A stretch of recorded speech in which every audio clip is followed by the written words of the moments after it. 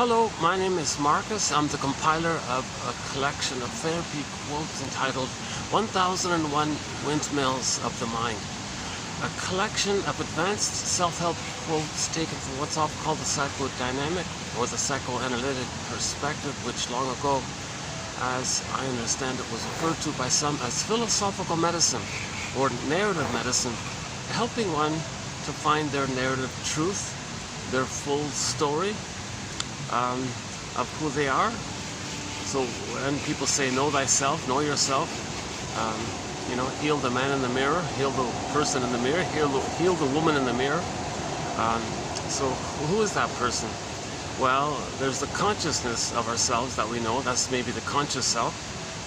But most of us is unknown to us. That's called the repressed self, the denied self, the disavowed self, the disassociated self, the shadow self, the shadow soul, the second self, the secret self, the double self. In literature, it's the motif of the double character. It's who's the one who walks with me, who's not like me, who is me. Someone's living my life, I know nothing about him. Okay, and actually today, hang on a sec. One of the quotes in today's batch is about this. Hang on a sec. Yeah, so we'll be doing, in this video, we'll be doing TQ 2777. Sort of a part 3. This is sort of a part 3 video on what I'm just temporarily referring to as Hart's id bits. so that repressed self of us, everything about us that we don't know, like our real self that didn't develop, so that's repressed, right? All the energy in the repressed self is sometimes called the id. Okay, we want to make the unconscious conscious. Where ego was, where id was, ego shall be. Make the unconscious conscious, right? So the repressed self, that's basically our real self, our authentic self. Word of the year by, how's the lighting here? I'm getting a lighting issue here again. Started off okay. Let's do it that way, huh? Yeah, let's turn this around a bit. Yeah, oh, that's much better, right, with the lighting. Oh, I had this issue last time, didn't I? Okay, sorry about that. Yeah, a little logistics here. Now, give me a minute to make an adjustment here. Hold on a second. Look at this, these just, aren't these, they smell, they're very nice, yeah.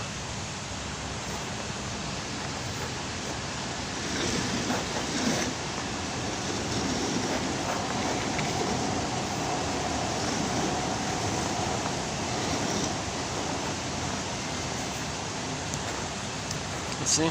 Oh, so that's a little better? Okay, I guess that's a little better, right? Yeah, I had this issue with the lighting last time. Last time. Okay, let's go on here. So, yeah, know thyself, right? I know who I am. You know, all that, yeah, well, okay, that's pride, and that's your adaptive self, or the part of you that knows how to drive a car and get 10 PhDs and get 10 medals and get 10 awards. But we're talking about I feel therefore I am. We live to the extent that we feel. Right? So our sense of embodiment, and then with that sense of beingness, there's the natural animating emotion or sensation, like the sun, the radiance kind of flows, right, shines a little bit. That's the character called joy, pleasurable joy, meaning that's connected to your sense of self. There's a natural animating emotion called pleasure, which is the natural baseline, basic primary emotion in normal development, in healthy development. The natural baseline emotion is the joy. It can be excited sometimes, it can be more kind of calmer sometimes, but it is a pleasurable kind of phenomena. One version is called the serene, inexhaustible fullness of being. You feel your beingness, and the natural emotion is joy. Now again, in the Disney film Inside Out, we see the two basic categories of emotions or feelings, the two broad, general, two umbrellas basically.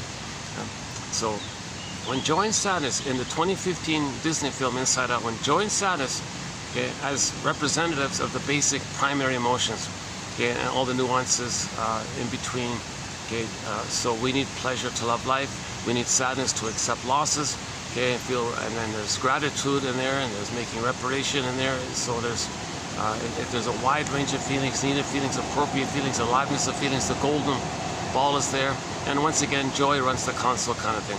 So when those kind of feelings got zooped away, joy, sadness got zooped away, okay, that's the feelings of our mammal self, like our embodiment, meaning our embodiment, right? And what happened, and we saw that in the Disney film, what happened? Okay, that those feelings, the golden balls linked to our identity.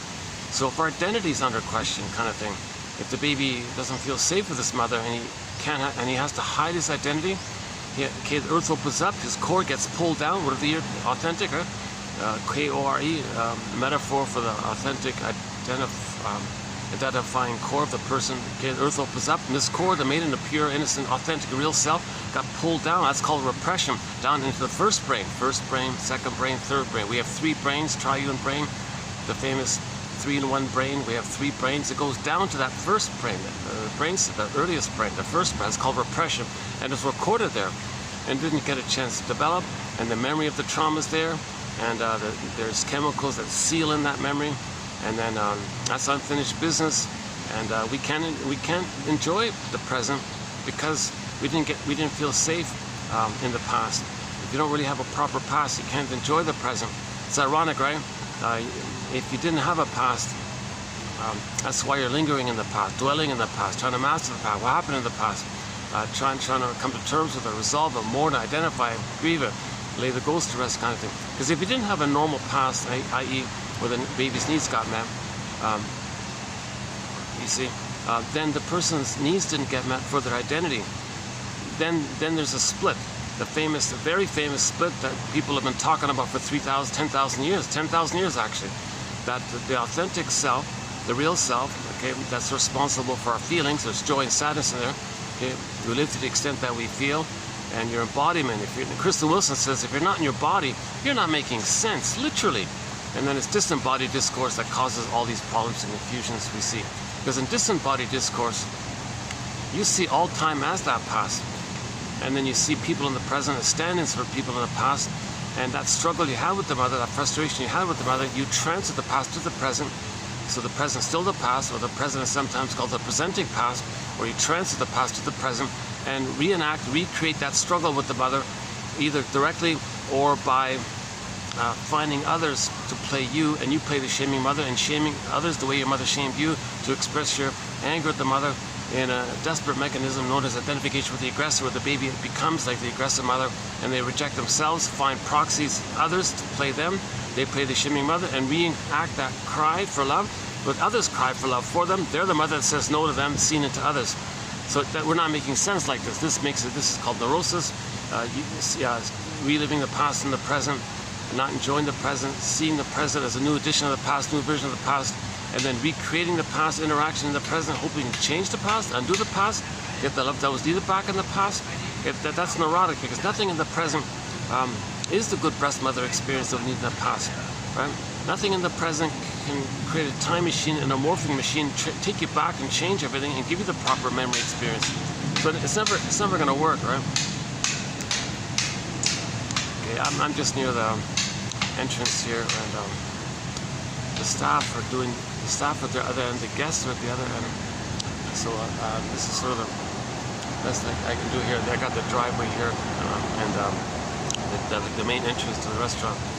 Once again, I'm back at this nice little venue here. Yeah, it's a two-story restaurant with this nice, spacious outdoor area. Famous landmark place, a lot of company functions, a lot of kids' parties and special events. I think they had a big Valentine's thing here. Saw lots of flowers once here, and I saw some honeymooners take their wedding photos here once, and yeah, they got swans and peacocks and rabbits and things all around. Nice little place here. Later on, I'll give you a little mini tour. When the guests leave, maybe I can walk around more easily. I can show you the entrance there. And, so what I'm doing now is, if I'm distracted, I might go off on a tangent a bit. Some days I can handle the distractions, I can just keep going through. Some days little things make me stop and and talk about something else, something easier, and I calm down to get back to the present topic kind of thing. So these guys have to do their duties and all that, so I have to kind of put up with that kind of thing. But nice staff here, very nice management and staff here. They were very nice. They once offered me a fan. Sir, would you like to have a fan here? It is pretty hot, and you know what? The sweltering, the heat wave. It's earlier this year, they said. So it's just about to start pretty much now, I think. So although it's only 35, it feels like 45, something like that. That's going to be like that for the next 10 months. Can you believe it?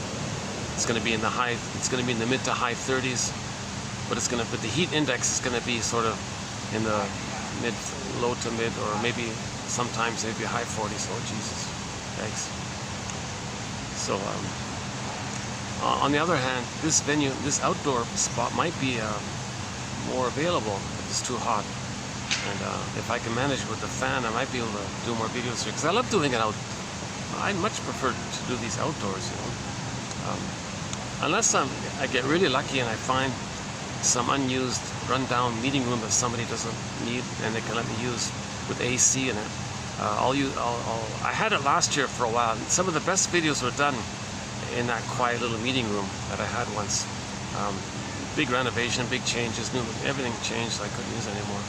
So I've been sort of bouncing around different coffee shops and restaurants and hotel lobbies and little spots by there. I want to get the quotes out. So let's pause here. I'm not a professor or anything. Like, I'm not a doctor. I'm not a midwife, doula, nutritionist, gynecologist. I don't have a PhD or even a master's. I'm not a social worker, a researcher, a scientist, like counselor. I'm none of these I only have a basic BA. Keep that in mind. I'm the compiler of the quote. I'm compiling them. So now we have now 10,000 quotes. 10,000 quotes here. So every day we do, well, not every day, every video we do something like this. This is a little bit of an exception. These quotes are kind of short, like just very short. Sometimes it's like a paragraph or something, but roughly 10 minutes worth of reading. That's Robert Bly's advice. Robert Bly, guest mentor here in our collection, leader of the men's movement, the mytho-poetic men's movement, using psychological interpretations of myths and fairy tales, mainly the Grimm's tales, to teach men that grief is the doorway to your identity and feelings. And myths and fairy tales are metaphors for trauma. Myths and fairy tales are metaphors for trauma. So when you're studying and putting these fairy tales on the couch, you're talking about trauma. Like Miss Core gets pulled down, that's trauma. Either or thinking, goddess and demon thinking, that's trauma to think in either or binary terms in this exaggerated way. And this morphing and flipping, that's in myths and fairy tales, like an Alice in Wonderland. Up is down, left is right, no time, timeless, things can exaggerate, morph, flip, twist, the aggressor. Like for example, when the mother hurts the baby, the fusion is still there. The baby identifies with the mother. In new situations, so in babyhood trauma, the baby was shamed by the shaming mother. The mother was the active aggressor, the baby was the passive, helpless victim, right?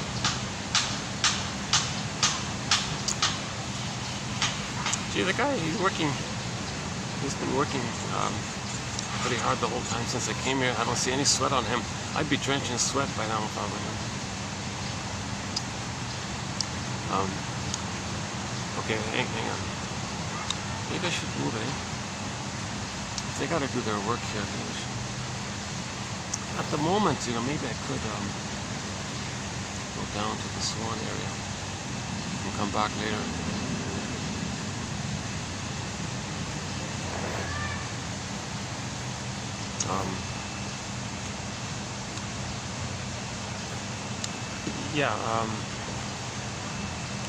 Okay, so once again, I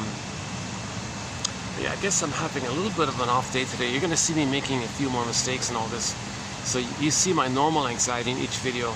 Plus, if I'm having an off day, you'll see even more anxiety and more stops and starts and self-corrections and ums and ahs and getting off topics, taking me a while to get back on topic.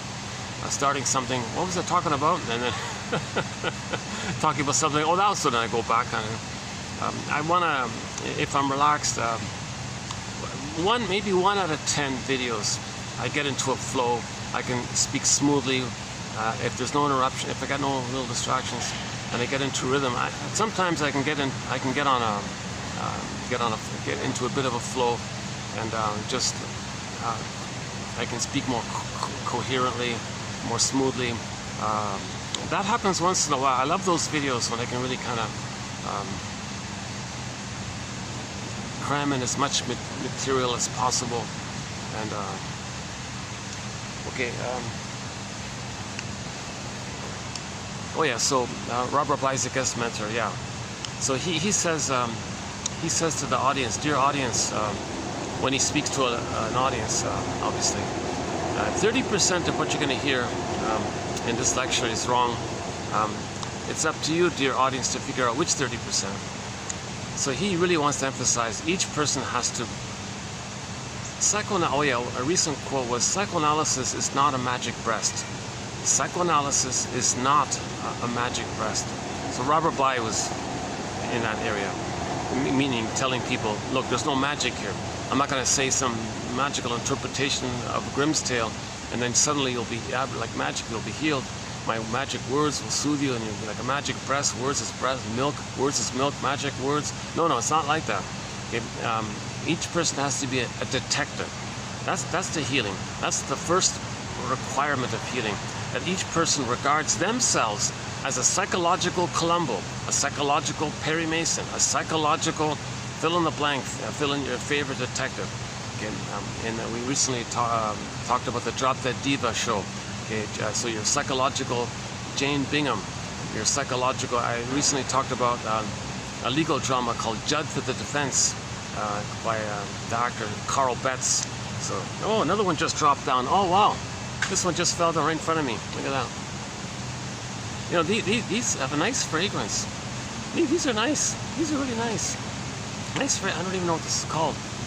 But I can smell it now as I'm talking to you. I can smell this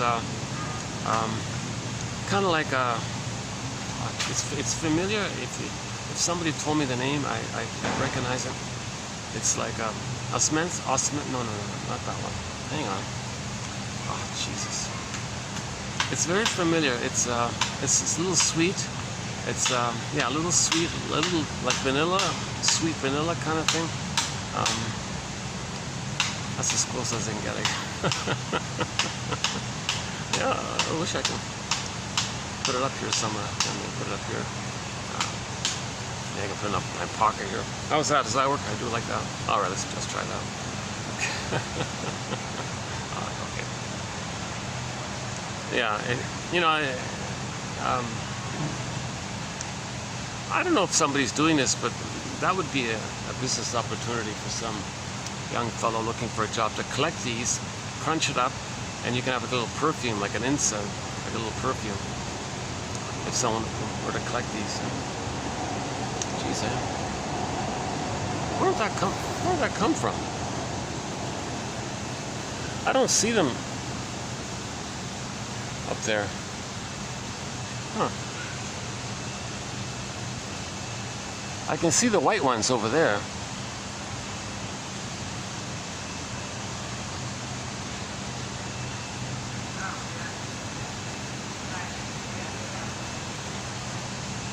It's funny, I can't even see the other one. Maybe it flew from some other tree, some other place. Oh yeah, we do have 2 companion flowers to our collection. The narcissus flower and the lotus flower. So maybe we'll talk about them maybe later on. So I see a lot of things in front of me, like people passing by, and workers and staff and guests, and these landscaping guys here, new guests coming in. So I'm wondering if I should respond here. Well, if you don't mind my little interruptions here and there, hang in there. We'll be doing our 3rd video run of Hart's id bits. Oh yeah, back to id. So in the comic Psychoanalysis. By the way, the best introduction to psychoanalysis, okay, it just means know yourself. Just like be like a detective, observe, make inferences, notice patterns. What are you repeating? How are you crying for love? Okay, or how are you expressing your anger at not being loved? Actually, for example, one quote today says this one here by Janov. It said here, yeah, the angry man is the unloved man, the man who cannot be what he was. So think about, so back to Disney film and said, when joy and sadness got zooped away, that's the mammal, that's our primary human feelings.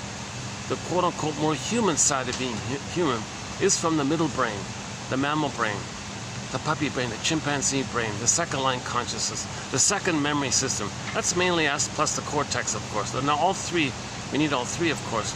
So once again, we have three brains, three minds, three memory systems, three lines of consciousness. Okay? And now the first line of consciousness, that's mainly from the brain, the spine, and the tip of the spine, called the brainstem. That's like just physiological stuff, you know, like your stress response system. So anger is going to come from there. So technically, Janov was saying anger and fear and all that. That's not technically an emotion or feeling. We call them feelings and emotions, yes, but more specifically, they're like more like visceral sensations, like extra cortisol, extra adrenaline. Okay, the stress response, you got to flee or fight with the mother. Baby can't flee with the mother's going to fight with the mother. That's not really a feeling. That's like this emergency physiological, biological, neurochemical area. That's called the first line consciousness, right? So when now the middle brain, the mammal brain, the chimpanzee brain, the middle stuff, right? But those are the quote-unquote more human side of being human. So that's linked to our identity. So when that gets zooped away, so that's our identity. What a terrifying feeling to not feel our connection to ourselves, to lose our home, to lose our psychic, our soul castle, our inner home, our embodiment. So of course there's going to be a huge anger around this, because in anger, you're going to be demanding, come on mother, what are you doing to me here? Oh cunning tail, stop with this nonsense, stop with these games, mother. Babe, could you be reliable and meet my needs? I'm a baby, I'm vulnerable, I need you, kind of thing. I'm dependent on you, I'm helpless, and you're going to like shame me because you're resentful, because you think it's not fair to give love when you never got it yourself, and now you're supposed to give it. Oh cunning tail, oh, come on. So the baby's going to be kind of angry like this, thinking he's got to control the mother, like think because he's got to, maybe if he can control her, maybe he can get her love, kind of thing. So he's in a desperate, visceral, sensational kind of panic, right?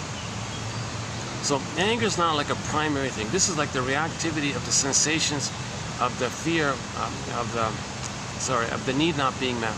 So the baby has needs and all this. Okay, if the needs are not met, oh cunning tail. Okay, oh cunning tail, right? Some others want to say what happened to them. Some others want to tell the world what happened to them. Look, world, I'm going to show you what happened to me. You see my baby here? Look what my mother did to me. I'm going to do to my baby what my mother did to me, because I want to tell the world what my mother did to me. Bergler calls this mechanism showing up the mother, a negative magic gesture. It's nonsense, right? So she, but part of it also is it's for her to know what happened to her. If that mother does this, if that mother shames her own baby, that's for her to know that her mother shamed her. So ideally, before she shames her baby, she catches herself and takes the issue up with the mother and grieves that loss, and then has her golden ball back, and then can love the baby, rather than just the famous transmission of intergenerational trauma, or the transmission of this trauma like that. So once again, if the mother didn't get her love, she's angry. In her anger, she's going to cry for love, but she doesn't want to cry for love anymore. She'll make the baby cry for love, and she'll say no to her own baby the way her mother had said no to her. So this is that negative loop like this, right? A negative magic gesture. These guys are just working right in front of me. Maybe I should move after all.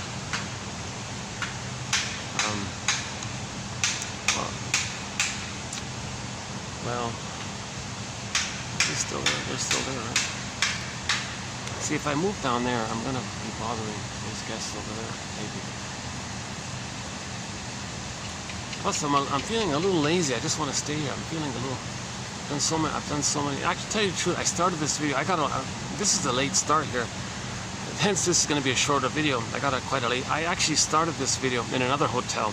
I thought, oh my God, in another hotel, the lady said, okay, if there's no event, if there's no function, and you want to sit out here like this little lobby area by the elevators, fine, no problem.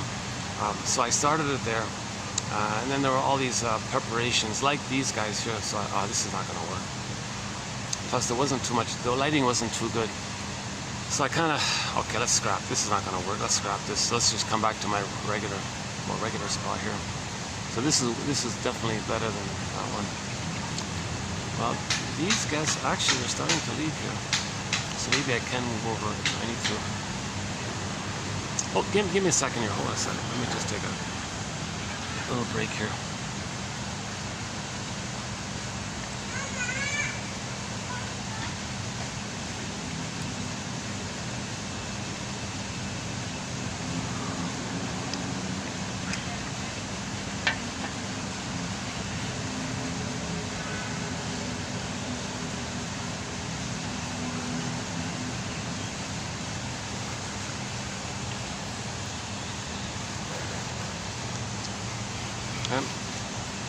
So, okay, back to the great. Well, that Disney film called Inside Out has won a Golden Windmills of the Mind award, by the way. So it's a pretty good film, mainly because it teaches you this basic phenomena that we have these three brains.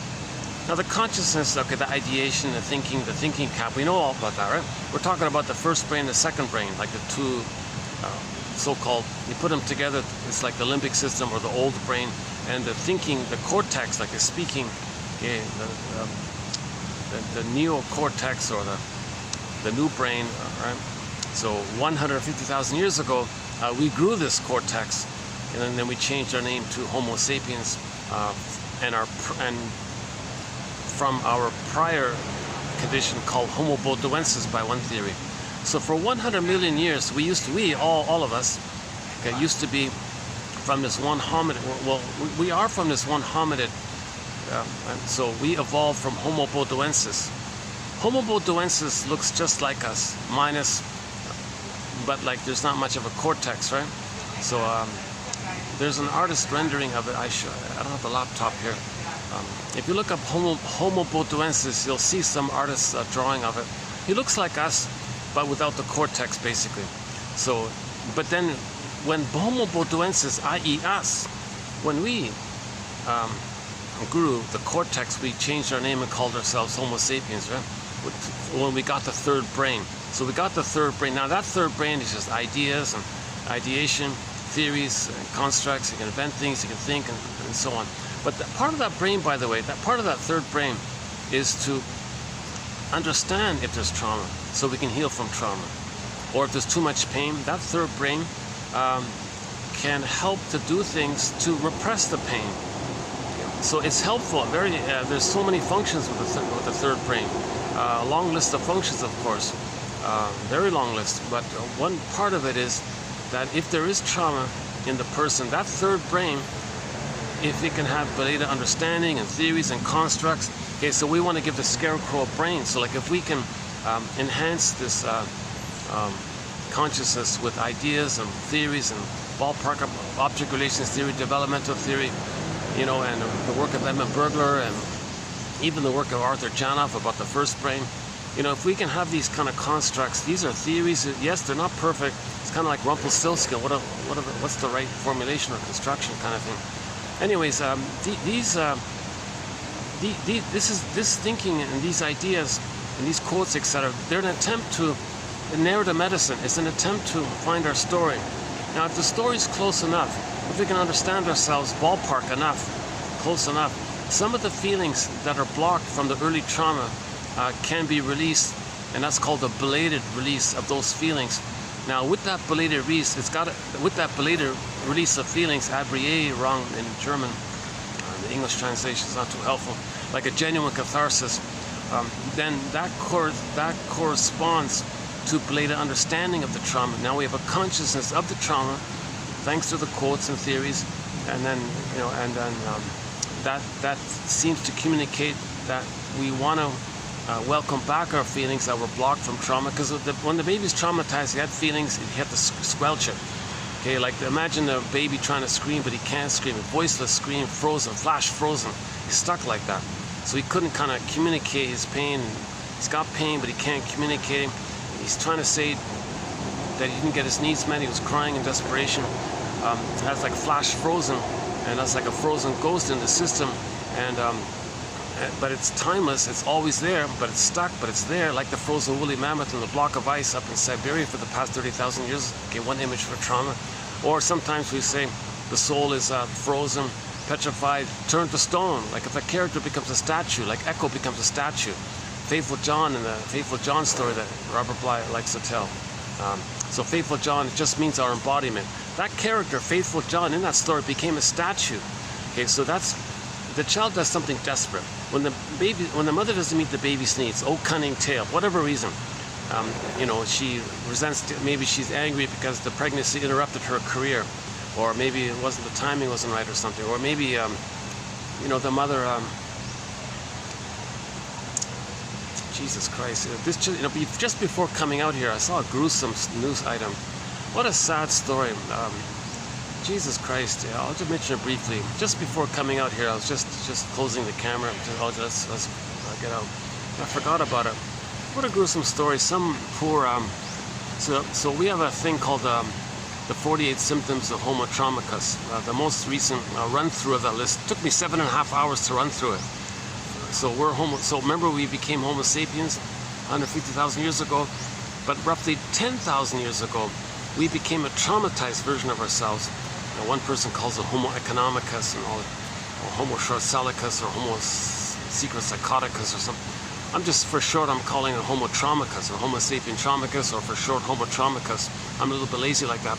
So anyways, we have at the moment 48 symptoms of it. One of the symptoms of Homo traumicus is the pillage mentality. Like we're pillaging. We used to be a global village, now we switched to global pillage. Okay? And then there's there's 7.5 hours to run through that, so there's no way I'm going to cover that here. But in that 48 symptoms list,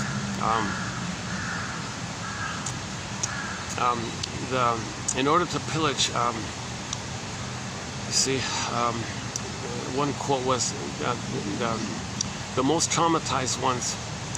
We traumatize ourselves by accident, and there's a theory around that which I won't cover here, around the discovery of around the neurochemistry of our discoveries and our mismanagement of ourselves, and then in the panic to get more serotonin from the surplus that we created, but that surplus released too much serotonin, dissipates, stress, get more.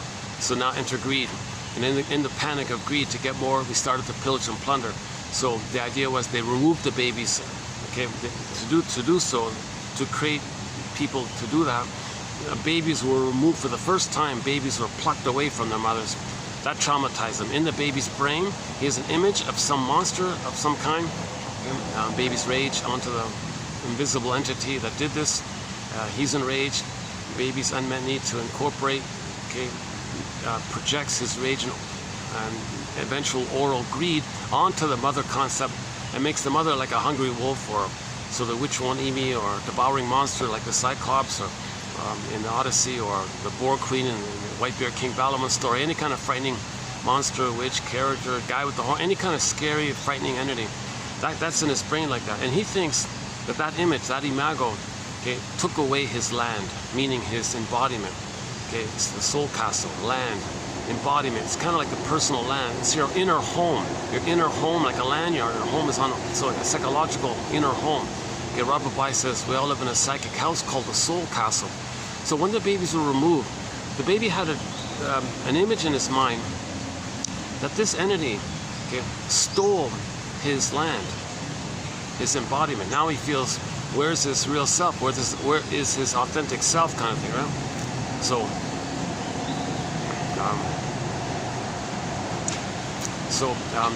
Okay, now when there's a pain like that, what the baby does is he identifies with the aggressor. Okay? So when there's trauma, we repeat, hoping to change it. So the baby cried for love, Mother said no, stole this land. Okay, now he'll be the one who says no, finds others to cry, and they'll say no. So the symbolization of the repetition compulsion. So when there's trauma, we repeat with the fantasy, we can change the past. So when the babies were removed, they had an idea that someone stole their soul land. They identify with that image. Okay? Then they go through life. When they see land to symbolize their inner land, as above, so below, inside out. So when they see land outwardly like that, then they repeat it. Oh, that land, they're going to steal it. Stolen, they're going to steal the land. So now we're entering into global pillage. So they steal the land and all this. Okay? Because mother stole their land. That's to communicate that mother stole their land. And by doing it, they have a mother if they imitate the mother. Because they got to have a mother, so the only way to have a mother is to imitate her and do to themselves what the mother did to them. But it can only be symbolic past the critical age of 3. So symbolic inner land is actual land to metaphorize their inner homeland, right? Inside land. Okay, now, once again, he originally cried for love. Mother said no, stole this land. Okay, get others to cry, so to speak, and they're going to say no. So others say, oh, what are you doing here? Don't steal our land. No, we're going to take your land. Then they create a slogan called, well, if we, the more traumatized ones, find something, it belongs to us, kind of thing. And that's actual slogan to this very day. It's still going on. Indigenous people said, could you please stop with this psychotic thing from 10,000 years ago? Oh no, the religious people said. Religion. So whenever we mention religion, it's an adjunct or a tool of the pillage. Because the religion maintains that psychology. So the psychology was created to pillage. Now part of the pillaging is the baby believed that monster image in his brain gave him emotional poverty. So he will actively give others emotional poverty. Okay? And the baby believes his mother pillaged his resources, pillaged his good stuff. So he identifies with that, gives others poverty, and tells them, okay, hand over your stuff because that's what mother made me do to her. So this just a little snippet what I just gave here. It takes 7.5 hours to kind of run through that whole thing. So 2725 part 3 of 3 is the most recent run through of the list. We talk about pollution and destroying the ecology and oh boy, the propaganda and religion and education, rhetorics and things. We talk a lot. There's quite a bit of material there. It's an emotionally draining topic here. I just mentioned a snippet of it here because this news item I saw this morning. Once again, I don't really comment on outer items, just on rare occasion if it's fresh on my mind. Geez, maybe I gotta, just for my own. So some countries in, I didn't even know where she was from. She was either from Guatemala or like some central Mexico or that area, right? Like Central America or South America, Central America. Seems to be that's like Hispanic person or something. So some immense poverty was created over there, right? Forcing immense poverty and all this, and out of desperation, there's all these migrants coming across, kind of thing. So and then this one woman was so traumatized, so brutalized by this process, and in her panic, she ran with her baby or something to Ohio or something. Was it Ohio or something, or Idaho or Ohio, one of those states like that. And she was very depressed, lost her family, husband. I didn't look at the whole story, just a snippet, just a headline kind of thing. And in her pain and depression and all this, and she was really troubled and all this, all alone, just her, poverty, lost everything, lost her family, home. Okay. And then here she is in a strange room or something with her baby. She did a really unspeakable, cruel thing, and she must have really been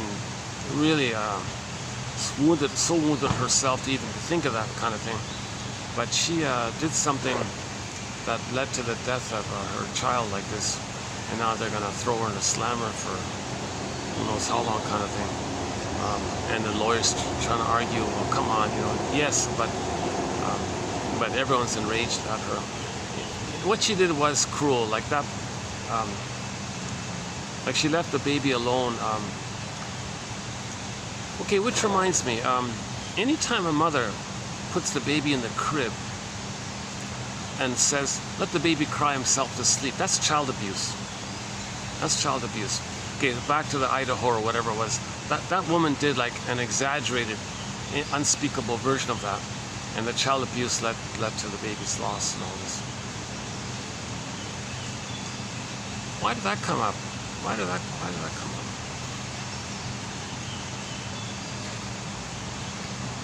I guess it bothered me, so I wanted to say something about it.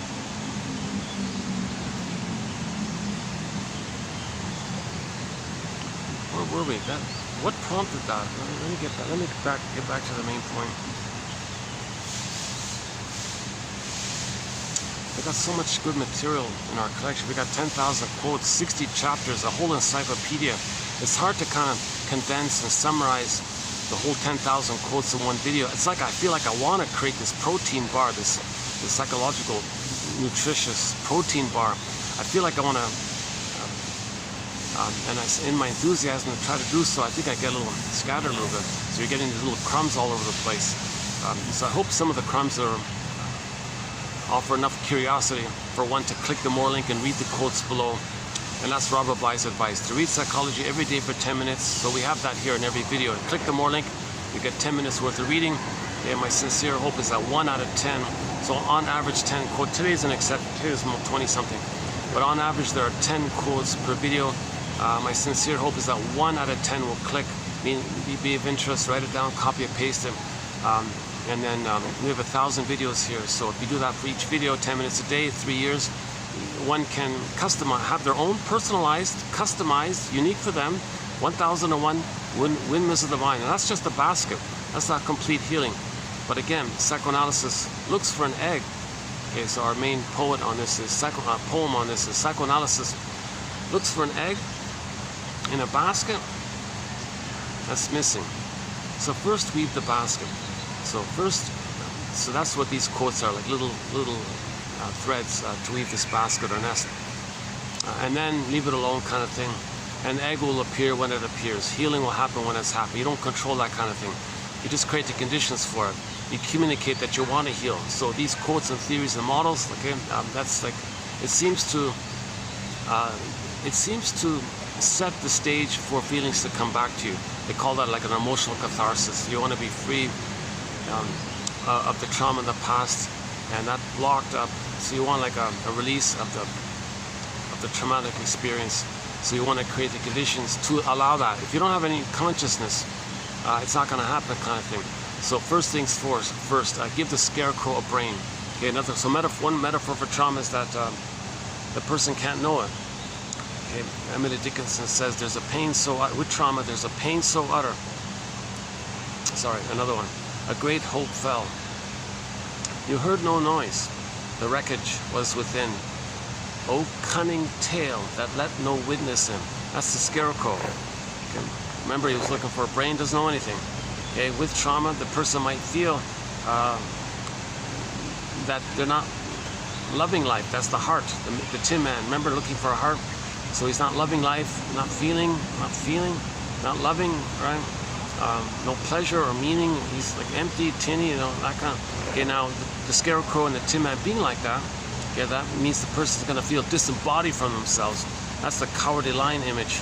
Okay, now again, myths and fairy tales are all like, it's all like one mind. Like every character is an aspect of one mind, one traumatized mind. But Dorothy's the part of the healing. So Dorothy's like the part of the mind that's trying to heal things, align the characters up. Now, or we can maybe just generally say, be like Dorothy and recognize that if the person feels disembodied, not loving life, the Tin Man, okay, everything's love, everything's love or a cry for love.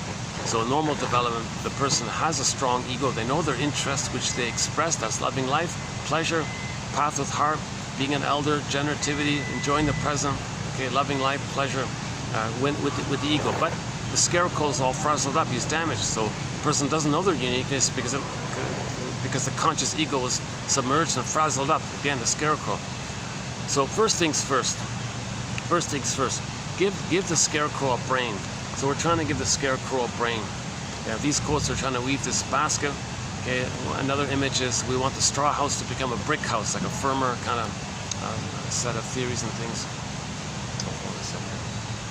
Got some guests coming in here. They're debating whether or not to. Oh, they're waiting for their friends. Oh, it suddenly got busy here. Maybe, let's see, can I go back? If it gets busier. No, usually the popular end is over there, so I'm probably better off just staying here. Let's just wait for the whole thing with the guests pass by here. Hold on a second.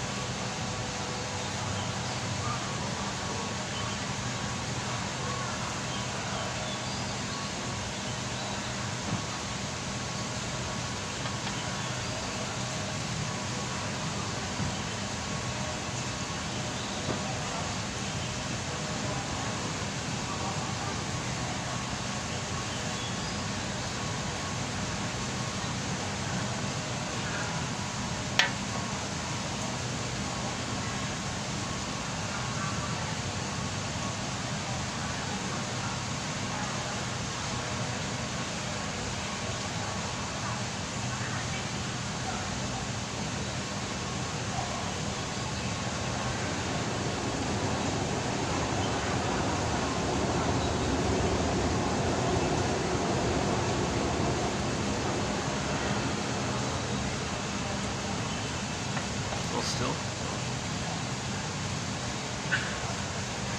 Oh, the finals. Oh yeah, they went to my spot over there. Yeah, 5 cars just pulled in. Must be like 20, 30 people just walked across me there. Yeah, so a major group came in. Yeah, so that's good. I'll just stay here.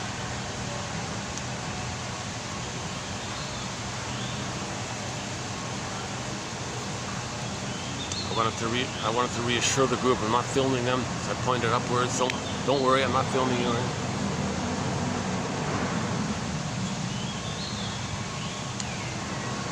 Okay, let's get back on track here. You know, this might. I wish there was some. I bet you in the future the cameras will be able to identify. You press a button, what is that? It'll pop up, it'll give you the name of it. Right? I'm a little embarrassed, I should know what this is, right? It's awfully familiar, it's very familiar. Jeepers.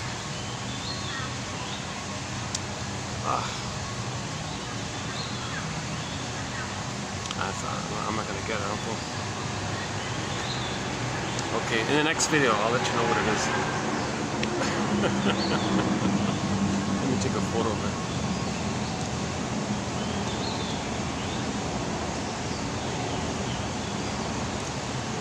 Yeah, so we want to give the scarecrow. Another metaphor for psychoanalysis is that these quotes are giving us a lantern.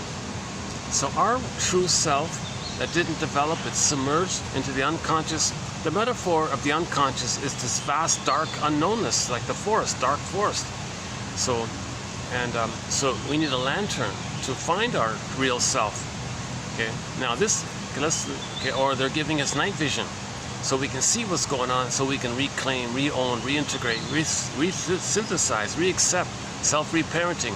You want to adopt your exiled true self. Sometimes it's a wounded baby lost in the fort. You want to adopt your own exiled, orphaned, abandoned baby image of your innocence. You want to get back. So on.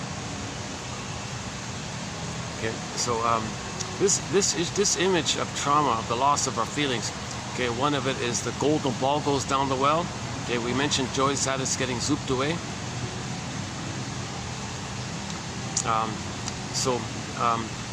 The real self, we mentioned turn to stone, petrification, freezing, that one, emotional coma, emotional hypothermia, emotional catatonia, etc.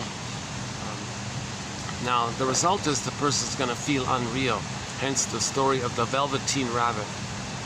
And the last time I was here, I tried to do an imaginary dialogue with the stone rabbit, which they have here. They have this little statue of a rabbit. I like a little stone, like marble, not marble, just stone, a stone statue of a rabbit. And they have some real rabbits right beside him. I was trying to have a dialogue with a stone rabbit. Was looking at the real rabbits. Hey, real rabbits, you're real. Please tell me what it feels like to be real. I want to be real. I'm this stone rabbit. Talk to me. How does it? Must be great to be real. What's it like to be real? I want to be real too. Yeah, that's a Velveteen Rabbit kind of story, right? So we may metaphorically feel in that condition. We may metaphorically feel, gee, what does it mean to feel real? Yeah, another variation of it is with the statue. We don't really feel even like fully alive kind of thing. So that's the story there, similar to the Velveteen Rabbit story, is that carpenter guy who took out maybe he found a fallen branch or something of a tree, and maybe he carved out like a woodcutter, maybe he was an artist or sculpturist with wood.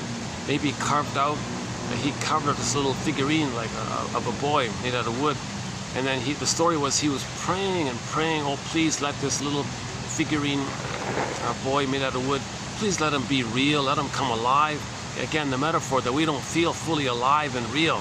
Joseph Campbell, the well-known famous mythologist, as I understand it, concluded that this is the hero's journey. This is the universal monomyth for all people with trauma, that we want to feel real and alive. We live to the extent that we feel. So there's the famous split called arrested development. That phrase, arrested development, stunted development, developmental rest, we're talking about this connection to ourselves, the ability to feel, have joy and sadness at the console, ability to mourn, pleasure, knowing your interests, okay, loving life in the present, feeling spontaneity and affection and tenderness in the present, making I statements, intimacy. This whole human area, the quote-unquote more human side of being human, we're looking for that back. So we want to get back our embodiment. Okay, in the Odyssey, that's getting back to Ithaca. And then we want to get back our feelings, that's Penelope. Okay, so in the Iron John story that Robert Bly likes to tell, the embodiment was the Iron John character in a cage with the golden ball. Okay, where's the key? Under mother's pillow. Oh, cunning tale. Oh, cunning tale. The mother, for whatever reason, wasn't able to provide a secure attachment style and meet the baby's needs. Oh, cunning tale. Baby, that's called a betrayal trauma. Sometimes it's called soul blindness. You know, the baby's crying. Oh, let him cry himself to sleep. That's abuse. Sometimes there's child abuse in the womb. There's a thing called child abuse in the womb. The mother takes alcohol or smokes and all this. That's child abuse in the womb. The mother's soul blind to the baby's needs and feelings and identity and humanness. She's soul blind to it all. Oh yeah, back to that Idaho woman or something, or Ohio or something. She was so out of it herself. She was so filled with meds and depressed or something. I don't know what it was. So she was so disconnected from herself. I don't know what she was thinking. She wanted to escape. She didn't do it on purpose by the sounds of it, but she admitted guilt. She admitted guilt, and she said, "Fine, do what you want with me," kind of thing. So she felt badly about it. She didn't mean to do it, but she was just so disconnected from her real feelings. I mean, she lost everything, right? So that's one of the tragedies of this pillage and plunder system, because when the babies are removed from the mother, it all starts there, right? Okay, well, that's part of it. Okay, so it all starts, the theory is, when the baby's needs for, okay, famous, important sentence here, important phrase here, when the baby's needs for a secure attachment style, way of relating, way of interacting with the mother, positive interaction with the mother, maternal holding environment, okay, like a positive maternal experience, her reverie, her sweetness, her attunement, her presence, soothing the baby, being there for the baby, holding the baby, skin-to-skin contact, breastfeeding, natural breastfeeding, loving gaze. Okay, this kind of positive maternal experience. Okay, the baby needs what's called a secure attachment style. I remember in 73, TQ 2773, I ran through the 5 parts of it. That's so important. You know, those 5 parts of the secure attachment style, each part there's like 2 hours of material in each part. So the first part is the time in the uterus. Baby needs a welcoming womb. Okay? Paradise. So there's a whole body material in this. So yes, there is knowledge of the womb. Yes, there is prenatal distress syndrome. Yes, there is prenatal trauma. Okay? We don't want the baby fighting with the sea monster inside. That's hell for him. Okay? So again, the cord, 3 veins, baby's enraged, projects it onto the cord, 3 veins, placenta, creates a sea monster he's fighting with. The baby's meant to be in a blissful, happy place. Okay? Garden of Eden, Shangri-La, Avalon, Paradise, Shambhala, any of these paradisical kind of images. The baby's meant to be extremely pleasant, oceanic feeling, oceanic oneness. He's in a blissful oneness with the mother. Robert Bly jokes that he's in ecstasy or something. It's not a drug like, he's just so happy like this. It's just part of the developmental kind of thing, because his needs are automatically met, and he's all fused with the big power, right? So the baby's one with the mother. So this is symbiosis, fusion, undifferentiation. Baby doesn't know where he begins and ends, where the mother begins and ends, doesn't even know that there is a separate mother. He's just one with all. He thinks the whole thing is just him. He's like, is he like the whole universe or something? Or is he like the center of the universe and the whole universe is just there for him? Is he that special? Is he like the king of the universe or something? So Jeanette Pears jokes that the baby's on the throne. He's on the throne like this. Okay, this is called, and the power of the mother is his power, so that's called infantile megalomania. Okay, this primary narcissism. Okay, Karen Horney calls it the glorified self, the idealized self. So he thinks he's a magician or a king or a god, or it's all about him, it's only him. Needs unconditional hallucinatory omnipotence. Unconditional hallucinatory omnipotence. He's such a powerful God. Whatever he needs, automatically met. The food gets sent down the vein automatically.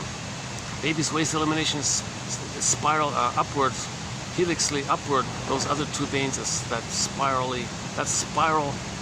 upward, helixly up to the placenta, and it gets metabolized, everything. And then down that center vein, straight down, all the food, oxygen, nutrients, everything the baby needs.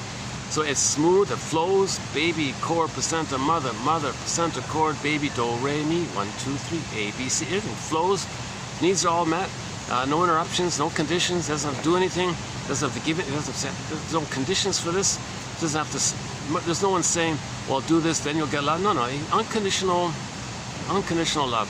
Sometimes called infantile omnipotence, infantile megalomania, all about him. Narcissism, it's like it's like a whole world unto himself, like a solipsistic, imagining a world. Oh yeah, there's a film. What's his name again? Walter Mitty or something?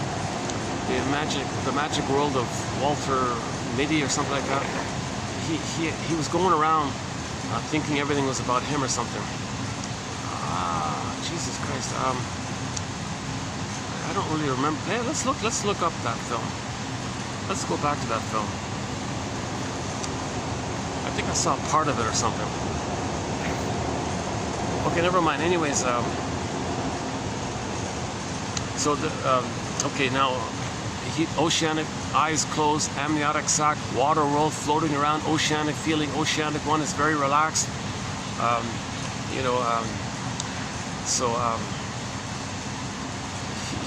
He's in a blissful oneness with the universe. Like the power of the mother, all that, he's one. Like how sick, oh, there's a cat here. He's very, all right. The cat is one of our companion animals. Oh, too bad I don't have any snacks for him or anything. Yeah. Well, I'd love to feed him if I could, yeah. Oh, there we go. No? Oh, he's too smart, though. Just making a gesture like a, just moving my fingertips. He wasn't fooled by it. What's the second time we saw him? Oh, so he hangs around here. Yeah, okay. Oh, now that I know that there's a cat around here, I'll bring some little snacks for him. See if we can get him in the camera. Yeah, I love cats, yeah.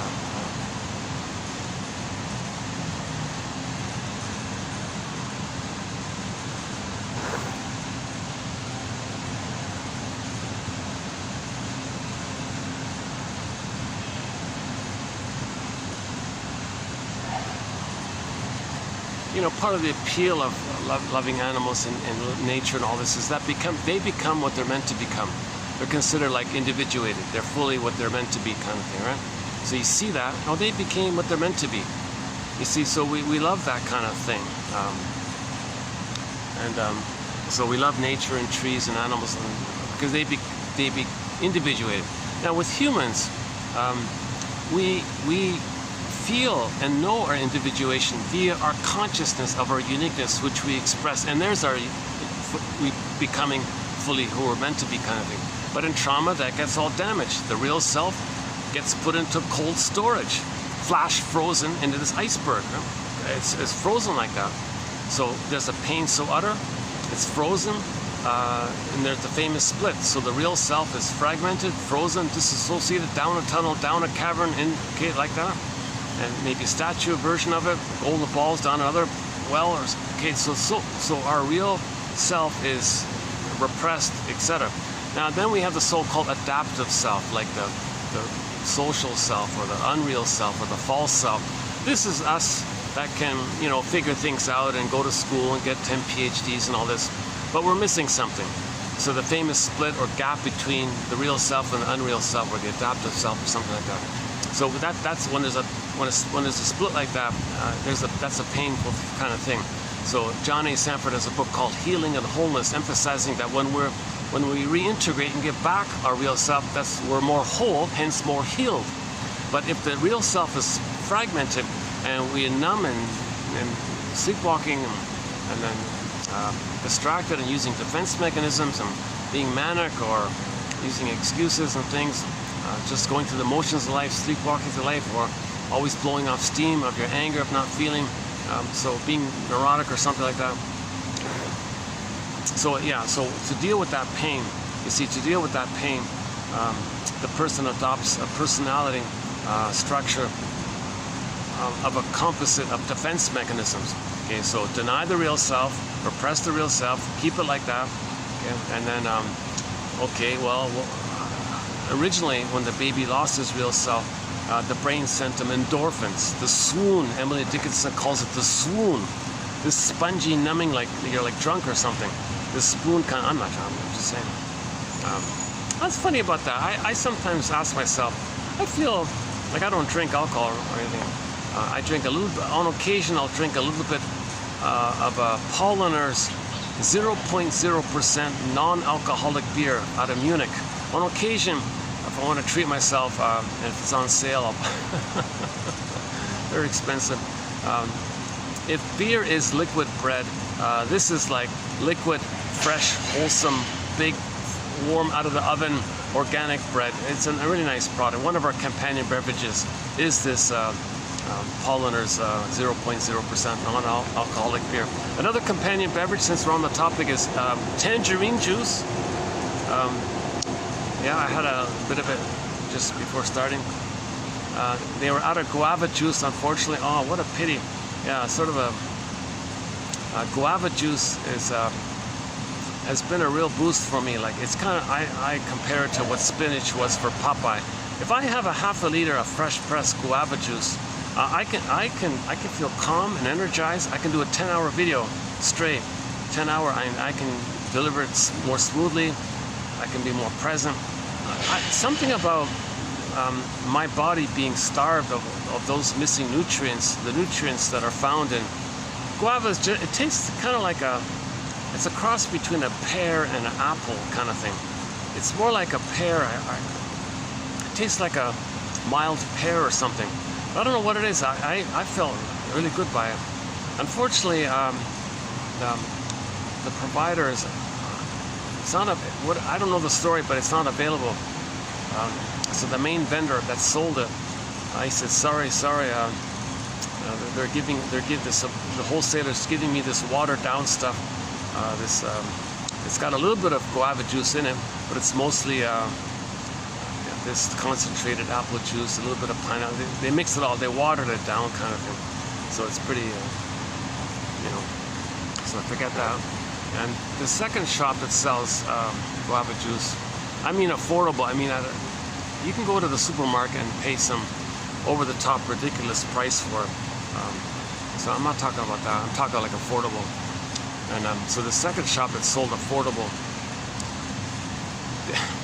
they only get it in once in a blue moon. There's no schedule to it, and when they do get it in, it's sold. It's snapped up like within an hour. I'm always on like. Luckily, they're not too far from me, so almost every day, sometimes twice a day, I'll look in. Did you get it? And if they do get it, I have to snap it myself and freeze it. But that guava juice, that's been a key companion beverage here to 1001 Windmills of the Mind. Guava juice, tangerine juice, Polliners 0.0 non-alcoholic beer. And the fourth one is Egyptian licorice mint tea by the Yogi Tea Company. But specifically that flavor with the you need the Egyptian part. Egyptian licorice. They have another one that's simply licorice. That missed it for me. It's Egyptian licorice mint. Anise and cardamom and licorice, of course, and mints. And I forgot all the flavors. I haven't seen it in a while, but that's been a huge companion beverage, Egyptian licorice mint tea, if you can find it. We have two fruit wines in our collection. A nice little plum wine and a nice little apricot wine. It's not strong. It's very sweet, actually. So I read somewhere you're not supposed to talk about alcoholic drinks or something like that, so I won't talk too much about it. But they're not really, you know. It's for the fruit, like it's the fruit is there. It's a plum wine and an apricot wine. Nice little, just little mini fruit wines. Hard to find also. The apricot, I haven't had the apricot wine in ages. On occasion, I can find that little mini. It's like a little mini 250 milliliter bottle of plum wine called. Oh yeah, okay, I'll keep it like that. Yeah, those are the main companion beverages to our collection here. We have some companion birds and animals, and we got 22. We have like an awards ceremony, a Golden Windmills of the Mind awards ceremony, and there have been 22 recipients of it.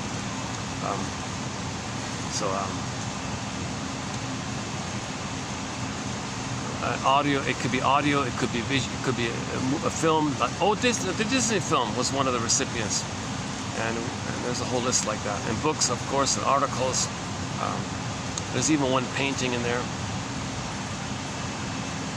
Yeah, the painting is called "Stepping Out" by Roy Lichtenstein. Called "Stepping Out." Sort of a cartoony kind of painting. So you can see the issue there. You see, in that painting, the real self is split off from the person. The guy doesn't know it. And you see on the one side of the painting, you see, the left side, you see this vibrancy, the gold, the shiny. It's got a big eye, like a mind of its own kind of thing. That's the id energy, you know, and it's got a force in there, a motivation in there. It's wanting to live, it's wanting to be a part of you, but you see a gap there. In the middle, you see like a space there. Then on the right side, you see the person adapting through life, going through the motions of life, sleepwalking through life. The guy looks kind of, you can see the painting, he looks kind of bland and numb and all this. So so for him, he might say, gee, I feel like life is passing me by. I feel like I'm just going through the motions of life. When does life begin kind of thing? Life's not supposed to be a dress rehearsal. He's living the provisional life, etc. So that's the issue. And now he's in pain. And you can see that guy. That guy in that painting is in pain. So to deal with the pain of not feeling and having his feelings so sequestered away from him, to deal with that pain, his brain sends him to swoon. So back to the swoon. Emily Dickinson says, with trauma, there's a pain so utter. There's a pain so utter. It swallows substance up. Okay, so the person's substance, his real self, his soul and all this, it gets zooped down. This core gets zooped down. Earth opens up, this core gets pulled down. So that's called repression down into the first brain. Once again, one brain, two brain, third brain, it gets pressed down into the third. It means it gets recorded into that first brain. So it's repressed, it's something about you, but you don't remember it. It's in that first line consciousness. It's in that first brain. Okay, I gotta get used to this. Some curious person wants to once in a while I get that. Someone will try to want to hear what I'm talking about. They're just standing near me there, trying to discreetly eavesdrop. I don't know. Problem is, while I'm talking, I get distracted with that. I wish they could just go to YouTube, look up the channel, and they can hear in their car. Still there? Oh, okay, turned around. Okay, good. I'm curious too. That's something I might kind of do, actually.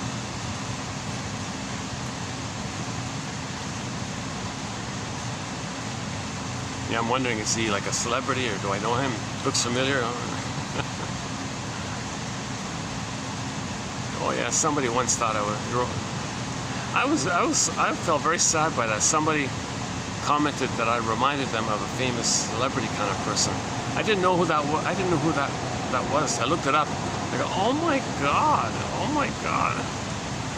I felt, really? I felt a little sad that I might remind somebody of that person.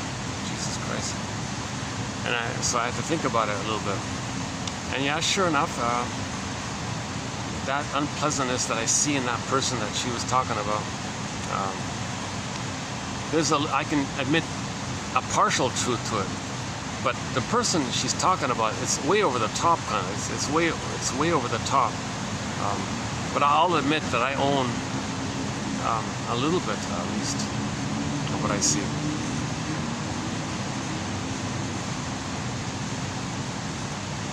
Maybe she was being helpful. You know, you're a bit like him, you know, you remind me of him, kind of thing. Maybe she wanted to help me know myself more. So I looked up that guy, and I can feel the more painful truth. Gee, am I fully aware of to what degree I might be a little bit like that guy? A famous guy, a popular, well-known guy, and all this and all, but something you see, funny, because I don't like him, right?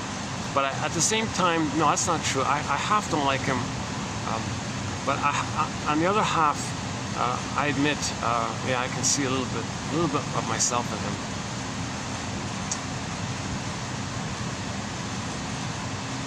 Remind me to talk about the Kingfish character in the TV show Amos and Andy. In the last video, we talked about this guy.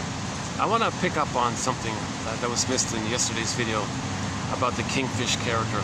Because in the yesterday's video, in part 2 of the Hart's Id Bites, instead of tidbits, it's Id Bits. We did part 2. The main topic was narcissism, and to focus on it. Yeah, I spent a bit of time on this issue of narcissism in the last video. So if you go to the last video, 2776, that one there, at the beginning we talked about narcissism, and I talked about a character, a fictional TV show sitcom character named Kingfish. The actor was a guy named Tim Moore. Did a very good job playing that character, but the character has narcissism, and he has entitlement and in that area. So he thinks, yeah, like his name, he wants to be king and all this, and feels entitled to it. So he could do certain. So this issue of entitlement, his attitude that things should be just handed to him and given to him because he's so important, like a king, you know, like a king and all this. So that we talked about this issue of how that is a symptom of trauma, of not being loved. In normal development, this attitude of infantile megalomania dissipates post 18 months. Right? Jesus Christ, back to that baby in Ohio or wherever it was. Let's say the baby made it somehow. So this woman abandoned the baby in the playpen or something, went away for like way too long. There should never have been any kind of separation like that. Not even for like a minute. The baby was too young. Let's say the baby somehow managed to survive. In his brain, that shame he felt, he would compensate by thinking, I don't need anybody, I'm self-sufficient, I'm superior, I don't need anybody, I don't trust anybody, I don't need anybody. Let's say that woman's baby managed to survive. He would cope with the pain of being abandoned by his mother like that. He'll never trust anyone. I mean, during the time he's in pain with the mother away, he'll always try to search for a belief, a dream. Like that baby probably went into psychosis. I'm sure that baby ended up in a psychosis place, trying to dream and hallucinate. some kind of safety to hold on till the mother comes back, but she went away way too long. So he was out of it. Anyways, let's say before he went out of it, he stayed within himself, thinking, all right, the mother's no good. I don't need her. So as a defense against the pain, he'll deny her importance, deny that he needs her, deny his dependency, and maintain the time in the uterus when he was on the throne. I'm going to just revert to that. I'm going to be there. I'm going to be the self-sufficient superiority, play infantile God place. I'll have that. And now my real self was shamed by the mother. Okay, fine. I'll just see others as that. Others can stand in for my real self. I'll project my unloved real self onto others. And I'll be abandoning and rejecting towards them the way my mother was abandoning and rejecting towards me. I'm just assuming the baby survived the whole thing, the whole ordeal. Jesus Christ, yeah, sad story. I had tears reading the story, just part of it.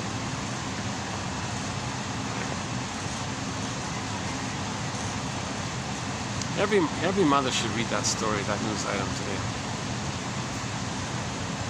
Oh, hold on a sec. Let's let these guys pass here. I don't want them to think I'm filming them. Hold on a second.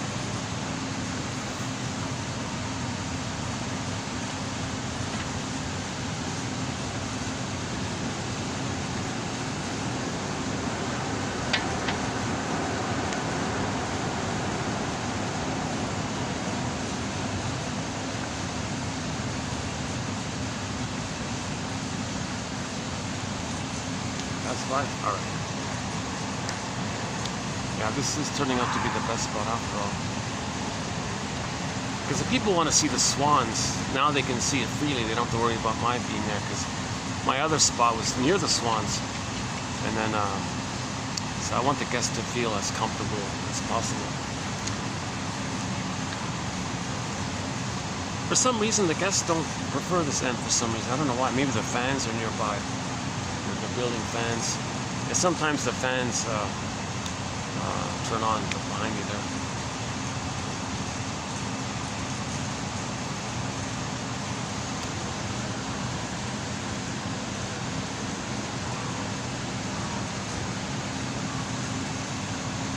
Oh yeah, so in the last video we talked a fair bit about narcissism. Yeah, I recommend that part of the last video about the kingfish character.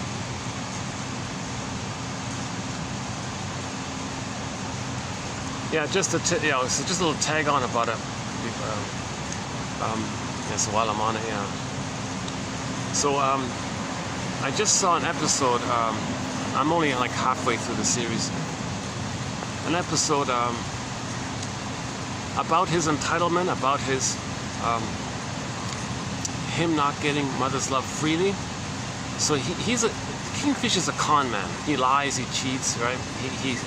He feels entitled to get something for free. So he deceives, and he's a charming, entertaining, comedic. He's a cross. This show is a cross between Death of the Salesman, the pathos and the sadness of the Death of the Salesman story, blended in with the Flintstones. This cartoon-like. He makes all these funny cartoon expressions. A lot of fun wordplay, a lot of silly wordplay. No, intelligent, fun kind of play on words. So you combine his gestures and his mixing up idioms and things, and making like little mistakes with words and things. But the mistakes are humorous kind of thing. Anyways,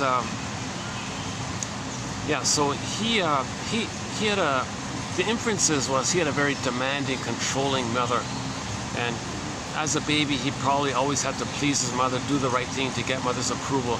He never really received mother's love freely. Okay? Babies are supposed to receive mother's love freely, no conditions. Baby, you're here, don't worry, everything you need, automatically, just in time, right on time, you got it. Okay?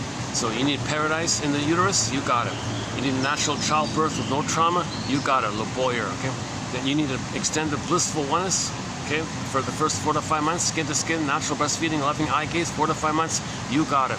Okay, and then, 4 to 5 months to 18 months, okay, when you run around, okay, and you still think you're a little god and all this, okay, and think the world is your oyster, love affair with the world, you got it. You're not going to be rebuffed for it. Okay, 4 to 5, 18 months to 36 months, the 5th phase, You have the rapprochement phase where you're more of a human explorer and you need the message that you can learn about yourself and not lose me. You got it. So the baby has like in the receiving end, it's all one way, right? It's just being fed like this. So the mother didn't say, oh, I gave you life, you owe me, you got to take care of me, you got to serve me, who do you think you are? None of this stuff. So it seemed like the inference was maybe Kingfish as a child maybe had a over-demanding, controlling mother like that. So he never had the experience of receiving mother's love freely. So he felt entitled to it. He was stuck as an injustice collector and always angrily demanding to get mother's love. So he would cheat people out of their money. He would con people. Even his best, well, the main victim was his best friends. He would constantly scam and lie, even to his best friend, and try to rob things all the time. Sell him a broken car, tell him it's a good car, got the money, because he felt entitled to get something for free automatically.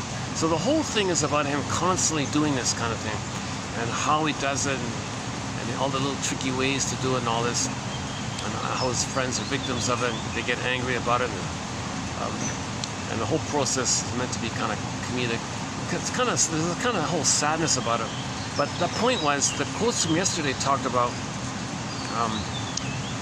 okay, think about the Nashville TV show called Nashville, the musical country music show.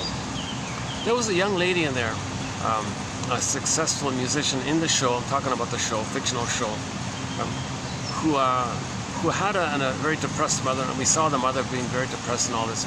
So the inference was she didn't get love freely, maternal love freely. So she would go to the department store or whatever and feel like she wants to get something that's symbolic of mother without paying for it. So she was a shoplifter, right? She would take things, nothing. She had the money to pay for it. It wasn't about that. She wanted the feeling of getting mother's something so like lipsticks, mother kisses, mother like cosmetic. It was mostly cosmetic-y, skin creams, those kind of areas. Thinking that might be the closest thing to associate with mother's hugs and caress and kisses and affection and all this. So she would take the creams and the lipsticks and all that kind of thing. So she had this habit of feeling, I want mother to kiss me, you know, so she would steal a lipstick. I want mother to like soothe me, so she would steal the. Oh, there's her. Oh, here he is again. All right.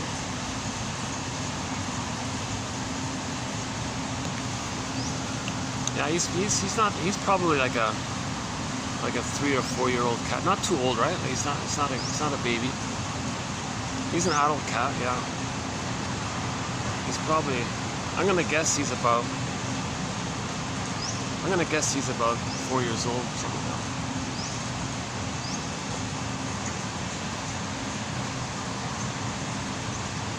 Smart cat. I couldn't fool him with my whispers, with my gesture.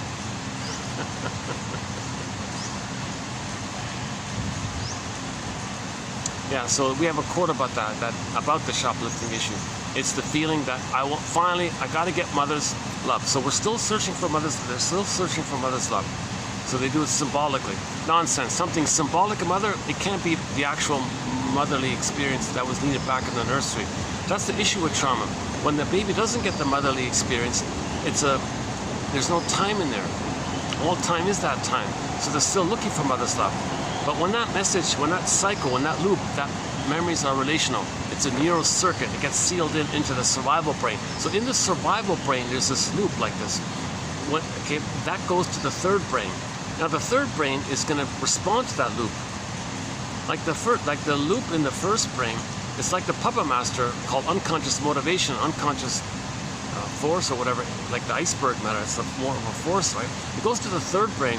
The third brain is getting this loop of, and what is the loop? The loop says we'll get mother's love. But the third brain is not meant to know it. It's too painful to know it. So the third brain is responding to it, oh, get mother's love. It's like controlled like this. So it's going to search for symbolic love. So like the woman like the singer in the Nashville show, like the Kingfish guy, either cheating people or in her case just taking it directly, or the Kingfish story, he would trick people to get it. He always felt entitled like this. Now because he was like that,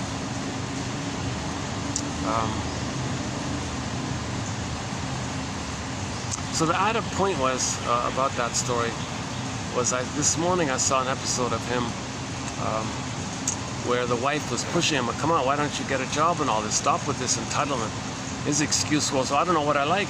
I don't know what job I'm fitted for, what I'm fit for. So I don't know what I like. I don't want to take a job that's not from me. Because his problem was, anytime he started a job, he immediately transferred his demanding, bossy mother onto the employer, manager, company, whatever. And he'd be in rebellion of it. And now either he would do it directly or he would sabotage it so he would get fired. He wanted to leave it. So he could never hold down a job. This guy could never maintain a job. The joke was he never lasted longer than 3 days. He'd usually be fired or quit, or something would happen like between 1 and 3 days or something like that. Usually it's often the very same day. He would sabotage it because he wanted to escape it. He was trying to leave his mother. He would create drama to create an excuse to get fired because he wanted to leave the mother. So he transferred the demanding mother onto the employer and said, I don't want, no, I'm going to rebel if I can't control this mother. So he wanted to be demanding. He wanted to be control the mother. He wanted to be the boss. So he couldn't accept employment. So he always resisted it because it bothered him to be reminded of what the mother did to him. So he has a wife who works irregular jobs, so she takes care of him. So for 20 plus years, she said, geez, you know, I've been taking care of you. I've been paying all the bills for the past 20 years. You're just playing con man all the time with your buddies and looking for schemes and scams and things. And it's never working out for you. And you're still doing this. Why don't you just get a regular job? Oh, I don't know what I'm fitted for. I can't do a job that is not from me. You don't want that from me, do you? Well, look, this has been going on for 20 years. You told me that 20 years ago. So she said, oh yeah, this came about because he was complaining about the dinner. So here's this like a freeloader kind of thing or whatever. And he was complaining to his wife, gee, wife, this dinner here isn't, you know, the best here. Well, it's not too bad. Well, I want something better. Seriously? Yeah, why don't you, I don't have enough money. I pay all the bills and all this. Well, just come on, just put it on credit. Yeah, you know, because that's his attitude. It should be given, like, just freely like that and not try to pay back kind of thing. Oh yeah, and Kingfish knows all the money collectors and he knows all their names, all the tricks to avoid him. So he's very neurotic. He's very neurotic. He's dwelling in the past, in this constant struggle with the mother, seeing the demanding mother onto the world, resisting the demanding mother, but still wanting to get something for free, right? He's still like that. He always wanted to get some easy money kind of thing, and not wanted to work because the work reminds him of the mother. The boss reminds him of the demanding mother, so you sabotage it and wanted a freely kind of thing. So he can never find out what work he was fit for, like he said, because he never, to get that, the scenario is the baby needs mother's love, a secure attachment style.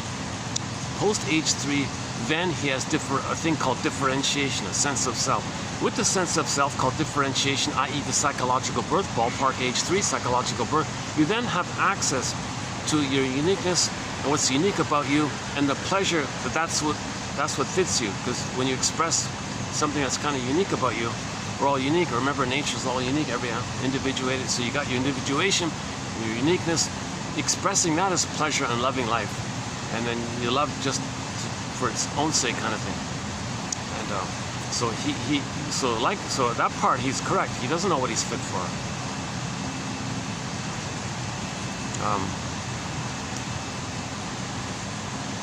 Hang on a second. Where were we? About the Kingfish guy, right?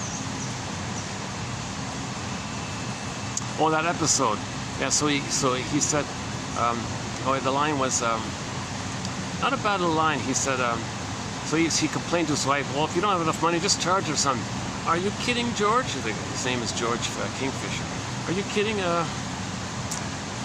Nobody's going to take our credit, because of you, or no one's going to take our credit. You know what our credit rating is at the supermarket? No, what is it? It's triple Z. Triple Z?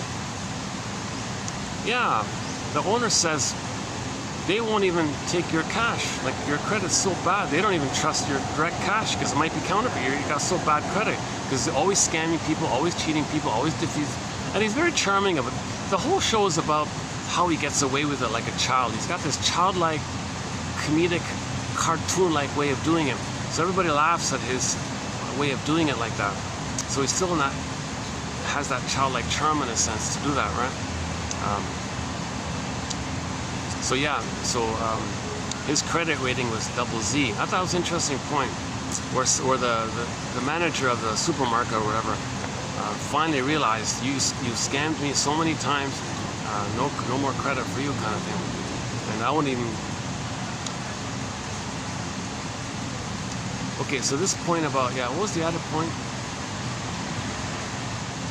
He wanted credit from others. He wanted mother's credit, like maternal money credit, maternal credit. He's still looking for mother's love. He's still looking for maternal love credit, kind of thing. He didn't get that mother's giving. He never got it. So some mothers have a baby and say, aha, baby, I'm not going to take care of you. No way. No one took care of me. Okay, she has complete immunity. She has all the power. She can exploit it. No one's watching her, kind of thing. She has complete immunity, so she gets away with it, kind of thing. So she can brainwash the child to make the child take care of her. That's called parentification. So she can fix it with the child. Okay, very easy. If the child has needs, no. Child's crying, there she is. That forces the child to be dependent on her, to go to her, not know himself, clinging to her, and then the mother can always has that hook in. There's a cartoon that says, mothers know how to push your buttons because, hey, she sewed them on. So some mothers are angry like that and feel entitled. So that mother is entitled. She felt entitled. She called it mother's rights in the film Now Voyager. So there's an old film called Now Voyager. The woman in there said, am I right to do this? So the woman there, the aggressive mother, had a daughter named Charlotte, played by the actress Betty Davis, right? And then, so this Charlotte daughter was smothered and like a servant to her mother. She had no freedom, no rights of herself, and she was getting sick and all this. So the shrink finally came. The shrink finally arrived on the scene to kind of intervene, kind of thing. And the mother said, what are you doing here? What's the problem here? I have a right to be taken care of. Someone take care of me, serve me, and do what I want. I have this right, mother's rights. Get nonsense. Your daughter's a human being. She has rights to know herself, have her identity, have her heart, have her golden ball, have her sense of self, to feel alive within, to have her personhood. She's a person in her own right. Okay, she's not just this thing to take care of you. Like, she's not like a servant, like for you, like the way the breast is like serves the baby. That mother was having that attitude. Okay, so finally, okay, long story short, now Voyager, seek thou forth and find yourself. So she was free, liberated in that sense. That's really the only key scene to that. I don't recommend that film per se, other than that, for that scene where Dr. Jack Whiff, the actor, by the way, played the corrupt mayor in the Pied Piper of Hamelin story, where he was the harmful one there, but the helpful one in the Now Voyager film. It's a family fantasy comedy kind of. It's a fairy tale fantasy kind of story. So we sometimes spend some time on that story. Let's not do it here now. Okay, but there is a thing called childhood parentification, where some mothers feel entitled.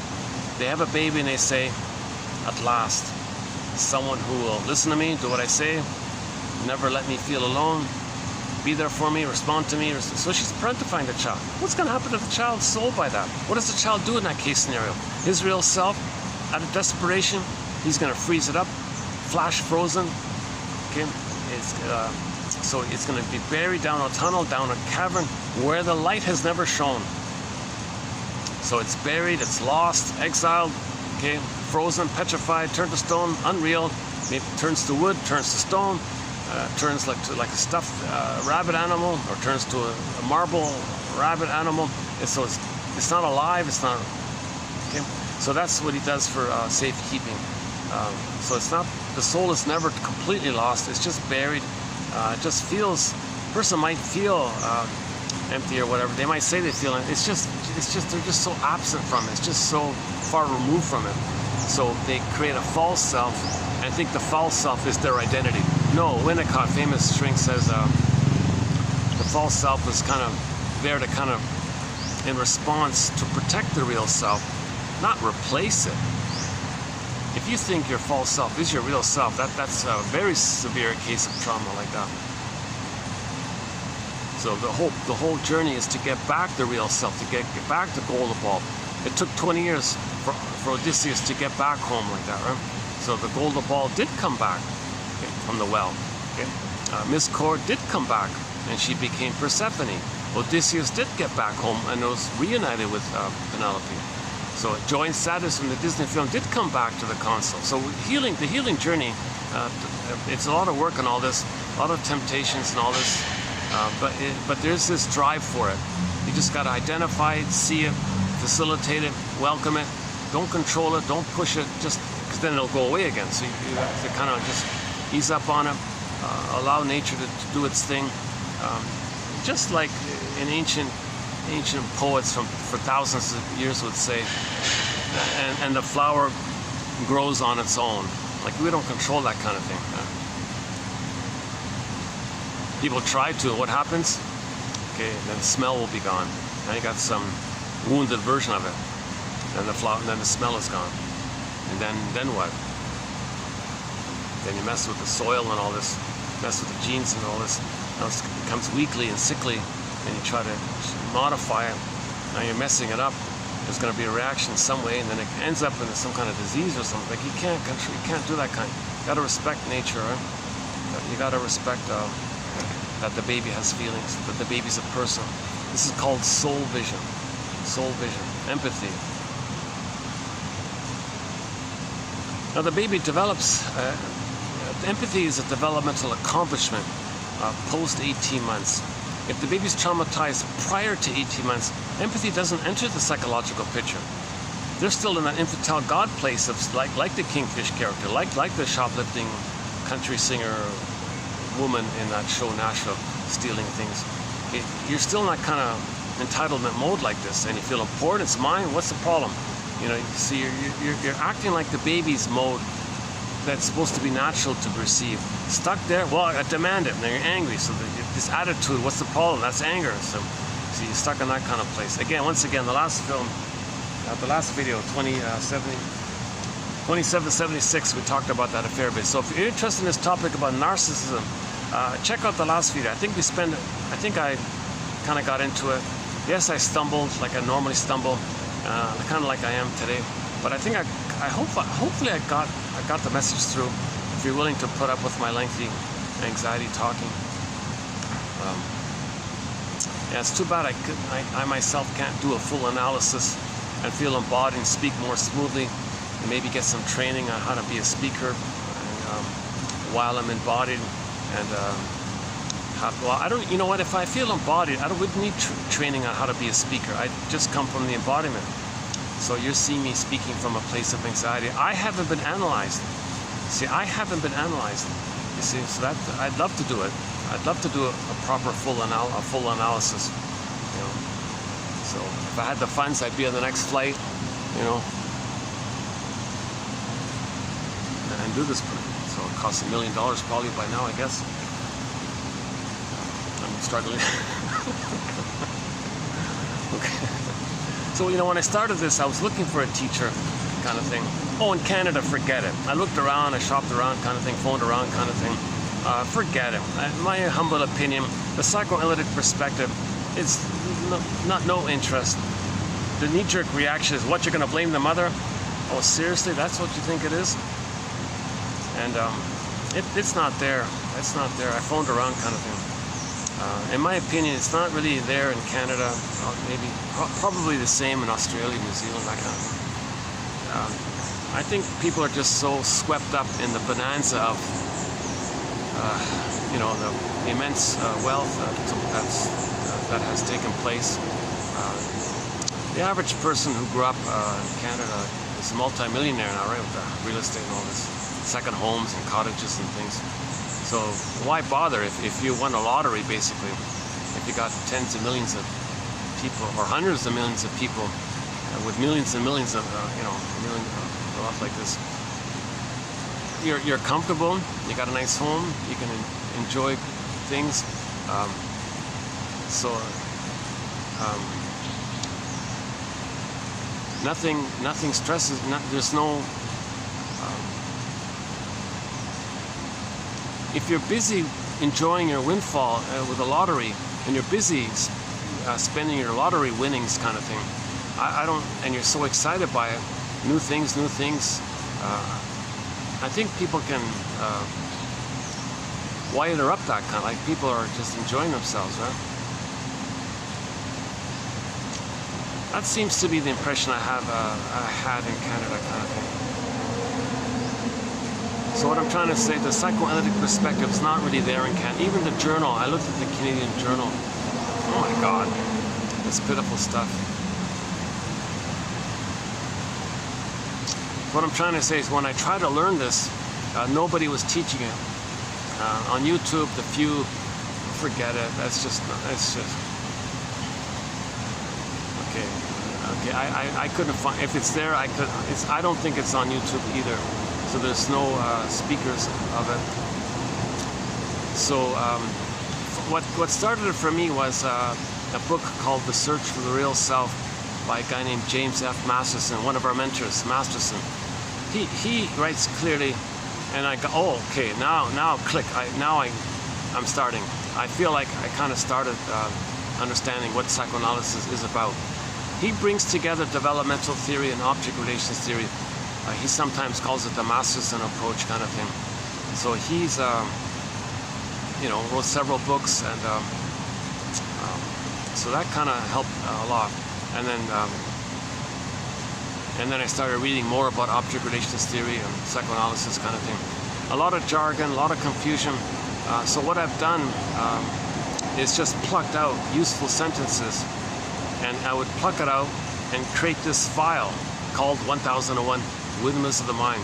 So you're getting the greatest hits of this material, in my humble opinion. It's clear, easy to understand. I don't have a PhD, so if I get it, you're going to get it. When jargon is being used, it's going to be clearly expressed and all this. Sometimes it takes me, it took me 3 videos just to understand one term. That's from 73 to 71 to 3. This term called Abrierung, the German term, meaning positive catharsis, genuine catharsis. The feeling is healing catharsis. That term is called Abrierung in German. But when they translated it into English, the translator messed it when he called it abreaction. Because in English, the ab part implies against, but no, in German, the ab part means delayed release, belated. There's a trauma from the outside, and the inside is supposed to be a release, but it's stuck there. So when it releases, the catharsis, that's what the ab part means. So in German, ab means your feelings are going to be like move away from. You're going to be free from, like move away from. But ab in English means like against. So the translator did a terrible job translating Freud. So by the way, we have no Freud quotes, by the way, because of the convoluted English translation. Now on occasion, if the French shrinks Leponch and Pontalis, they have a book called The Language of Psychoanalysis. It's the best dictionary of psychoanalysis. Now they know German, so that's different. They read the original German. First they translated it into French, and then from there into English. So that stuff's good. So we have some of the best quotes from that book. Okay, but generally, if a German speaker, hold on a sec, let's let these people pass here.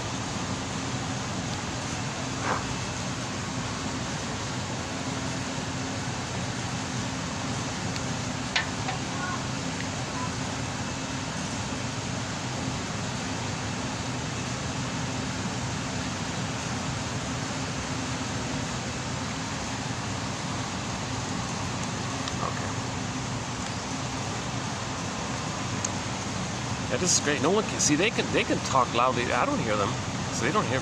There's enough noises with the waterfalls and the fans and the wind and all this. There's 2 waterfalls here. Lots of. Well, that car's on. That's what that is. One guy's just sitting in his car with the AC on, probably.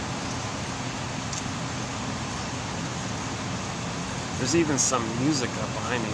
Some kind of radio or music is on behind. The sky trains, of course. That's the sky train. If you can hear it, that ooey sound that's passing by, a squeaky ooey sound, like a ooh and a slight squeak. That's the sky train behind me there. Behind the, just behind that tower behind me. So there's a tower behind me, and behind that is the sky train, the main road there. So lots of noises around here.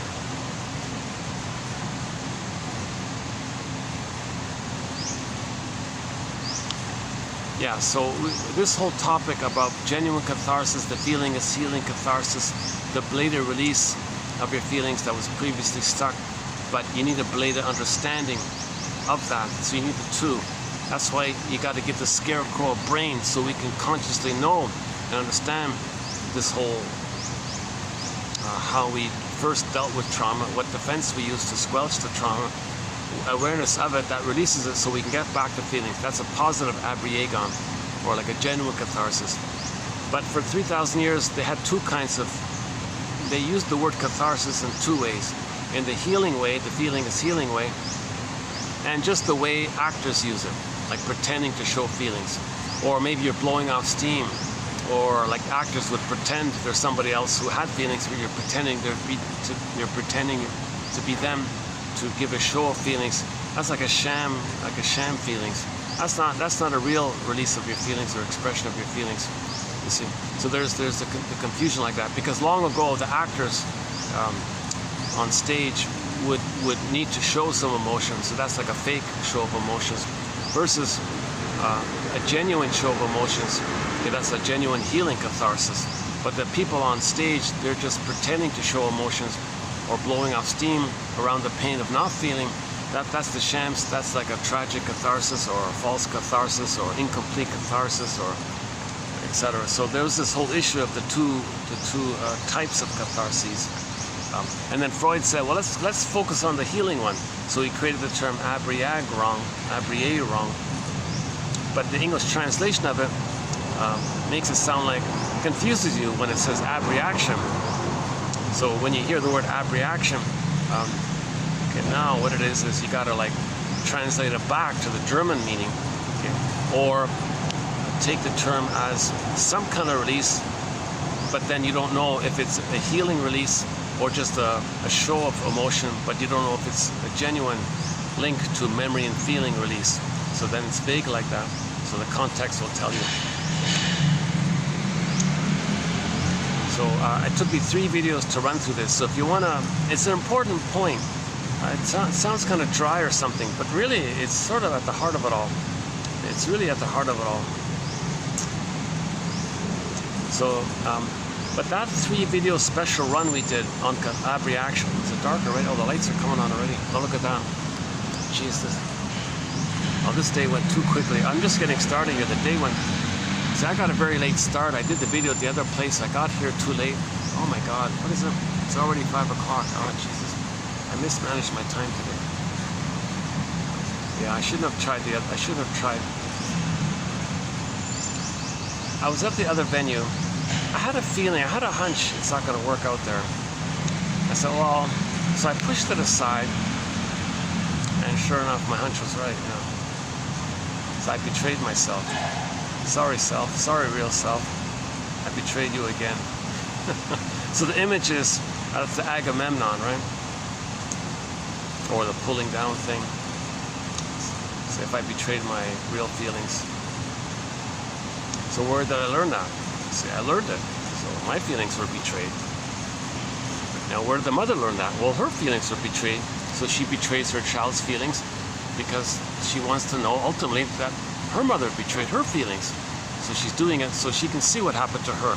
So we're trying to make this, we stage things that represent the past so we can know what happened in the past. So mothers have to be conscious of this kind of thing. My favorite quote in this area is about that woman who was about to have a baby. She said, hold the phone here. Went to the shrink first, okay, spoke to him and all this, and he said to her, oh yes, you're letting me know what kind of childhood you had. What do you mean, she said. You're letting me know what kind of mother you had and how it felt being with her.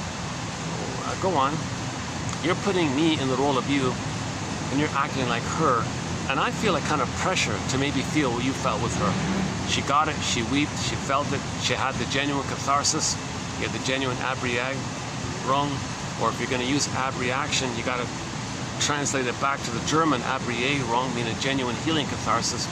So she got back her embodiment, she grieved, and then when she had the baby, she didn't need to repeat it, you see? So she didn't need to repeat it and shame her baby because to communicate that her mother shamed her. So she brought it to consciousness. She made it, with the help of the shrink, she brought the whole thing to consciousness, had the healing emotional release, and then got back her golden ball. So she got empathy for herself, understanding for herself. So she got empathy and understanding for her baby, saw herself and accepted herself as a person with feelings and needs and all this, so she can have that for the child. So when she had the baby, she could be a mother for the baby. Let's say she didn't go to the shrink. Let's say she just went ahead and had the baby anyways, and she shames the baby. The baby's not going to say, hold the phone, mother. Are you shaming me because you want to communicate that that's what your mother did to you? Baby can't do this. Baby can't be a shrink for the mother. So the baby will, in desperation, freeze up his soul, emotional coma, turn to stone inside, okay, and bury his real self. That's a pain. Okay, back to Emily Dickinson. There's a pain so utter, the swallow substance up, then the person goes in a swoon. The swoon, okay, that's when the brain releases the mercy, numbing chemicals in the brain called endorphins. It numbs you of the pain. The pain is there. So Janoff's image is, imagine the scream painting by Edward Munch, like a baby version of that. The baby screaming but can't scream. Silent scream but frozen, can't scream, but it's timeless there. So he's trying to scream, he can't, he's stuck, but he wants to scream. That's a pain like that. It's a constant pain like that. That pain of not expressing your feelings, linking to your identity, that's a pain like that. So imagine that image. Yeah, I feel kind of a little bit in this topic as well, right? Okay, so imagine that image, and Janoff says, imagine, okay, Arthur Janoff, we did 26 videos of this material, 2745 to 2770, a 26 special video run on the work of the famous psychologist from the 70s, Arthur Janoff. Excellent material. That batch there is a good 101 of psychology, because Janoff summarized psychology, and then I try to summarize his work by plucking out the top 300 quotes of his in that 26 run. Okay, so back to Janoff. So one of his points was, imagine that baby screen painting, and there's like a neon light in there, an electrochemical, metaphorical neon flashing light. Okay, so when shrinks say the baby was not loved, he means the needs weren't met. So the needs weren't met. So the flashing light says unloved, unloved, on and off. It's blinking. Unloved, unloved, pain, pain, insecure attachment style. Mother Mr. Toon, mother not meeting the baby's needs. Mother not meeting the baby's needs. Mr. Toon, Malatoon, pain, unloved, unloved. So it's blinking like this. This pain, unloved.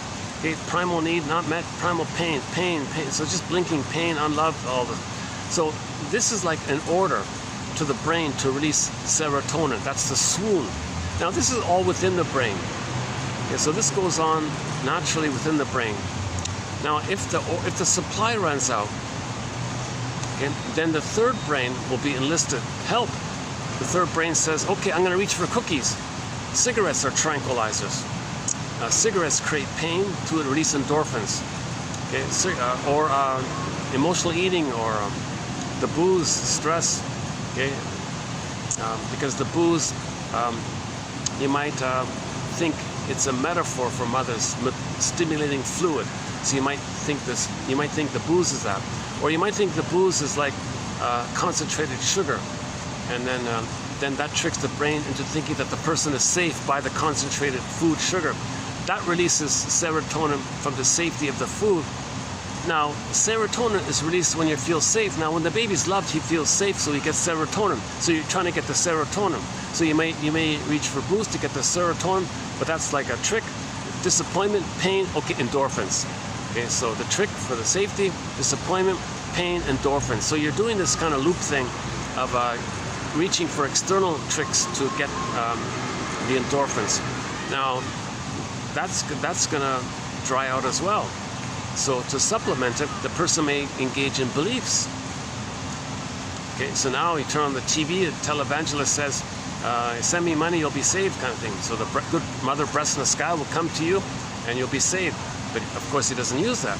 Now beliefs are appealing because the pain creates beliefs, or you adopt prepackaged beliefs by others, and these beliefs are in reference to the pain of being loved, but these beliefs repress that. So a lot of these beliefs are reveal and conceal this issue. So this whole topic of the beliefs and symbolic acting out and the three brains by Janoff, and then the difference between a genuine catharsis, which he calls primal, and a fake catharsis, which he then uses ab reaction for that, like the blowing up steam one, the fake one. Okay, this whole topic was done recently. We just completed this 26 run. So from 2745 to 70, we did the 26 run. And then there's a very good supplement that the 3 tag on. So I would say 2745 to 73, the 29 videos. I feel kind of like that's almost like a self-contained, packaged lesson of psychology. I think that's a good starting point. Now once again, the best introduction to psychoanalysis is the comic psychoanalysis, the comic. Okay, called Psychoanalysis, Dark Horse Publishing, and 4 years ago it got digitized. It's a comic from the 50s, okay? Every 3 months they put out an issue, and it ran for 1 year, so there were 4 issues, 12 therapy sessions all in. The best introduction, hands down, in my opinion, to psychoanalysis. And it got digitized by this Dark Horse publishing company. Well worth the fee of whatever it is. Yes, it's put into comic form, but it was part of the mental hygiene movement of the 50s. Emotional hygiene, spiritual hygiene, moral, whatever you want to call it. They call it the mental hygiene movement. Now we say mental health. Before they said mental hygiene. Well, there's the ice cream guy. I've never seen him before.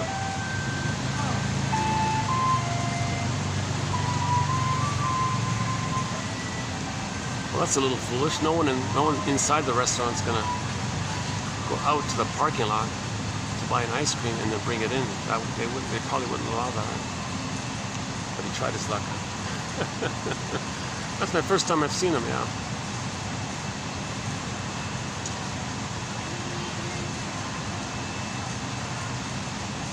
Oh my God, he's gonna have a thriving business. Oh my God.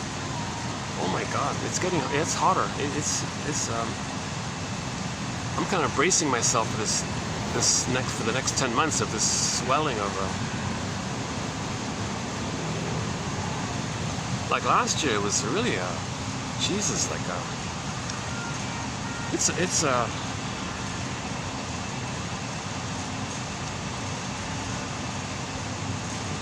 I personally think a lot of damaging the soil, a lot of damaging, dumping 10 billion tons of plastic into the ocean.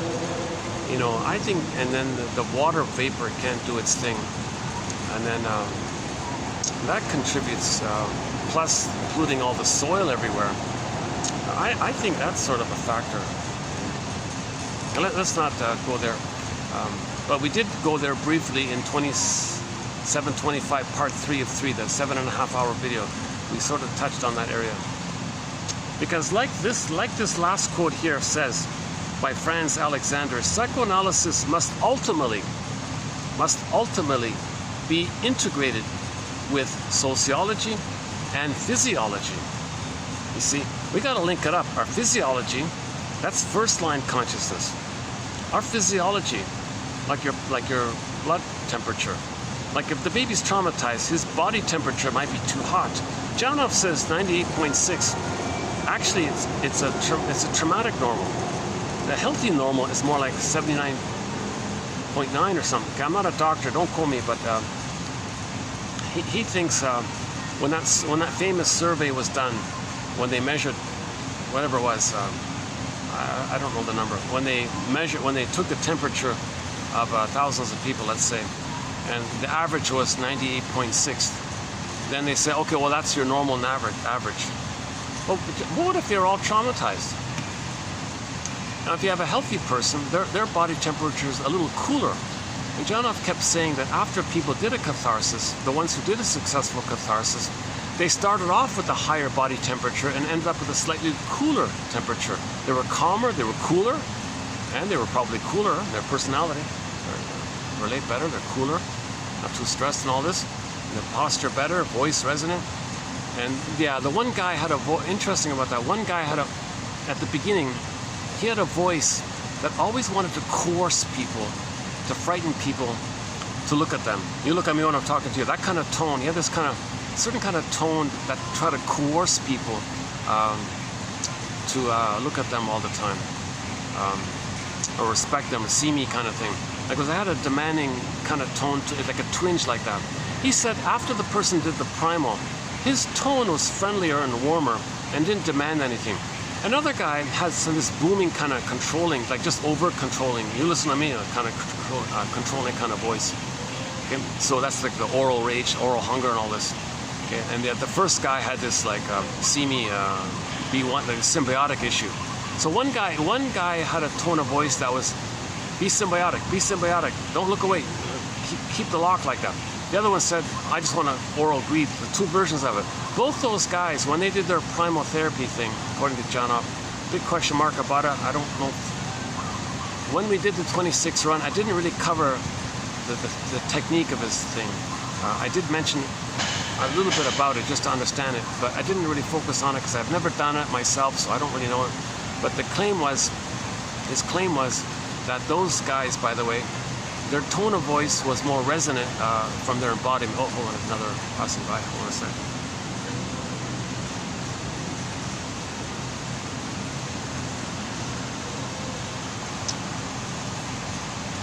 Yeah, Janov also makes the point about tension. If somebody has a lot of body armor, body tension, like really, like their shoulders are like blocks, like boulders or something, they're not feeling.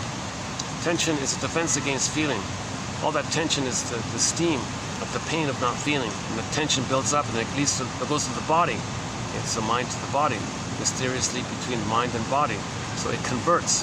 The feelings that can't flow converts to the body. So imagine the image of water to ice. The feelings that can't flow, then it becomes like a statue. So people with a very hardened, rigid, stiff kind of, they're not feeling. They're filled with steam, filled with tension. So that's a defense against feeling. So that's another point about Janov's material. Jam-packed with material. I highly recommend reading those quotes. Just click the more link. Starts at 27:45. Click the more link. Okay, just for 10 minutes of reading. Okay. So there's a good exercise, right? Start at 27:45. It's the first video of this year, 2024. We started this year, the new year, with Janov's work. So it's January 2nd, 2024. Okay, I think that's the first video. So 27:24. So we did, let's say 29. Yeah, so 1 month. If you do one a day, in 1 month, 10 minutes a day, for 1 month, if you read those quotes, study it, and the exercise is to pluck out one per video. So you gotta have 30 of your personal favorites. So number one, identify your personal 30 quotes for those 30 videos, 29, let's just say 30. Okay, and then, so every day, 10 minutes. So in 1 month, I think, and you pluck out 30 quotes and write it down by hand, do something with it, okay? Organize it somehow, make a note of it. And then, share it with somebody, you know. Make a video like this, talk about it. And just make a video and say, dear friends, I heard this guy Marcus talk on his podcast called Psychoanalytic Self-Awareness Quotes, and he gave us this challenge to of this 30 video challenge. So I did it, and he said that when we identified our top 30 quotes that we should make a video. Okay, well here it is. Here's my video. No, I'm just continuing what Robert Bly said, to read psychology every day for 10 minutes. So I'm just passing along Robert Bly's advice to men. So Robert Bly, sort of leader of the men's movement, helping men and all this, right, at midlife. No support for, very little support for men at midlife. So because of that, a lot of men are staying adolescent or childlike, and then it becomes bitter, infantile, godlike curmudgeons. The Scrooges and the Grinches and the Grunches and all these grumpy characters, right? They're in infantile rage all the time. So. Oh geez, lighting, we're gonna lose lighting quickly. You know what? What a pity. You know, I say that because today's Saturday, and it's gonna get really busy around here.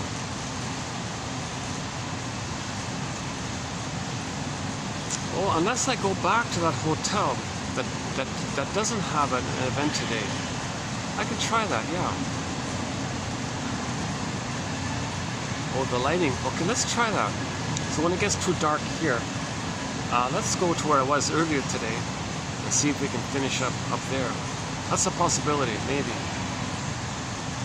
Unless the staff changed and the new staff said, sorry, sir.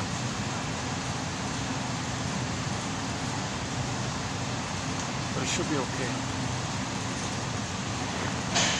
Oh, geez, I wish it were like 2 o'clock right now, like so I could. I haven't really started in yet with today's quotes. Okay, so Janov. Okay. So before we talked about Janov a little bit, we were talking about the comic psychoanalysis, right? The id bits. Yeah, in that comic psychoanalysis, they have a little section in there called id bits, like tidbits about the unconscious. Id. So again, all of the energy connected to our old trauma. It's called the id, right? It just means it's neutral. It's just your energy in there. Okay, it's not like bad or good. It's just all the energy, your life force. But now, if your life force is fixated or cathected or invested in, stuck in those old traumatic loops, then you say the id is harmful. No, you're just. What's harmful is repeating the past thing with the mother in the present, with others in the present. That's what's harmful. Because if your mother hurt you, then you identify with her. Then in the present, you're shaming others to replay that. So that it is doing. No, it is neutral. It's just your life force. So that's all it is, right? Now, this issue of life force, if the child does love life, that's L-I-V-E. If the child cannot love life and they're repeating and being dysfunctional, then you reverse the L-I-V-E, then people say E-V-I-S. So people with a narcissistic pattern are considered E-V-I-L-ish, right? Because they're not, because they're shaming others to replay their mother shamed them. So why are you so evil? Like, why are you so hurting others like this? Well, my mother hurt me. So you're still just stuck in this battle with the mother, okay? And you want to communicate your anger at what your mother did to you, but to communicate and show it, you do it, but you don't have words, so you communicate with your action language, so your behavior. So you shame others, okay, the way your mother shamed you. Now, because you're hurting others, people, well, you're being evil. Why are you hurting others for no reason? Why? Well, my mother hurt me. She was evil. Okay, play the song "Evil Woman" by Jeff Lynne, the band ELO. Not a fan really, but that song was interesting. So I made reference to this singer Jeff Lynne. He has a song called "Turn to Stone," because the baby turned to stone with emotional trauma. Somebody in the present reminded him of his mother. So the wiring, the electricity with the mother got flared up. That's called transference love. So love at first sight. So if somebody in the present reminds you of the mother, it's going to flare up the wiring you laid down with her. Now, embedded within the wiring you laid down with the neural circuit, human connections lead to neural connections. So embedded within the neural connection, there is a blissful oneness. Although there's pain in it, it's called emotional masochism. There's a blissful oneness underneath, nevertheless. So somebody in the present reminds you of the mother in the past. If somebody in the present has the same kind of psychology like the mother, that'll do it. Then it flares up. Now you get the blissful oneness feeling from with the mother. But you transfer the mother to the partner in the present who's just triggered it. And now you see the person in the present as an emotional reincarnation of the mother back in the past. That's called transference love. Yeah, or falling in love, or puppy love, infatuation, spellbound, trance, this whole unreal kind of thing. It's not love, of course. You're feeling the bliss with the mother, and the person in the present reminds you of the mother, so you get the feeling with the mother. Now you say to the person in the present, oh, you're the one, you're everything, you're my all. Like the baby says to the mother, you're my all, you're my everything. Same kind of thing. So, oh, but please change. Now, please do it right now, mother, wife, mother. So, and the fantasy is that you're thinking in the present, but your emotions are in the past. So now you want the partner in the present to magically invent a time machine. Take the two back to the past, change the past, get the proper love experience, hop back into the time machine, come into the present, morph to the present place. Oh, say thank you for providing the love. But the person in the present can't do that. No time machines, no morphing machines. So then you say, then in that song, Turn to Stone, he said, in effect, he said, gee, you remind me of the mother. She turned me to stone. Can you change it? I can't change it. Sorry. Okay, another version. Okay, it's guilt trip. Hey, come on, girlfriend, change. If you don't change, if you don't love me the way I need it, I turn to stone. You make me turn to stone. The girlfriend says, are you nonsense? That's nonsense. You're psychotic. I'm not the mother who turned you to stone. No, you are. You turned me to stone. So you try to guilt trip her. You have to provide the love, because if you don't, how can you be so cruel? How can you be so unkind? You're a heartbreaker. How can you, I turned to stone what you're doing to me. So he said, no. The girlfriend says, nonsense. You already feel like stone inside, metaphorically. You feel that already. Your mother caused that. Okay? So you got to take it to the source. You chose me because you're attracted to me because I remind you of her. And you did that because this is your unconscious, innate drive for healing, to make you aware of how you felt with the mother. That's why you're attracted to me, because I remind you of her, so you can know how you felt with her. You see? So now you take it to the source. Okay, so another song we have is Fluschwieger. So Katja Epstein, one of our musical voices in our collection, does a German cover of the song, of the Bee Gees song, Heartbreaker. So in German, Heartbreaker means Fluschwieger. I tried to play the copyright, I couldn't do it. But it's in our soundtrack nevertheless. So the person might say, why do you have to be such a Fluschwieger? Heartbreaker, right? No, I didn't break your heart. Your mother broke your heart. Morten Kiesler says, take it to the source. But that's the thing. Can you separate from the mother? Never not having her love. That's the story of Orestes. Orestes didn't get mother's love, but he's still going to separate from her. So that's why he felt the furies. So what did he do? He's got to forgive her. That's the courtroom scene of the two sides. Athena, okay, metaphor for healing efforts, says, okay, you saw the two sides of the mother.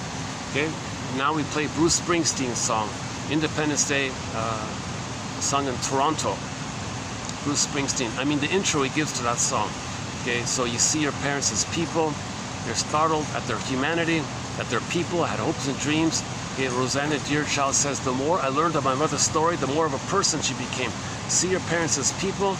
Okay, see the two sides of the thing. Okay, that's the humanity. If you see the two sides, if you can't see the two sides, you're not looking at the humanity. You know, in a way, back to Ohio, you know, in a way, it's very hard to do that. It's going to be very hard for that community, whatever, to see the two sides there. That lawyer's got a tough job.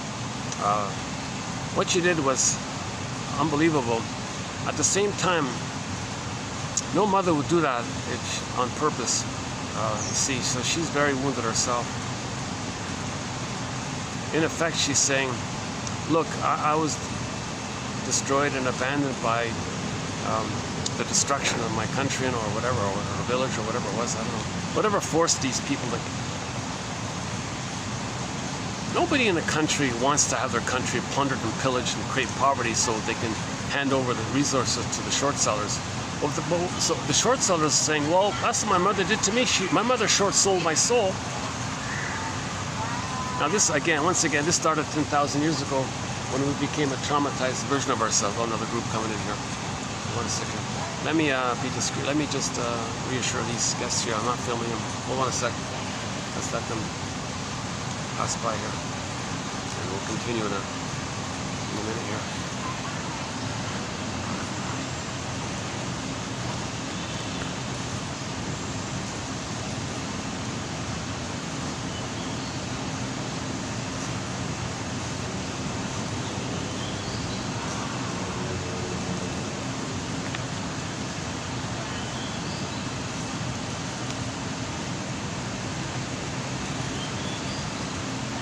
Transforming repetition compulsion into memories. That's one of them.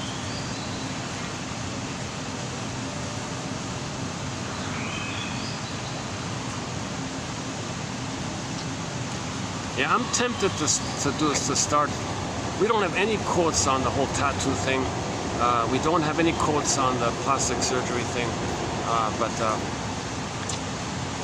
Actually, we do have one quote on the plastic surgery thing. And our reference. Yeah, let's not. Here's one of our birds here. Hold on a sec. Let's see if we can get him in the camera here. It's hard to get this guy in the camera. He's so. Oh, there he is. He's got a blue beak. I don't know if you can see it, but he's got a blue beak.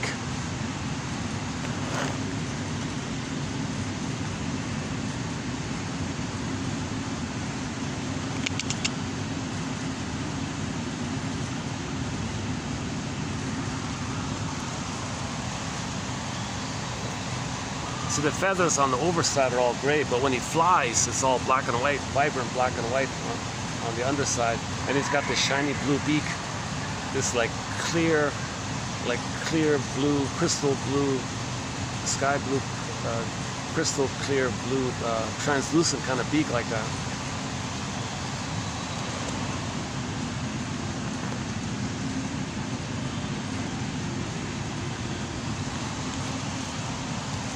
They're not pigeons.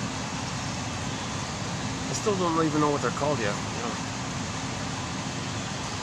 Oh, what a pity. Eh? I've been struggling with light issues a fair bit. Hey, maybe I can go back to where I was. Is that lighting? Oh, I can go back to where I was, right? Okay, let's just stay here. Okay.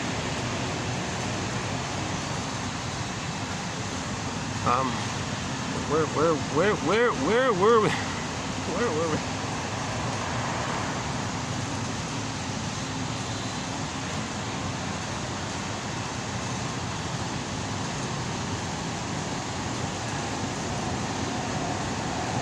Oh yeah, seeing the third side of the coin.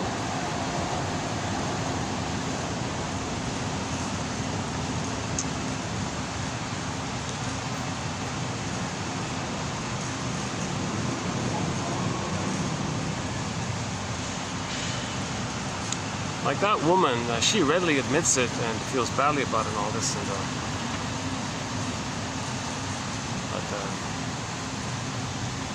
but no mother would do that deliberately. Like that's.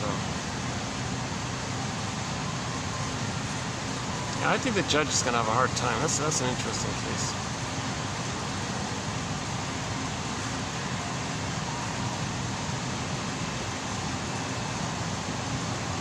Like talk about the conditions that led to her forcing her to be a migrant. Like why was her village plundered into immense poverty? Because some short sellers said, well, let's steal the resources that pollutes everything, so their livelihoods were destroyed. So there's no food, even there's no water, there's no food. They're going to starve. So they were forced to find some other new life. And people passed away in the process and all this. And she got depressed in the process. And here she is alone with no family or anything. You know, they kind of made it sound like she's a monster or something. So you got to read the argument by her lawyer a little bit to kind of get a balance like that. Okay, let's.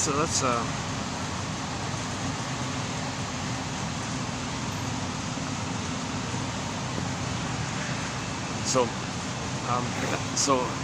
the antidote is, well, not the antidote, but some information for this is the secure attachment style, the 5 parts. So we talk about the 5 parts. Okay, so the time in the uterus, the birth too. Okay, the blissful oneness, the paradise has got to continue. Skin to skin contact the whole time. Breast, okay, baby sleeps on the mother. Okay, so we talk about Klaus and Kennel with the hormones. Okay, don't set the mother-infant dual unity. The blissful oneness has to continue. What's her name again? Dorina Pines' point about the skin to skin. Mary Ayers' point about the eye-loving contact gaze. And then the natural breastfeeding phase, a part of it all. So the baby needs a blissful oneness. He needs a continuation of paradise. Babies shouldn't have, the babies need a continued paradise. They had a blissful oneness with the mother inside. When they go onto the land world, you leave the cord, leave the placenta, the lotus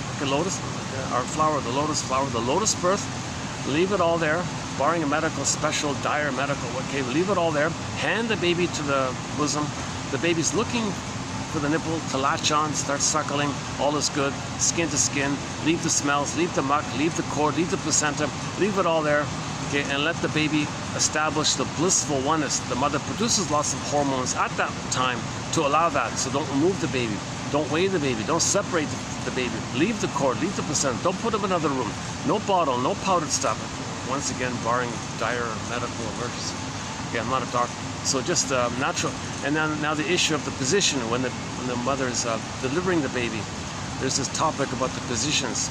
So there's a just to let you know, I saw a physiotherapist on YouTube talk about giving advice to pregnant women on the position, the pros and cons of the different positions they can take when delivering. So some positions, she believes, offers less chance for birth trauma, and some positions offer a greater increased chance for birth trauma. So that's an interesting point about that. Plus, Le Boyer's famous book, Birth Without Violence. That's key there. We don't want the babies to be traumatized, so there should be no violence onto the baby ever. Jesus Christ, no CIR procedure in the name of plundering and pillage. That's a very severe trauma. If you listen to Janov and his wife being interviewed by a lawyer guy who runs a podcast, a radio audio podcast called Radio Curious. A very good 20-minute audio, well worth the 20 minutes. You just type in Radio Curious Janov, Janov as in Victor, right? And listen to that 20 minutes. The lawyer guy asks Janov, is the CIRC thing, is that trauma? Whoa, you know, not very clear, definite answer. Babies' senses are so open, so trusting, so tender, so vulnerable, and you're going to inflict that kind of violence? You're going to separate the baby, remove him from his mother, separate the cord. Remember, the cord's still pulsating with oxygen and nutrients and food in the cord. It's still alive. It belongs to the child. The placenta belongs to the child. Again, lotus image. Okay, lotus flower. You got the lotus flower. You got the flower, stem, and the pod. Okay, imagine that in the birth. You want the baby, cord, and the placenta. Just keep it all there. Okay, people complain the cord looks messy. Seriously, big deal. Just put a bed sheet over the cord. The placenta, they say, comes out like 2 days later on average. Okay, fine. Put the placenta in a bowl. The bowl can sit on the bed beside the mother. You can put like a lid over the bowl, allowing some space for the cord. By that time, the child will have established the blissful oneness with the mother in the land world. Remember, the child's going from water world to land world. It's a whole new world. But the problem is, in that smooth transition, he needs the blissful oneness with the mother to continue. So that's the thing. We don't want birth trauma. That's the part two of it all, the natural birth. So paradise in the uterus, natural birth. Okay, now the phase between birth to 4 to 5 months, the blissful oneness, the skin to skin, natural feeding gaze. Okay, 4 to 5 months to 18 months, let the child run around, think he's a little god. Don't rebuff him, don't hurt him for it. Just gently distract him so he doesn't hurt himself. You know, the kid might put a fork in the socket. Just gently, just don't punish him for it. Just let him think he owns the world, that he rules the world. The world is his oyster. Let him think he's powerful and Superman. He's still a little god, infantile megalomania. Now he's got new powers, right? Now, with that time, he's got motor skills. He can walk, crawl, run. He's Superman, eh? Thinks he's powerful and owns it all. Love affair with the world, etc. Then the fifth phase is from 18 months to 36 months, the famous rapprochement phase. So that's save that for another time. Oh, there's the bird with the blue beak. It's so hard to get him on the camera. I'm hoping he'll jump on the table so I might get a clear picture of him.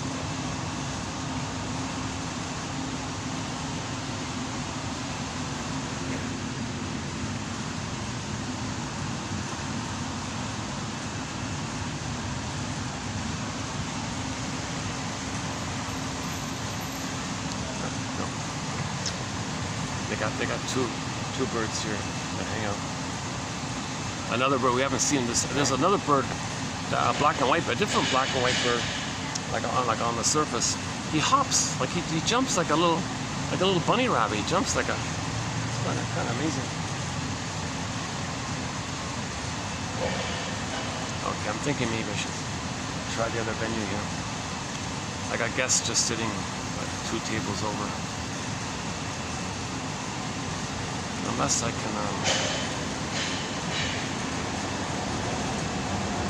what if I moved over there? What if I try this?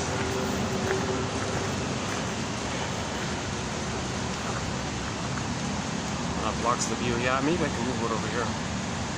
Give me a minute to move it over here.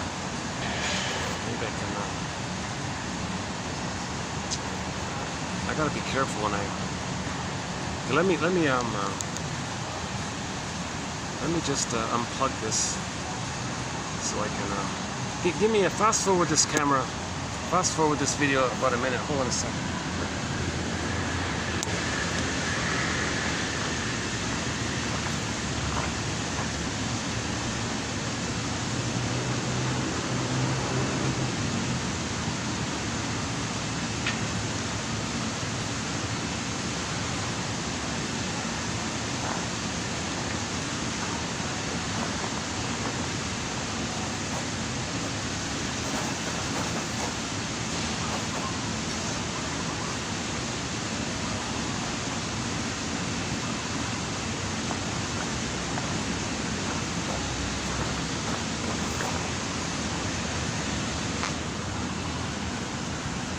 This back in here.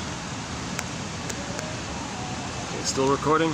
Alright, still recording. Good, okay. Well, when it gets too dark, I'll move again. Oh. Seriously? Oh, Jesus.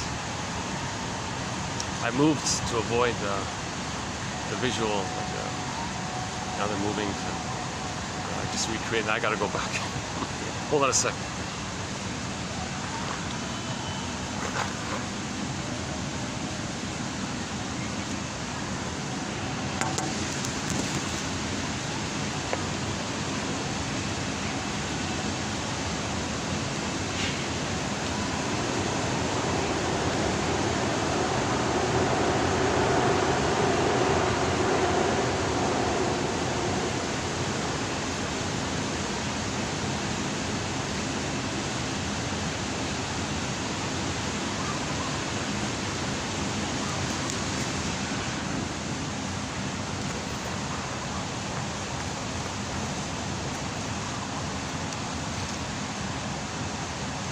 Doing these things in public, we always get these little kind of things. 99% of the time, it's just curiosity kind of things. On occasion, yeah, there might be the odd sort of uncomfortable. Okay, hang on a second. So where were we?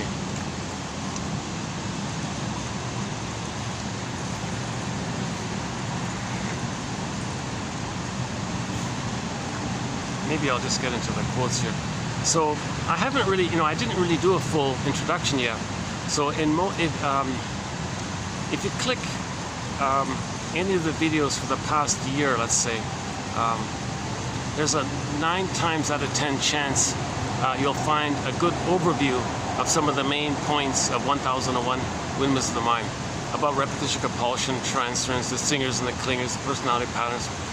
Okay, so I didn't really fully do it this time for some reason.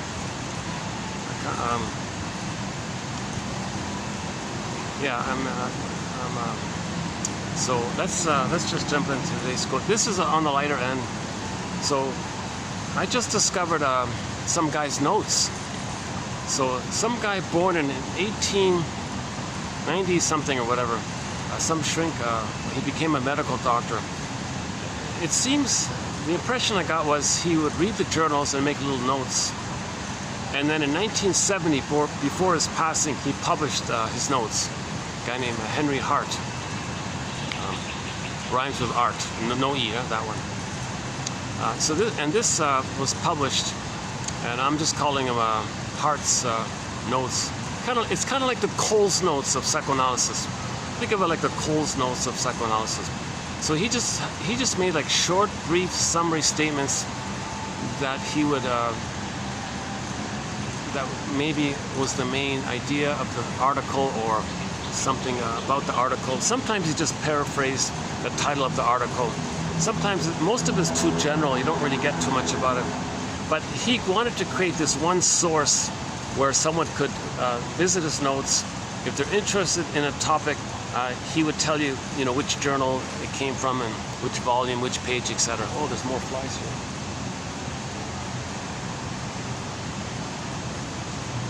Hold on a sec.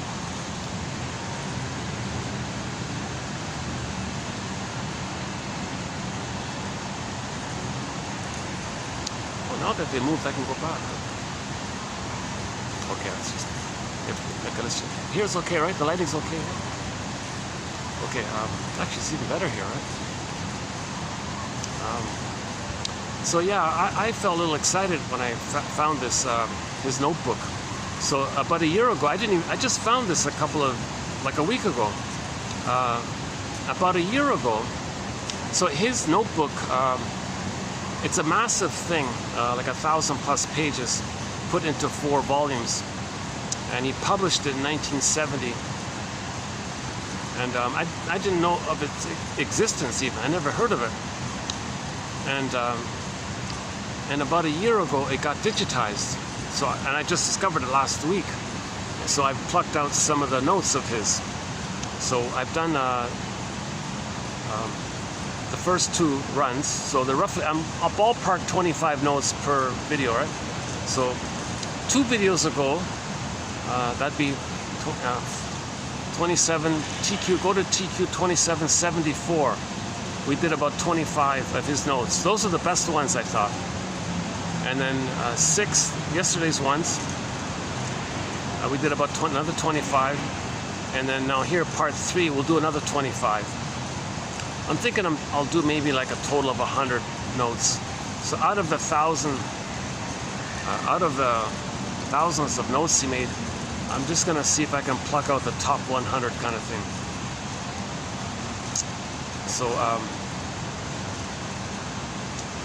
yeah. So let's see how this one goes here. Why don't we just begin here? So you're gonna hear yesterday there was a focus on countertransference, on narcissism. That was not bad. Here it's just an assortment of quotes. Oh, these lights don't come on. Oh, it's too bad. These lights don't come on. The ones up here. Yeah, the lights here don't. Yeah, there's no light socket.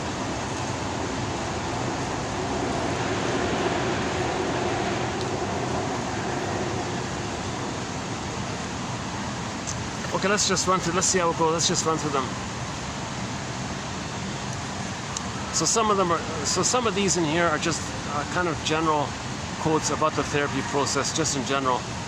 Psychoanalysis, not only analysis, but also synthesis. So again, these are like notes, so it's not like full sentences. So it's kind of like a little abbreviated kind of thing. Psychoanalysis, not only analysis, but also synthesis. So the whole goal is to reintegrate, resynthesize, related understanding, integrate, accept what you didn't know about yourself, bring it up into your awareness and synthesize it, include it as part of your knowledge, self-knowledge. Know thyself. So know yourself. You got to synthesize and reintegrate, re-own, and re-accept aspects of yourself that was lost, buried. You want to get it up and reintegrate. That's called psychosynthesis. So we have another quote that said, if psychoanalysis doesn't lead to psychosynthesis, then it wasn't a true analysis. So analysis is not just cognitive, oh, that's interesting. Okay, it's got to lead to emotional knowing and belated understanding. And that's your psychosynthesis. We show connections between events, feelings. The leaves are tapping on me here, okay. We show connections between events, feelings, and intentional attitudes previously not noticed to make the client curious, to make the person curious. So you link your positive intention, what are you trying to do, your motivation, the event, how you now feel by it all, just to make the person curious.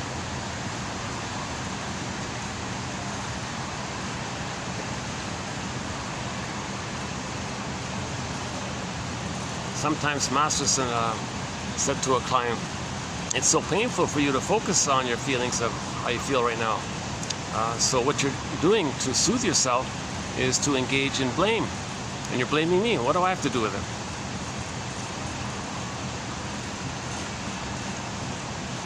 So notice your defense mechanisms. So feeling comes up, too painful, you do a defense mechanism. Blame, either or thinking, emotional eating, prejudice, of course. Okay, infantile megalomania attitudes, my greed, your greed slogans, etc. So a lot of it's about preserving your infantile megalomania.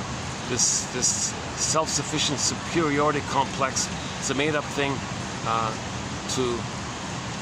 to see your unloved self onto others, shame others, so now that you feel that it's within. In the process, you regress back to the time on the throne and think you're that you're a little king back in the uterus on the throne, and your human shame self, others can have it. So the cycle was mother shamed the baby identifies with her, goes through life shaming others, seeing others as a proxy for their innocence, shame their innocence, seen into the others, and then revert to the time on the throne, and that keeps them both having an identity, having some kind of identity, it's called taking refuge in the grandiose part self. Plus, you're engaged in the repetition compulsion of crying for love, looking for mother's love, but it's too painful to do it directly, so you do it in the more psychotic way where you find someone else to play you and you play the shaming mother. That's called perverse logic, psychosis-like thinking, secret psychotic, this whole perverse thinking and all this.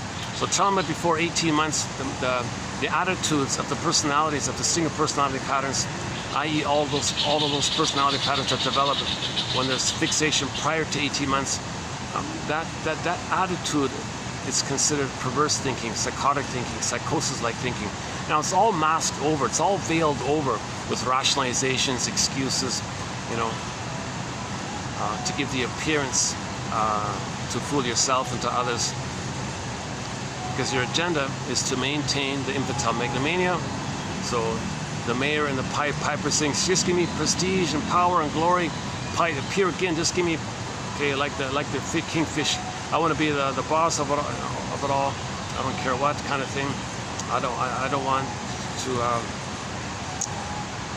So he wanted to be the boss, to control others, and thinking it's either control or be controlled. Meaning his slogan in his brain is either eat or be eaten. Meaning if he's not going to be greedy, his mother's going to eat him. That's called psychotic thinking, perverse thinking.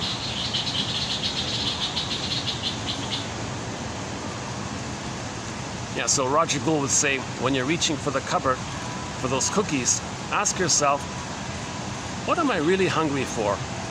You're not physically hungry. What are you really hungry for? Just make yourself curious. What are you really hungry for? Okay, so the pain is the loneliness. Something triggered you, whereby you're feeling alone. So you want mother. You can't get mother, so you search for symbolic, synthetic mother. The cookies, okay, food unconsciously links you to mother. So you're looking for the sugar, salt, and fat, which provides the trick of releasing serotonin, because when the baby's loved by the mother, he gets serotonin. Serotonin is the chemistry of safety, the feel-good feeling of feeling good because you're safe. Mother loved the baby, felt safe, needs met, felt safe, serotonin. All missing, so cookies is a trick to get the serotonin. So hence the roundabout way of saying the cookie is symbolic mother.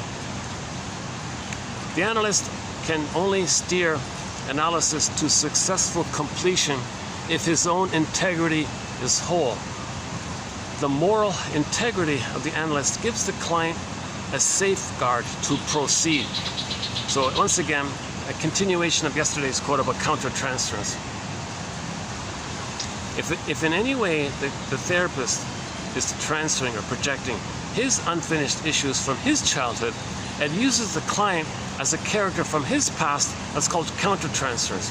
Now the pain of the push of this transference is dominated by a thing called repetition compulsion. When there's trauma, we repeat and recreate in the present the problem in the past, hoping to change the past. So if the therapist is doing it, that's called counter-transference, because normally only the client can transfer. So we're trying to help the client, right? So the client, I'm not a shrink, I'm just saying from the quote's point of view, from the shrink's point of view in the books, they want to help the client, right? So the client is transferring. His transferring, meaning transferring the past to the present, and it wants to recreate and reenact like a staging thing, a metaphor thing, a symbolic thing of the past. Janov calls it symbolic acting out. You're going to transfer, okay, so you transfer the past to the present, and you act it all out. Okay, one jargon is transference, acting out, like being actors, like actors. You can play yourself and see the therapist as the mother, or you can play the mother and see the therapist as you as a child, and you treat them the way your mother treated you. So you're recreating the whole kind of thing, right? Yeah. So if the therapist himself is doing this while the client is doing it, okay. Yesterday's quote, that's one version of folie douce, some kind of madness like that. Two people sharing some kind of crazy madness.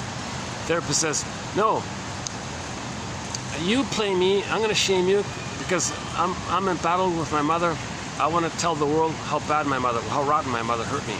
So you, and client, no, you play the shaming mother who shamed me. You see, you're shaming me. You see, everybody, look how badly I feel with this therapist. And that's what my mother did to me. So you're in this shared kind of madness kind of thing. So that's a form of folie douce. So the therapist cannot reenact their unresolved childhood or battle with the mother into the present and use the client as a stand-in as a character from their past. Now therapy fails if that's the case. So for more on this topic, go to yesterday's video about counter-transference. So counter-transference just means when the other person is transferring, the helper is transferring. It's counter-transference. Usually it's triggered by when the client projects. But if the therapist has what they call a character disorder, like he has a narcissist, so some therapists have a narcissistic personality pattern. So they're con men, they're corrupt, because their mother was corrupt, so they don't care. So they want to have the opportunity to shame clients and get their money. They feel entitled to get the money, that's the milk, the mother, from the mother. The client, so they trick the client to give them money, mother's milk, and they have the opportunity to shame and express their anger at the mother. So if the therapist has a narcissistic personality pattern, obviously therapy is not going to take place. Now, so what they might do is become a cult guru leader or something, like a cult, self-help cult guru leader, and do it that way. So for more on that point, read Janov's book called Beyond Belief. That was his last book, very good book called Beyond Belief. Hard to find, unfortunately. His earlier books are easy to find. His latter books are harder to find. But that last one, his final one, that's pretty good. It's all about this whole thing with the cults and all this.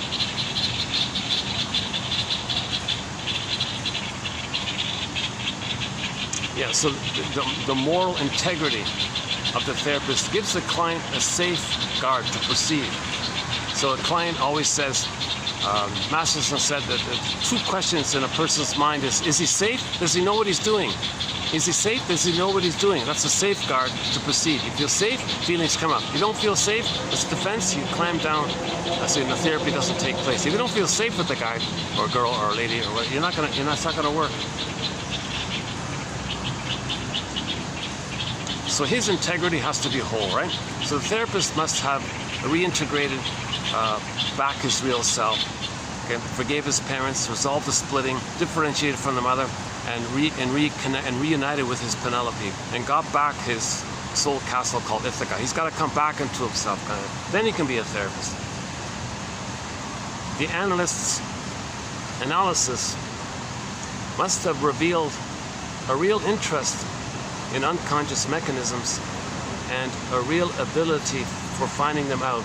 Yeah, so if the analyst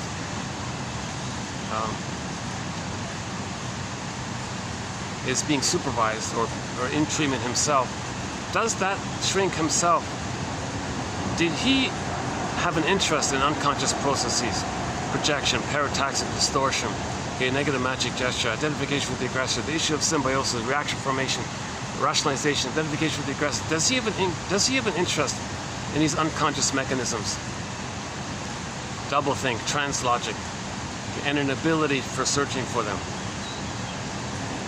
Then he can be an analyst. If while he was a student, while he was in training to be a shrink, did he show an interest in unconscious processes? Did he understand traumatic script, CCRT, core conflictual relationship theme? Okay, this template, these blueprints, these schemas, these working models. Did he show an interest in psychic templates of relational units, okay, etc.? The analyst helps the client by making him feel socially acceptable, to tolerate some of his ungratified needs, to understand why he behaves in an irrational, disorganized way, giving him an awareness of his behavior, which leads to self-awareness and control, self-control. Okay, that's just a fancy way of saying there has to be like a so-called therapy alliance where the two of them agree to work together as co-detectives. And the client is the main detective. The analyst is sort of like a helper, like coach detective. He's more like an assistant detective, or he's like a teacher detective, teaching the client how to fish. So one metaphor is the therapist teaches the client how to fish. Then he knows how to fish. Okay, once again, sometimes the unconscious is metaphorized as an ocean. Down, dark, there's fish, contents. So you want to bring up the contents from the unconscious to consciousness. Okay, you want to get a fish up from down in the water, up to the land and to the boat, and you want to eat the fish and integrate it. Okay, so the therapist doesn't give you the fish. That doesn't work. You got to teach the person how to fish. So we all know that metaphor about that. The main function of the positive transference is to re-experience in non-ambivalent form the earlier ambivalent attitudes towards the parents. That's a subtle one here, but that's not bad. So in the beginning, you're going to idealize the therapist, right? Because you're looking for a good parent. Well, at one point, the baby did idealize the mother. Then you have to split it in either or thinking. That's going to be recreated. So there'll be an idealization of the therapist. Oh, you're awesome. Oh, you're a corrupt, you're an evil guy, using me and all this. Well, that's the recreation of the experience of when the baby had to split it up. So the baby doesn't have a memory of a positive mother to internalize. There's no soothing interject, no holding interject, no internalized good object in the psychic structure. So a quick way for saying this is that baby had paradise in uterus, right? He needs an extended heaven, paradise. If the breastfeeding is normal, skin to skin, breastfeeding, loving contact, it's all there, blissful oneness, the heaven and the paradise continues. So breastfeeding is a matter of heaven and hell for the baby. If his mother's doing it okay, his heaven continues. If she's doing it wrong, he can't handle ambivalence. He can't handle confusion. It's got to be perfect or forget it. It's all or nothing. The baby's in that kind of mode. Right? So if the mother's missing it, okay, then what the child's going to do is he'll be enraged at the bad breast, see the bad breast mother as a voracious, hungry wolf monster, and he'll say to himself, that's not his mother. That's some kind of monster. That's not my mother. He puts that in his psychic bin, compartmentalized, down a tunnel, separates it, psychic separation, fragments it, and it's called splitting, and then he'll say, that no way is that my mother, but it is his mother. He can't accept the reality. He can't accept the pain. He can't accept the ambivalence. He can't see the mother's whole, so he splits it up. So when the mother's hurting him, it's a monster from the baby's end. He denies it, and then he hallucinates a goddess, an ideal breast, a goddess breast, the supremely loving, beautiful, reliable, knows you, there for you, etc., and so on. And he separates. That's a goddess and demon in the myths and fairy tales. That's how the child is coping. So this mechanism is known as the splitting defense mechanism. Against defense mechanisms, operations of the mind, maneuvers of the mind. Okay. Laughlin has a book called Mental Mechanisms. a very good book, by the way. An old book from the 60s, still a pretty good book. A little repetitive, a little redundant, a little tedious, but still a good book. None of these books are perfect. So yeah, so that's the splitting mechanism. Either or. Oh, hold on a second. So these people pass here. Give me a minute here. One second.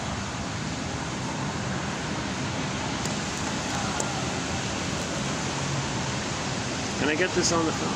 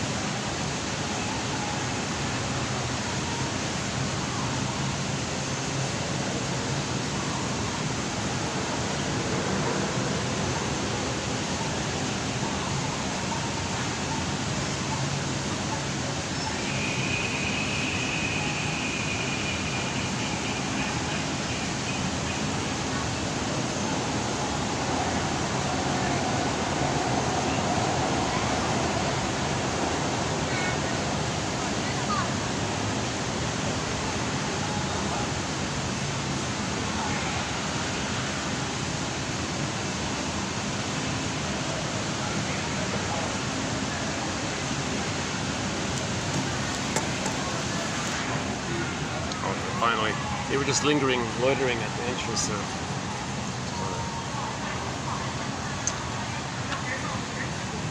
Where were we? Oh, okay. So a part of the healing journey is to resolve the splitting issue. See the third. So go to TQ 2599. Okay, those are the codes from the classic TV show Route 66. Read that fifth quote about the third side of the coin. The third side of the coin holds together the other two sides. We gotta be like that. We gotta hold the two sides, see the two sides. Like that Ohio case story. That's gonna be hard to do that. I noticed there's an immediate either or attitude. The lawyer is saying, come on, let's try to understand more deeply before we decide things. Yes, of course, she's gonna have to suffer some kind of punishment or something.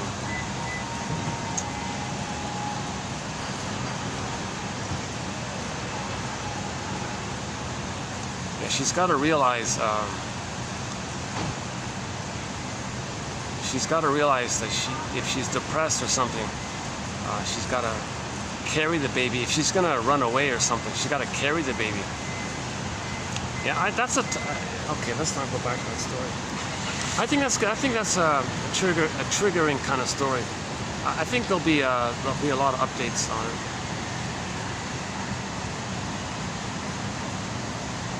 Okay, hold on. Or maybe not. I don't know. Maybe it's for down the line.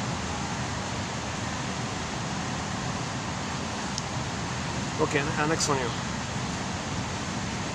Yeah. Okay. Sooner or later, every client idealizes his analyst with the reactive counterpart of extreme devaluation.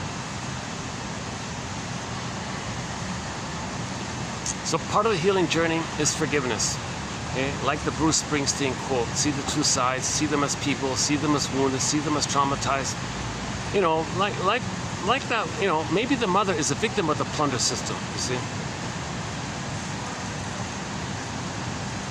I know it's no excuse for what you did, but you gotta understand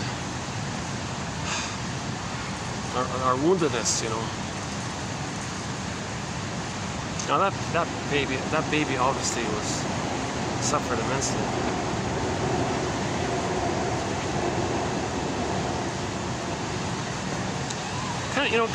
That story kind of reminds me, now that I think about it, that story kind of reminds me of that really painful, don't watch this, there's a very painful video on YouTube about the orphanages, was it Romania or something, in 1940 or whatever, during that time.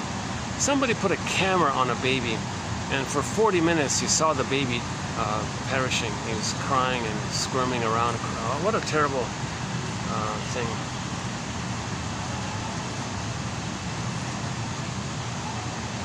So the role of the father is to facilitate a blissful oneness between the baby and the mother, you know.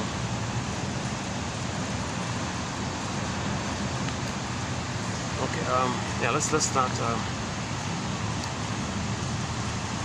let's get back on track here. Okay, next one here. Man with tyrannical father needed to show more and more competitiveness with the analyst, correcting his interpretations and saying he could never become an analyst. I thought that's a pretty good example of identification with the aggressor. So the father berated the son, you're no good and all this. Okay, that son grew up, identifies with the abusive father, says to the shrink, you're no good, shrink. What are you saying? Your interpretation is nonsense. You're never going to be a good shrink. You're a fake shrink. You're no good. But that's what the father said to him. Next one here. Wish to get the analyst to admit the analysis of failure. Yes, some people do this. The parent was a failure. The parent failed me. So they want to recreate it. So they want the analysis to fail, to recreate and to know that the parent failed them. The greatest hurt of all. Mother failed me. So they want to recreate that. So they go to the therapy guy and they want the whole thing to fail. They want the therapist to fail because that's loyalty to the trauma bond to the mother who failed them. So if you don't analyze this, if you don't bring this to your awareness, you're just going to recreate it. Come on, analyst, admit it. You're a fraud. You're a fake shrink. You're a scam. The mother was a scam. She was fake. You exploit your power. You're corrupt. Mother was corrupt. Mother was scammed. Mother abused him. You abused me. You're a charlatan. Mother was a charlatan. She abused the baby. So he wants the thing to fail. Admit it. Come on, shrink. You're a failure. Okay. Admit it, mother. You're failing me. Mother, you're failing me. This kind of thing. So the baby's crying, couldn't cry. Reenact with the therapist. He's crying. Come on, you're hurting me. He's crying. Admit it. Change your ways. Come on, mother therapist. Change your ways. Be loving. Admit it. You're not loving. Yeah, admit it. You're not. Yeah, that's what he wants, right? That's a common one, I think. A variation of this is another one. They don't want the therapist, the parent, to take credit because the parent took credit. Back to that Nashville show. Oh my God, I haven't mentioned this one yet. That Nashville show has another good. We have another good. Oh, look. See, we have a major booklet of quotes of psychologically minded quotes from films and TV shows. Another one from that Nashville show was, remember that singer, the shoplifting lady, that one there, about the mother. On the positive side with the mother did turn around a little bit, and she said something helpful. She said to the daughter, you know, you're a success. You're a successful musician and all this. That's all you. You did all that. Nothing to do with me. That's all yours. That's all you. That's all you. Not because of me. It's in spite of me. That's all you. That's all yours. So the point was, she wanted to offer some message. I don't deserve any credit for your success. It's quite the opposite. You got success against all odds. Like it's really all you. Like she was trying to give herself esteem. So she was trying to do something positive. So that was the one good line about that depressed mother. Again, I'm talking about the mother of the short singer. There were two singers, right? The shorter one. I forgot that. I saw a long time ago. I saw it. Not the singer who sings the song "Lies of the Lonely." The other one, the shorter one, the more petite one, I guess. Anyways, we saw what a miserable, depressing mother she had. But that mother did say that. Your success, daughter, that's all you. You did it. Nothing to do with me. In fact, you did it despite me, like, without having anything from me. Not only did you get nothing good from me, but you got successful while you got hurt from me. Like, that's all you. All that credit, that's all yours. In other words, she's not going to take credit. See, some parents, they want to take credit all the time. In the anger of that, some children are failures in life, because if they're successful, they know in their mind the parent's going to take credit for it. They don't want their parent to take credit for it, so they sabotage their happiness because of the anger at the idea that the parent's going to take credit for it. That's another theory around that.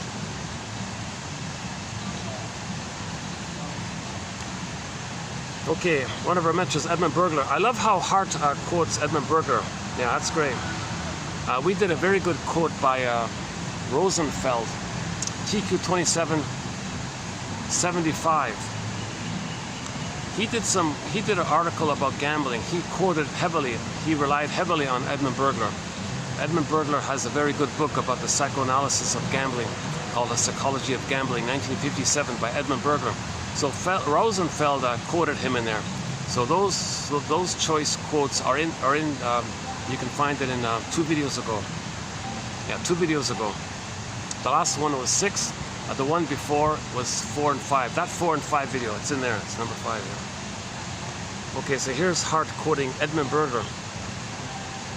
The stalemate between I wish and I forbid in the mind, the baby's need and rejection, mother saying no, this inner conflict, huge inner conflict, the wish and the fear, baby has need, mother said no, pain, no one wants to feel pain, don't know the need, don't know the wish, but the wish and the need is still there, but the memory is the pain, inner conflict. How do you compromise with this conflict? The compromise is called neurosis, whatever the neurosis form takes. So neurosis is a compromise between the wish and the fear. The I need, mother said no. I need, mother said no. I want, I need, mother said no. Okay. So there, now you have some kind of neurotic symptom. Okay, like emotional cookies. I need love. The cookie said no. Okay, burglar with the booze one. No, burglar with the gambling one. Mother refused him. They repeat that. Go to the casino. Okay, the slot machine will be the cold mother, refusing, cold, rejecting mother. So the mother was cold and rejecting. How do you recreate that? Go to the slot machine, you put insult to injury, you even put your own, so your wish, I need, you put money in, click, click, click, no, rejection. You repeated it. That's neurosis. To throw away money to be rejected, that's neurosis, right? But it keeps you in the repetition compulsion of trying to get mother's love. Now you're doing this to know that you're looking for mother's love. You're doing it to know that your mother rejected you. If you get the slot machine, the casino thing to reject you, then you know your mother rejected you. So the casino is metaphorical mother, the blackjack dealer is metaphorical, the casino business, the dealer, it's all metaphorical mother. You're going to be refused, right? You want to recreate the refusal. That's the trauma bond. When there's trauma, you want to repeat to know what happened. So a person doing this is meant to make the inference. Hey, am I being rejected here? Ouch. Is that what happened with the mother? Take it to the source, kind of thing. So we recreate in the present to know the past. Okay, the neurotic symptom, this crooked deal. I like Burglar's very colorful in his speech. It's a crooked deal, right? A painful deal. It collapses under therapy, under analysis. Under psychoanalysis, this deal, we don't need this deal anymore. We forgive the mother. Okay, forgive the mother, differentiate, get her golden ball back, love life in the present, and express her real self. That's healing. So we want to get back to real self. If the transference is to be truly irrational recapitulation of childhood relationship, subject to analytic interpretation, then nothing in the current reality must intervene to give it concurrent validity. Yeah, so to help the client realize he's projecting, the therapist has to be just neutral and not take the bait. And, aha, see, I knew it. My mother was just like that, the way you're doing it. So, the client's going to set up these traps to have an excuse to further see the parent onto the therapist, or to see their shame self onto the therapist, so they can shame the therapist the way the mother shamed them. So if the more neutral and objective and analytic the therapist is, then it's easier for him to give an interpretation where he understands he's projecting. That's what he means.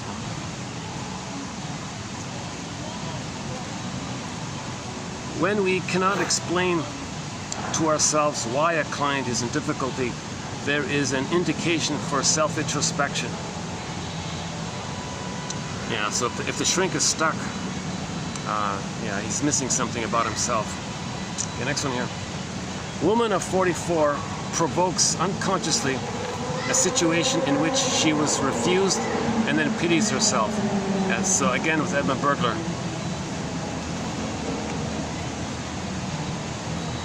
So the woman might prod people, goad people, give people impossible tests, becomes passive aggressive. You know, she wants to recreate being rejected by the mother. So she goes through life expecting it, coaxing it, provoking it, so she's rejected. That's the trauma bond with the mother, still replaying the past, hoping to magically change the past. But nobody in the present can correct what happened in the past. That was a one-way deal. The neural circuitries are set. Nothing in the present can change that. No time machines, no more. You can't undo it, kind of thing. Okay? Only the grieving process, only the so-called working through of the grieving process, I can do this. And then with the grieving process, there's a genuine catharsis and a belated understanding. Okay, now you're healed. Now you're free. Now you found emotional freedom. Emancipate yourself with this one there. Oh, I tried to play that Bob Marley song, but I got blocked. Analysis of the analyst can never remove completely the unconscious infantile countertransference.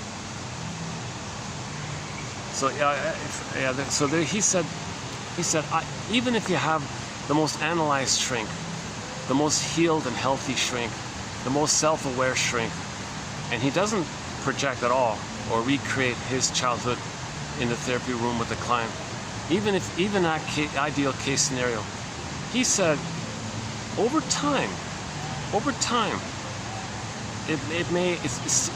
shrink may happen that he may transfer, then the therapy fails. That's how difficult this is, huh? The impossible profession. Oh yeah, I was thinking about on the way here. Oh yeah, I was reminded of that Mission Impossible show. I was thinking about that Mission Impossible. So, dear viewer, your mission, should you choose to accept it, is to be a detective, to read psychology every day for 10 minutes, to see the third side of the coin, okay? To study object relations theory, developmental theory, okay?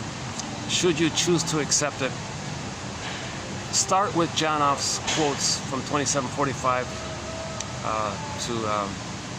to present time, basically. Should you choose to accept it, your mission is to heal yourself. Your mission is to get back your golden ball. Your mission is to get back your real self and feel embodied and feel alive and enjoy it and have joy at the console. Your mission is to get the blue jay, the bluebird back, okay? And joy runs the console. Your mission is to first create a platform, an opportunity for sadness to run the console, to mourn the loss, to admit the loss, differentiation, and let it be so that joy can come back. Your mission, should you choose to accept it.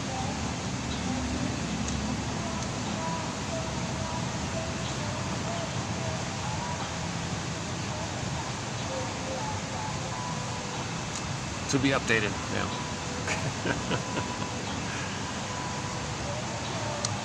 The client makes his replies confusing so that if the friendliness underneath them is not understood, doesn't feel rebuffed. Okay, not a major one, but yeah, maybe you're vague, thinking that if the shrink criticizes you, if you feel criticized, you can say, no, I meant it the other way. I didn't mean it that way. So you hedge it by saying something, and if you don't like the response, you pretend you meant it the other way. So that's a defense against pain, I guess. This one's the next one. Okay, the next couple are about we don't have a thread on alcoholism, but I'll tell you, this topic of alcoholism keeps coming up. Lately, we've had several quotes come up on this whole alcoholism. It's not a thread. It's not a thread. The main quote on it is Burglar's one about jocose, morose, bellicose, comatose. Once again, replaying the disappointment.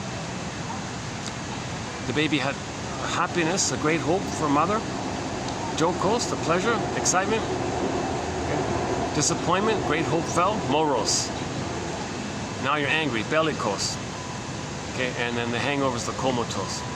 So you replay that disappointment with the mother.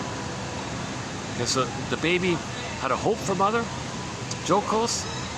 Mother said no, morose. Now angers at the console, bellicose. All that pain, endorphins, that's the comatose. Okay, now how do we replay that? Like, how do we recreate that, hoping it can magically change? So now first of all, you're an emotional fugitive from the love that you seek, right? So you didn't get mother's maternal spirit, okay, stimulating fluid, maternal spirit. So you think, hey, wait a minute, what about the alcoholic spirits?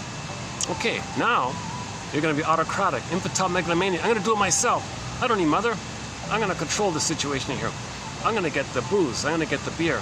That's going to be mother. Now you're jocose. Now you're independent. Now you're excited. Dopamine for the chase. Now you're excited. Motivation, anticipation. Because now you're going to get mother's love. Now you're only seeing the symbol of mother, but emotionally you think it's the past. So now I'm going to get mother's love. So you're running to the beer store, and you're excited. Like a beer on sale. So now you're jocose. You're all jovial. You're all excited. So you're going to get the beer, and you're going to get that trick of the sugar releasing serotonin. So you're all excited like this. Okay, wait a minute. It didn't work, right? It wasn't the need of mother's love, but back in the past. And back in the past, you were disappointed. Okay, now the alcohol disappoints you. Now you're morose. Now you're sad. Oh, great hope fell. Okay, so that's your identity. Okay, joy and sadness, the whole feeling self zooped away. Now you're back in the limbic system. Okay, the visceral sensations of the first line consciousness. That's where anger is. So now you're angry. That's the bellicose. Now the person can, if he's in a bar, he'll say all these awful things, and this is no good and that's no good. He's bellicose or he's belligerent. Now he's angry like that. Okay, next morning he's got the hangover. That's the comatose, the hangover. He means that with the comatose, the hangover. Jocose, morose, bellicose, comatose. Check it out in our collection here by Edmund Burglar. An amazing analyst, Edmund Burglar. Absolutely an amazing analyst. A great shrink. 24 books, 300 articles. He talks about alcoholism, the writing, the book, the writer's block area, and it's humor, fashion, gambling, money. The list goes on. He wrote about so much. An amazing guy, analyst. So on this topic of alcoholism, okay, let's try this one here. Alcoholism, an attempt at cure, an attempt at self-cure. That is, an attempt at some solution of the emotional conflict. Okay, maternal betrayal, betrayed by mother, this time betrayed by the drug, the alcohol. Now, a footnote here, usually alcoholics are surprisingly charming and likable men, but at the same time, they're rather glib in their speech, glib talkers.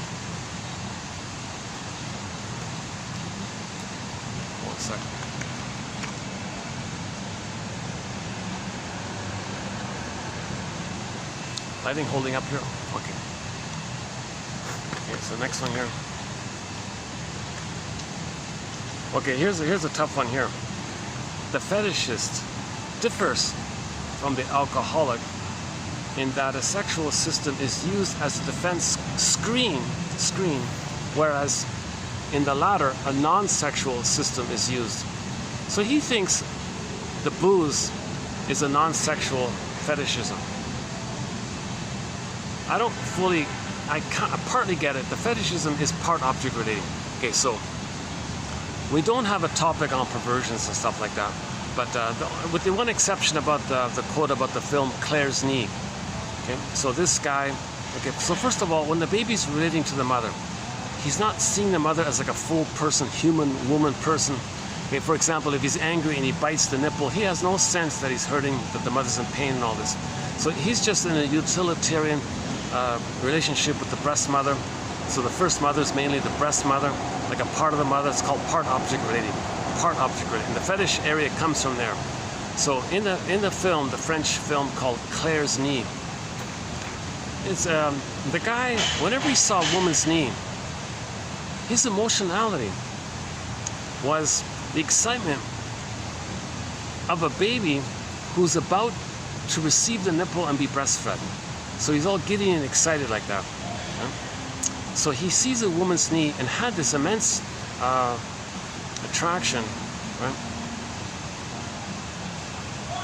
Now, because of the tenderness is missing, Okay, when tenderness is missing, a defense against the pain of lack of tenderness is the sexualization thing. So if the knee resembles the breast and is sexualized as defense against the missing tenderness, now you get the fetish issue in its concrete, in its sexualized form. Right? But Lee Grossman talks about when shrinks use the word perverse thinking, that's only a minor part of it. Things like the physical, the sexual, physical thing. Most of perverse thinking is attitudes, okay, like attitudes, like perverse thinking. So that, so this one here by Edward Glover, we don't have too many from him. He thinks that maybe the whiskey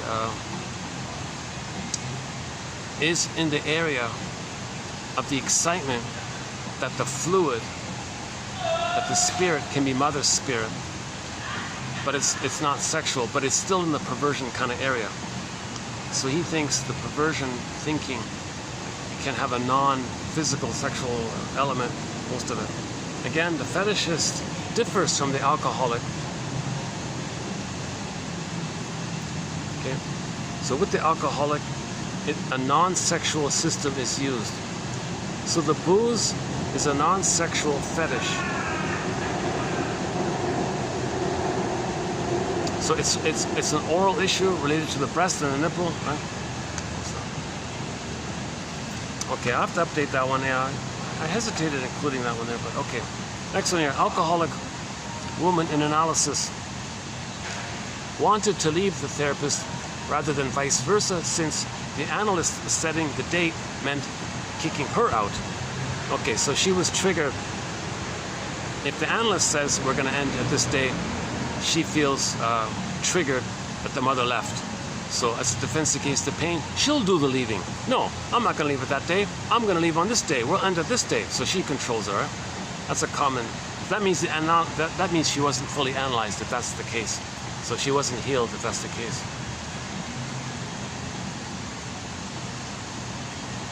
Young alcoholic in analysis often expressed his strong oral aggression by grinding his teeth.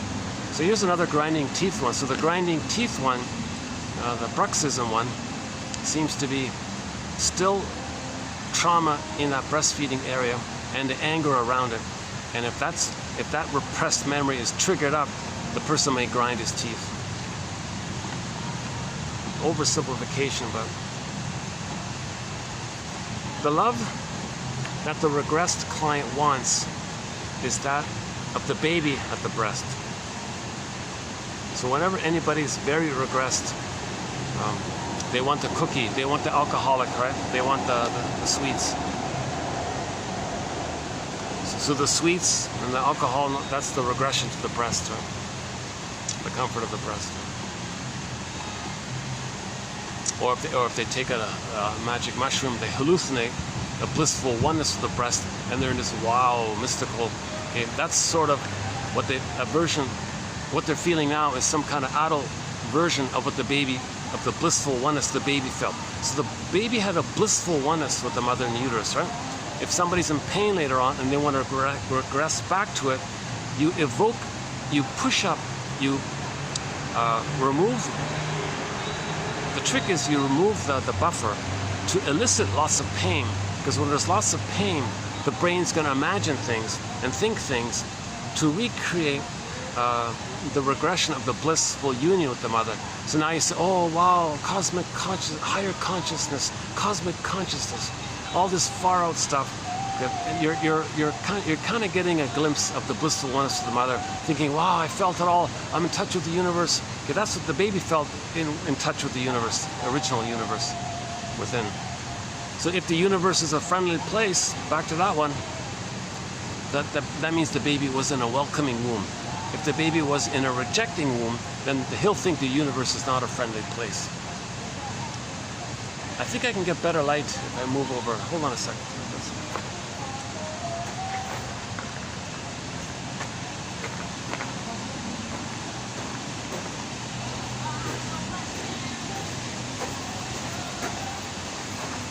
Right, is it better here, or is that good enough here? I guess that's okay. Yeah, okay. I don't think I'm gonna get much better. Unless I... Which is better, that A or this one?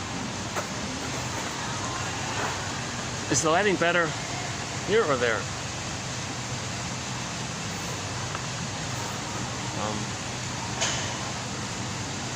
Let's try again.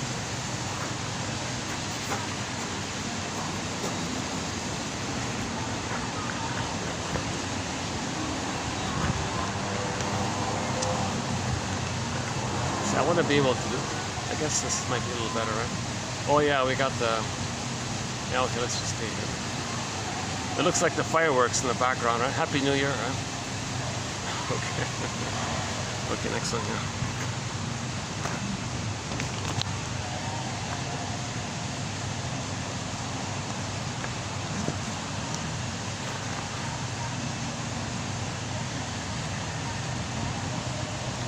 The analyst helps the client reach reality by explaining why his projections occur, by revealing the feared unconscious wishes. Yeah, so when we're projecting, there's always a cry for love. When we're projecting, there's a cry for love. Because when you're projecting something about you see onto others, that's the cry for love. I didn't get my needs met. Pain, I project. About something about me, pain, I project. So once again, projection is the means of bringing painful, repressed material to your consciousness. So I've mentioned this point numerous times throughout the series here. So that's a major topic called projection. One of my favorite quotes on projection is from Confucius, from almost 3,000 years ago. He said to his students once, quote, "Dear students, when I'm in a party of 3, I always have 2 teachers. To the one I admire, I study from him. To the other, in whom I see traits that I don't like, I search for those very same traits in myself." He wants to own it. It's about, right? So usually you have negative ideas about others. Well, use that as an opportunity to search for that within yourself, right? So when we don't like something about ourselves, the mechanism is it's called selective attention, selective disattention, selective attention outwardly, and then it's like a projection. Your knowledge about yourself, which you don't want to know, you want to know it, so you say someone else has it. It takes you away from the pain of having it. At the same time, you say someone else has it. So while you distract yourself from the pain of having it, you get to know what's within by looking in the mirror. Back to Lachlan. He calls it a mirror defense. Uh-oh. Hey, what about that? Or hang on, another choice here. How about this one? Oh, this is swing. Oh, this is a swing. Oh, look at that. Oh, wow. Awfully uncomfortable. But the lighting seems to be a little better here, right? The lighting. Okay. Let me get a pillow here. Hold on a second.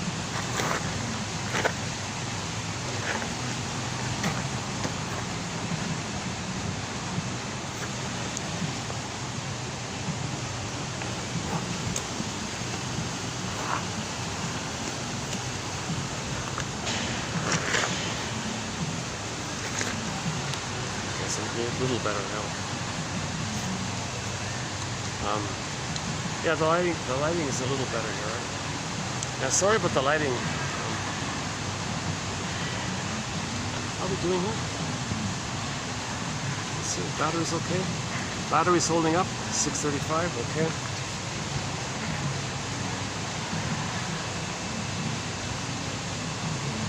Another one on projection. Projection, the ego, or the mind, thrusts forth upon the external world whatever gives it pain within itself. Yeah, so it gives you pain to know something about yourself. You were unloved, you felt shame, couldn't save the mother, tried to save the mother, you failed, you feel guilty, so you feel no good, defective, was there something wrong with you? Why couldn't you save the mother? Remember, everything's love or a cry for love? Mother's not giving love? Baby thinks, mother, where's your love? Everything's love or a cry for love? Oh, mother, you're crying for love. Well, we're already one, so I'll just be the symbiotic mother for you because we're already one. So I'll be the symbiotic mother for you. I'll save you. I'll cure you. I'll give you the mirroring and fusion that you need. You didn't get your needs met. So I'll save you. I'll cure you. The baby has magical thinking, thinks he's a little god like this. He couldn't save the mother. Is that because he's defective? No, it's a doing, so he couldn't do it, so that's guilt. So if he feels defective or ashamed or no good and all this, yeah, that's a pain. So the pain pushes the person to take that content, that false belief onto others and say they're no good, they're defective, they're no good in some form or another. So the pain is doing it. That's what he means, right?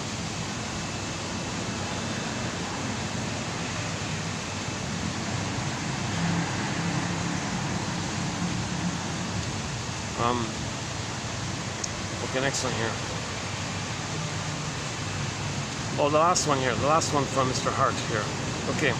Clients who try to muddle or confuse the therapist conceal a painful truth. Perhaps of fear of becoming the victim of projective identification emanating from the client, from the therapist. Okay, so sometimes the client senses that the therapist might be projecting his childhood pain in the present. So the client wants to protect himself. So he'll muddle things and make things confusing because he fears this. That's his point. All right. Okay, that's it for the Mr. Hart here. Yeah. So this is our third batch of Hart. Now the next few are also sort of like little tidbits from different authors. Sorry, try not to get anybody in the camera, but once in a while. Okay, we did the Janoff one. Here it is again. The angry man is the unloved man. The man who couldn't be what he was. So all anger really boils down to attachment, says Althea Horner. Excellent author, Althea Horner. We got a lot of great quotes from Althea Horner. Yeah, she's one of our top authors. Althea Horner, James Grotstein, Thomas Ogden, James F. Masterson, and the list goes on. Yeah, so Althea Horner was saying anger is about how the baby's primal need for a secure attachment style wasn't met, hence the anger. So the anger is about the visceral sensations of the first brain, the survival brain, the crocodile brain, the lizard brain, the salamander brain. Remember, we have three brains. Huh? Sometimes, as a nickname for these three brains, we say the first brain is the crocodile lizard brain. Again, it has its own memory system. Its language is biology and chemistry and all this. It's pre-verbal. Okay, it's about biology mainly, right? And, then the middle brain, the main one. We're mammals, right? The mammal, or a hominid, a continuation of the mammal line, right? So, and we're all from that one hominid, Homo botoensis, which became Homo sapiens. So that's mainly us, plus the thinking cap, the third brain. But the middle one is mainly us, right? The mammal, because our feelings are there. Our feelings are from the mammal side of all. You don't have feelings in the crocodile. Lizards don't feel, right? And the thinking cap doesn't feel. The third brain doesn't feel, right? Crocodiles don't feel, and just like a brain, disconnected.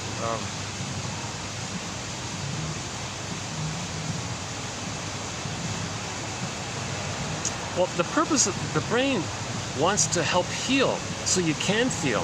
But if there's too much pain, then the brain represses the pain with your beliefs and your symbolic acting out and repeating the past and the present with the hope, with the relentless hope, unreal hope they can change the past. But the third part of the brain doesn't. The feelings don't emanate really from that third part. It's mainly from the mammal part, right? So the second brain, the second line of consciousness, the middle brain, the main one, the mammal, okay, that's joy and sadness and the whole range of feelings, and I feel for hamness, the ontological self.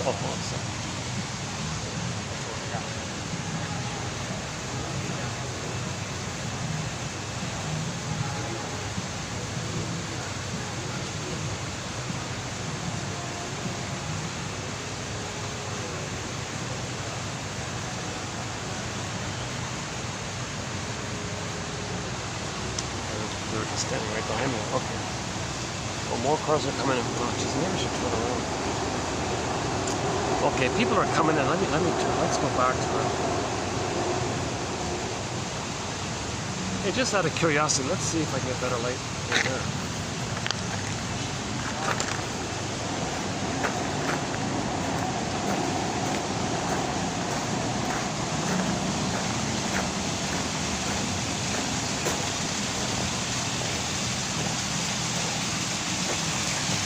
Now we're getting to where all the guests are. Let's right in here. How's this? You know, maybe I can go across to the other hotel.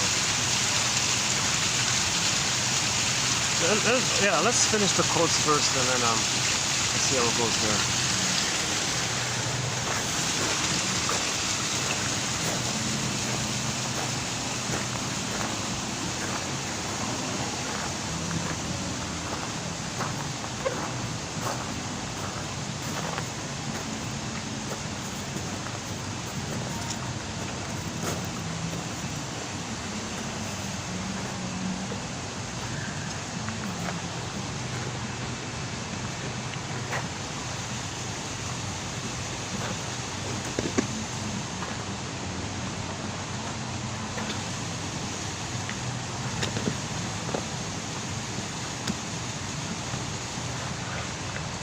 Better to stay on this side here.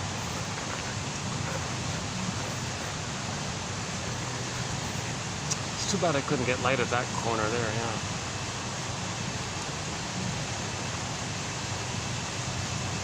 One last chance. Hold on a second.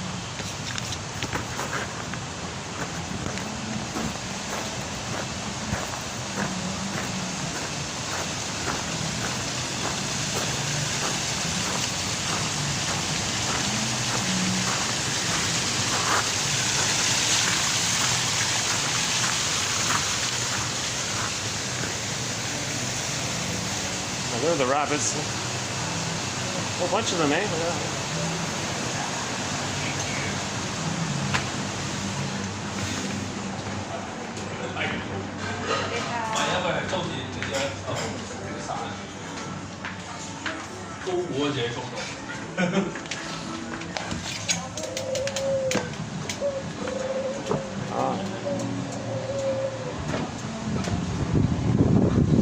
Aha. What about here? Same problem with lighting, eh?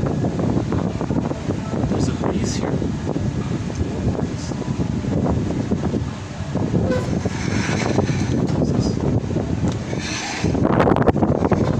Is this one by any chance? No? This is an ongoing issue with getting light.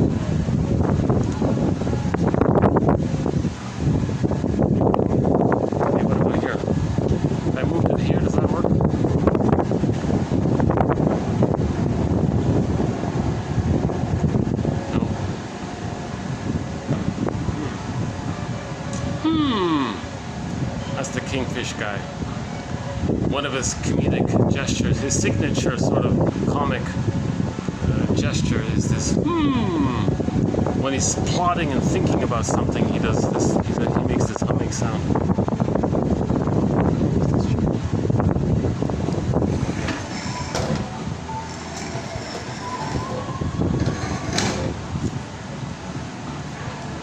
Should I stay here anyways?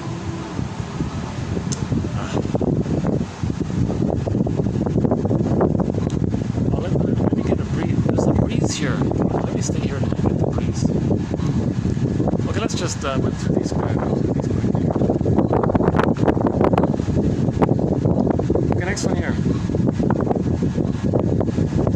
Yeah, so think about that. If you know somebody who's angry all the time, so-called hostile mind, cynical, pessimistic all the time, and you know the pain is cranking out. The pain within them is cranking out these barbs, these witty kind of sort of snide or verbal shards kind of thing. These put down comments, little innuendo, little stinging kind of comments, right? So if the pain is doing it, right? They're in pain. So the pain means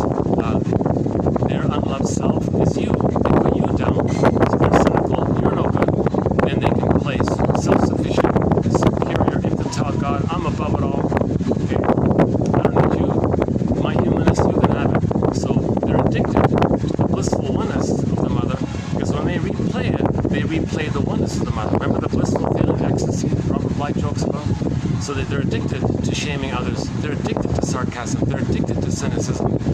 Because when they replay the interaction of mother hurting them, and they're the mother who hurts them, they hurt themselves, but they see others as them, so they're negative towards others. It replays how the mother was negative towards them and the trauma bond with the mother, and embedded within the trauma bond is the blissful oneness. The pain part is numbed over and they get the blissful part, hence the addiction to it. So they're addicted to hate, greed, envy, grenvy, spite, vindictive, schadenfreude. Okay, if there's a loss, they do what's called denial, contempt, sour grapes. Didn't need them anyways. So they can't admit dependency. They can't mourn because there's no identity. Remember, I feel therefore I am. There's no am, there's no feeling. They can't feel it. So the anger. So what the anger is, they didn't get mother's love. So they were hurt by the mother. So they play the mother who hurts them, find others to stand in for them, hurt them, replays how the mother hurt them. That keeps them in a blissful oneness to the mother. See, that whole area.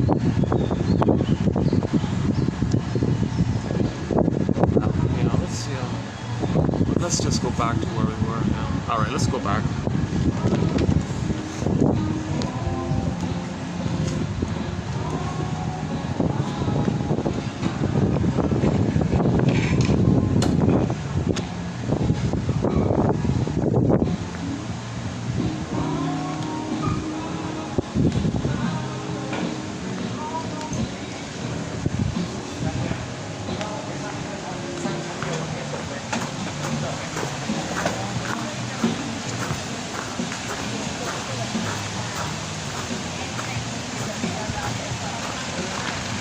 Oh, there's the rabbit, huh?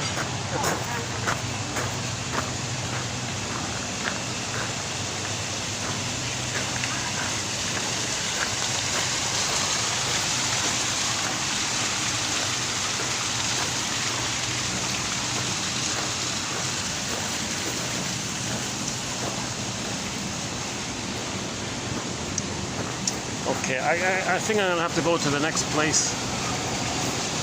It just keeps getting busier here. So we've got how many left here? Hold on a sec. We've got only a couple left here. 1, 2, 3, 4, 5 left. Okay, we've got 5 little sort of bits. So let's give me about 10 minutes to get to another spot, and we'll continue over there. Hold on a sec.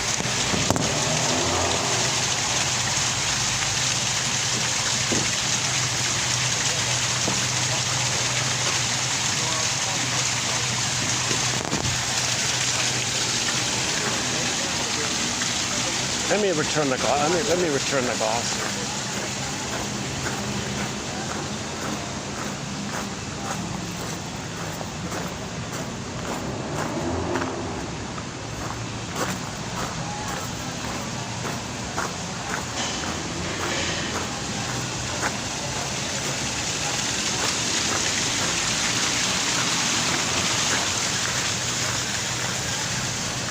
I just put the glass here, okay? Thanks. See ya. Thank you. Thank you.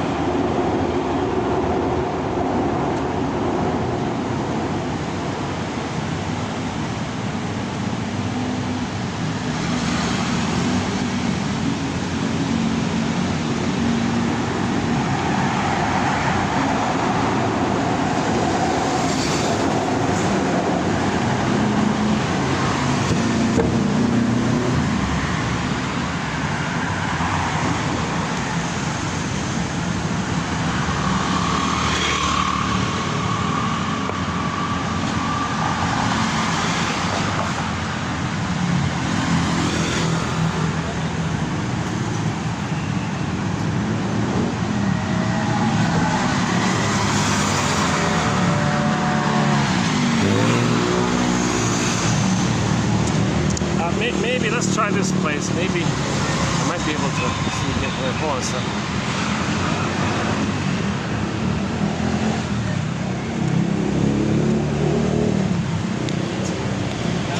Hey, hi, hello. Thank you.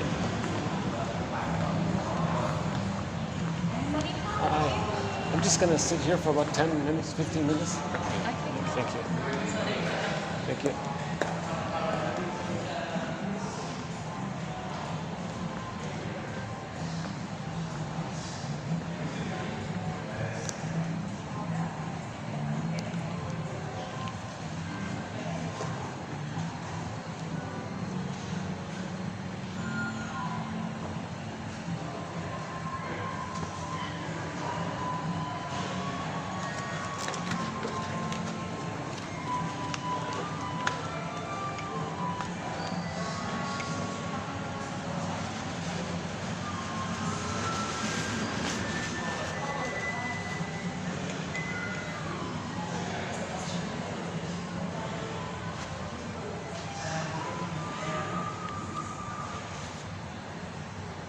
Okay.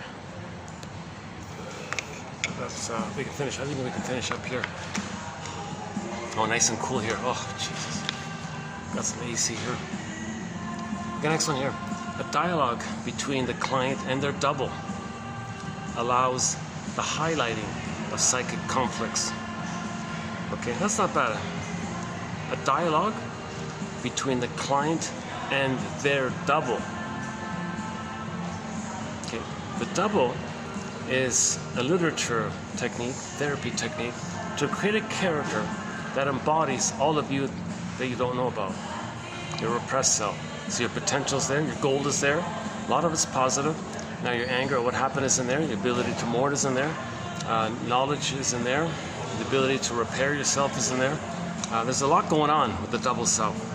Okay, so it's the one who walks with you, who's not like you, who is you. Okay, so our main lead on this is Otto Rank's essay called The Double, based on the play called The Student of Prague. So the gist of it is, it's a metaphysical science fiction kind of story, where one guy bumps into some strange guy in all this, not knowing that this strange other guy is him. Like this other guy, this double self, it's actually a created character of everything about him. So he's meant to befriend this guy, dialogue with him, befriend this guy. That's the way to get to know yourself and accept yourself, to befriend yourself. Okay. Now, in the story, he argued with this other guy. He didn't get it, he didn't make a connection. So he argued with this other guy, even hurt that other guy. And when he hurt that other guy, he was hurt. Now on the tombstone it said, here's a guy who never got to know himself. So the moral of the story was that befriend yourself, like accept your ashamed self, your unloved self, the potential, who you'd be had you been loved, who you would have been had you been properly loved, who you would have been had you had a secure attachment style, a loving mother, healed mother, happy mother, who you would have been, you know, in normal, ideal kind of things. So dialogue that with that character. Okay. It's much more than the alter ego. It's way more than that. One approximation is the Phantom of the Opera story, right? It's a singer on the stage, okay, dialogues with the scary dude in the basement. That's not a separate outer character. That's just a character to represent a person's own trauma, pain, hurt, shame, rage. A lot of wisdom, not a lot of knowledge, okay, is in there. A lot of knowledge of us is in there. So when the singer dialogued with herself, okay, unconscious, the guy was in the basement, unconscious, under, right? And then came back up, and she accepted and learned from herself, came back up, had more of the self, made more sense, was a better singer, more embodied, hence she was a better singer, that kind of thing. So the singer and the scary dude are just two parts of it. No, I'm okay. No, I'm just gonna sit here for a little while. Thank you. Oh, she's offering me the menu. To my surprise, it's quiet here now. Sometimes it's packed here. It's awkward doing this here. I got like the front desk right in front of me. I got a sales guy, 2 concierge, 2 doormen, another guy in the fruit part there. All this little kind of mini little area there. Nice little spot.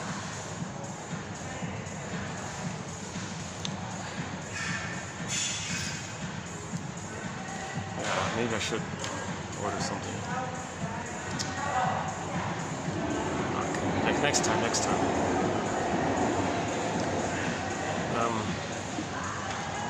There's a little known film called That Uncertain Feeling. Not a famous film, but not too bad, I thought. Just some young lady, sad face. Our song here is Sad Faces painted over with those magazine smiles. So she always plastered on a happy face kind of thing. But she was sad underneath, but didn't know it. The body knew it. A symptom came. She ran to the shrink. Shrink, help, what's the symptom about? So she paid the piper. She wanted to pay respect to the innate drive for healing. Shrink said, oh, that's coming from your repressed self, your stranger self. I'm going to introduce you to this part of you. She joked and said, I'm afraid of strangers.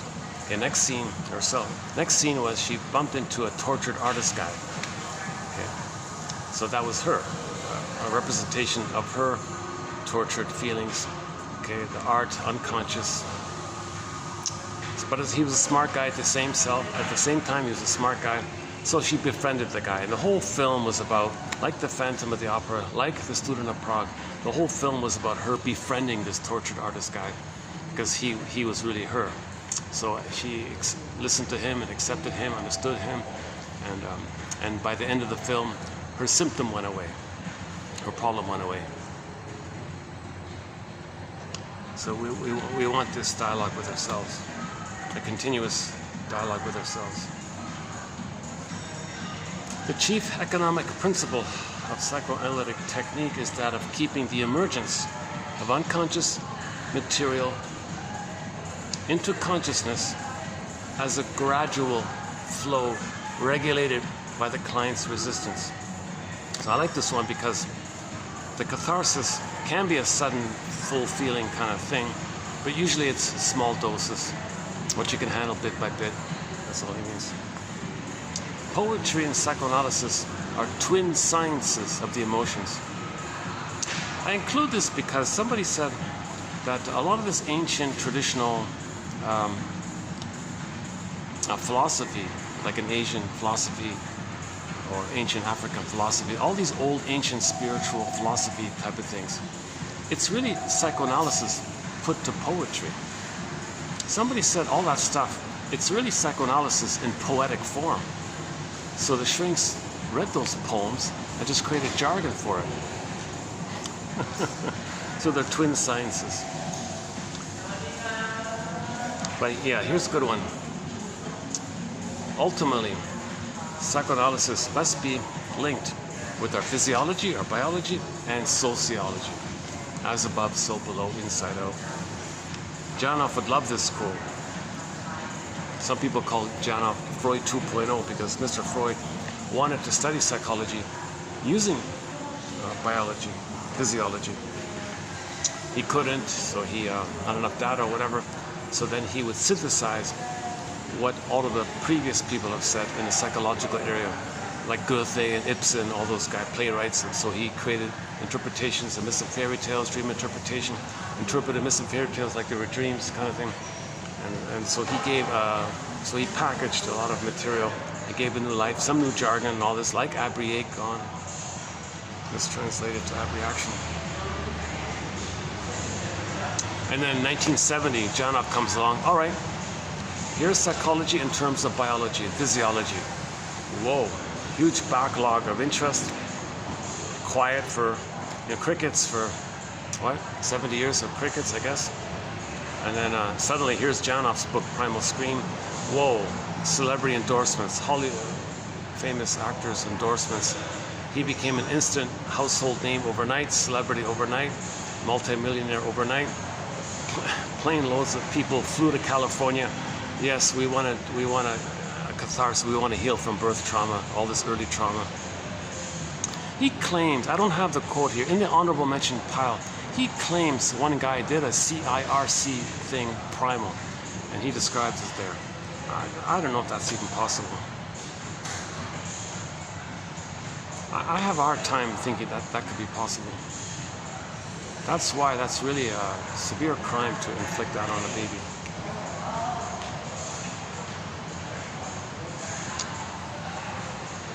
Yes, his adaptive self can get 10 PhDs and all this, but he's driven by real hate and hostility at what happened. Immense entitlement, immense regression to the time on the throne where he felt special and chosen and all this. Oh yeah, once again, by the way, let's save that term. There's some mathematician out there, I don't know the full story. He said that the odds of any person being here are 1 in 400 trillion. If anybody's here, the odds of that were 1 in 400 trillion. Now we're all from the Great Spirit. We're all from nature. Life's nature, all this power of nature. And we're here from nature. And we're here. The odds being 1 in 400 trillion, well then we're all chosen by the Great Spirit, by nature. So let's keep it like that. Now, if someone thinks other than that, and uses that term, perverts it, and says, well, I'm special and chosen, you're not. Okay, that's a sign of taking refuge, of being in the throne, of feeling special and chosen with the mother in the blissful oneness, and thinking in that way. And then their soul being so shamed and no good, they'll say, you're no good. So I'm special, you're no good. So that's a sign of trauma when that takes place. Okay, in the sociology part, our contribution here is so far 27-25, part 3 of 3, a 7.5 hour video, a thing called the 48 Symptoms of Homo Traumicus. So it kind of loops around, right? A sociological event from 10,000 years ago, okay, and our reactivity around it created a psychological inner problem. That inner problem created a sociological problem that reinforced the inner psychology problem, that reinforced the psychology, the sociological, that reinforces the psychology, that reinforces the sociological. Oh boy. Inside out, as above, so. I think I missed it. So originally there was a sociological event, our discoveries. We mismanaged it. We reacted in a panic somehow. That led to some kind of psychological disturbance, which then creates a sociological environment in response to that disturbance. And the result is now we have a sociology that perpetuates that psychology, that circles around to create that sociological, that creates the psychological. So back to Michael Jackson. You want to heal the sociological? Well, start with the man in the mirror. Start with the man in the mirror. Look in the mirror. Who do you see there? Heal that person. Start there. If we heal the inner person, if we heal the person, and we have more and more self-conscious, empathetic people, then our outer doing won't be so hurtful like that. See, when too many people are in pain, they create sociological constructs as proxies and to hide it. That's why the documentary is called The Corporation is a Psychopath or something. Individuals might not be like that, but everybody's got a little pain, right? His pain, his pain, his pain. You add up a billion people's worth of pain, and then you create structures called the plunder pillage, and that expresses each individual's pain. So you meet the individual, it doesn't seem so bad, but he's got secret pain. It's a little bit. You add up all the little bits of it, and there's this outer phenomena, sociological phenomena, to function as a proxy for everybody's individual pain. So heal the individual pain, and the social proxy form will dissipate, will go away, won't be needed, kind of thing. A fun little, fun but very good children's story for this was presented 3 years ago. This little kid, 7-year-old boy, if I recall it, ballpark, it was more or less like this. A 7-year-old boy wanted to get his father's attention, but he was busy with his work and all this. The father, strongly believing that his son had never seen a map, a world map before, and at the same time knowing that his son loved jigsaw puzzles and wanting to distract his son so he could do his work, the father opened up some magazine, flipped around and found a world map, a full-page picture of a globe, a world map and all this. He rips it out, tears it up into many pieces, and then hands the pieces with some scotch tape to the son. Hey son, I know you love jigsaw puzzles. Oh, I love jigsaw puzzles, Dad. Okay, well, here's one for you. I'd like you to repair the world. The sun runs off, okay, thinking it'll take him a long time. A few minutes later, the sun excitedly returns. Hey, Dad, I repaired the world. You never saw a map, a picture of the world before, right? That's right, I never saw it. But when you ripped that out, when you ripped that page out of the magazine, I saw that on the back, there was a picture of a man. So I turned the pieces over and discovered that when I repaired the man, I repaired the world. So start with the man in the mirror kind of thing. Sociological. So we can identify, so we do a little bit identify the sociological thing. You know, one professor from Sonoma, is that right, Sonoma County? A guy named Peter Phillips. That's a common name. I mean the guy with a white beard, heavy-set guy. The author of the book Giants. So he's a professor. He claims, I don't know if he's controlled opposition or just gives you this mislead, but according to him anyways, the plunder system, the sociological plunder system that functions as the psychopath basically to sneakily hide everybody's, to express everybody's pain basically. Okay, let's not get into that. Anyway, so there's a book called Giants by a guy named Peter Phillips. One song, okay, you know, I don't want to start down this thread. Once you start that thread, it takes 7.5 hours to go through it. I would need to go back over there and spend a fortune to buy some caffeine. So let's not do that.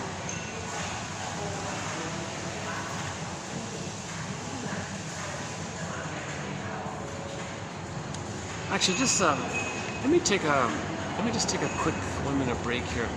I'm gonna hit the pause button here, and I'll be back in 1 minute. For the price of half a coffee, I ended up getting one after all. For the price of half a coffee, can you believe it? For the price of half a coffee, for a minor admin fee, one can get this Encyclopedia of Insights. So the link is below, kind of thing. So that's an incredible deal. Oh my God! A lot of these quotes are hard to find. They come from books that are out of print, which also haven't been digitized yet. Very hard to find. And you know, something like Hart's notes here, I can only find one copy of it. So I'm gonna pluck out the top 100, let's say. And let's say that book gets withdrawn or removed and it's unavailable anymore. Because you can't buy it anywhere. Like there's no printed copy of it available anywhere. It's only that one library discounted. The University of Winnipeg or something discarded it. I'm surprised the university would throw away an excellent book like that. It's an excellent resource for sure. It's an excellent resource. Hart's notes. I'm calling them Hart's idbits. So we'll save them. So he found some of Masterson's books. Our mentor James F. Masterson. Some of his books are being removed, and some of these digital online libraries, they're being shut down, blocked. You know, you go to them. Oh, warning! Someone's trying to steal your stuff or something. So you can't use some. Like a lot of these free. They're I don't know if it's, whatever's going on. I'm trying my best to save the best of psychoanalysis and have it here on this file. So there's two ways to get it. Okay, directly here on this channel by each video, click each link, or for convenience you get a whole file. It's I think it's 4 megabytes or whatever it is, and you can read it offline, kind of thing. Now, if you by chance want to print on demand, let me know and I can arrange it, kind of thing. A little expensive that way. I found the best printer who offers me the best kind of discount for it, so I can get you the best deal on a print on demand thing. but it's also kind of expensive. So I would recommend the digital copy. It's for just for less than a price of coffee.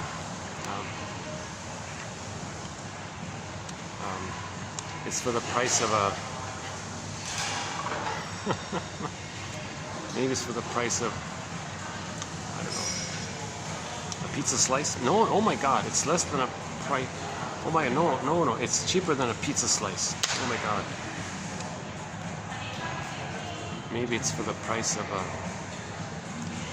well, basically $4 or €4 or something like that. Let me think here, in the local currency that I'm in, let me think, it'd be like, what's that? 130 baht or something, in the local, roughly. Yeah.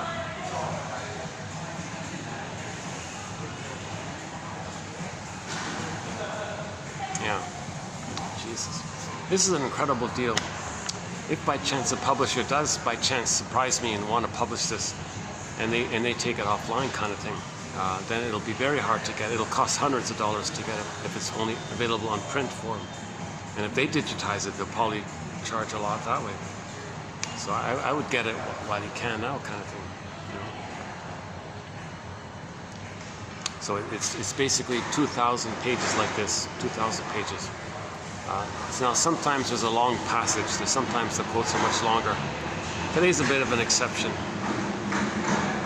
because we're just dealing mainly with the notes, the idbits.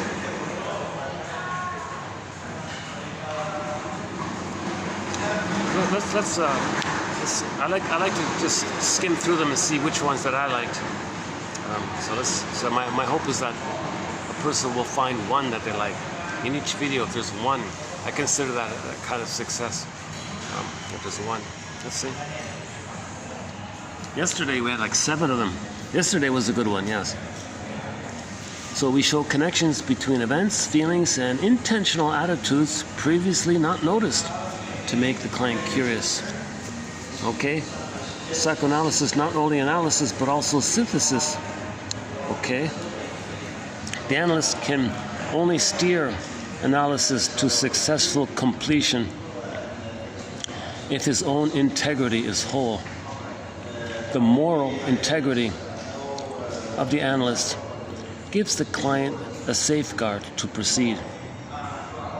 Yeah, I like this one. There's one. I like that one.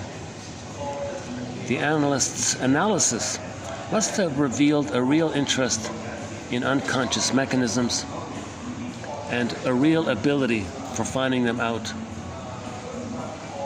Yeah, I like that one. Okay. I'm surprised to find this one about Albert Ellis. He's a bit of a flake, this guy here. I'm surprised Hart included one, so I included a few of his. So anyways, I thought it wasn't too bad. The psychoanalyst helps the client by making him feel socially acceptable, to tolerate some of his ungratified needs, to understand why he behaves in an irrational, disorganized way, giving him an awareness of his behavior, which leads to control. This is the one and only reference to Mr. Ellis here, because he's an obnoxious, belligerent type who shouts at people and all this. I think someone said he had a lot of rage himself, so he just channeled it into self-help scam, right? And oh, we missed one here. The analyst acts as an extra function or set of functions, which is lent to the client for the latter's temporary use and benefit. See, that reminds me of Masterson. He says that the therapist lends his ego to the client. I'm going to lend you my ego here. I'm going to lend it to you, so you can refer to my ego, kind of thing. And he does it again and again, and then he has a memory of the shrink's ego mind. He remembers that. So then later on he can say, gee, what would the shrink say? What would Masterson say or something? Oh yeah, I know what he would say. And then you can do it to yourself, kind of thing. So the therapist helps the client again and again. You have a memory circuit of that. then later on you can continue that circle on yourself, kind of thing. Masterson says you got to be careful about giving interpretations to people who are like believers and who are too deep in these fantastical beliefs, because these fantastical beliefs, the charlatans, right, the packaged salesman, the television, for some people that serves as a surrogate ego for people.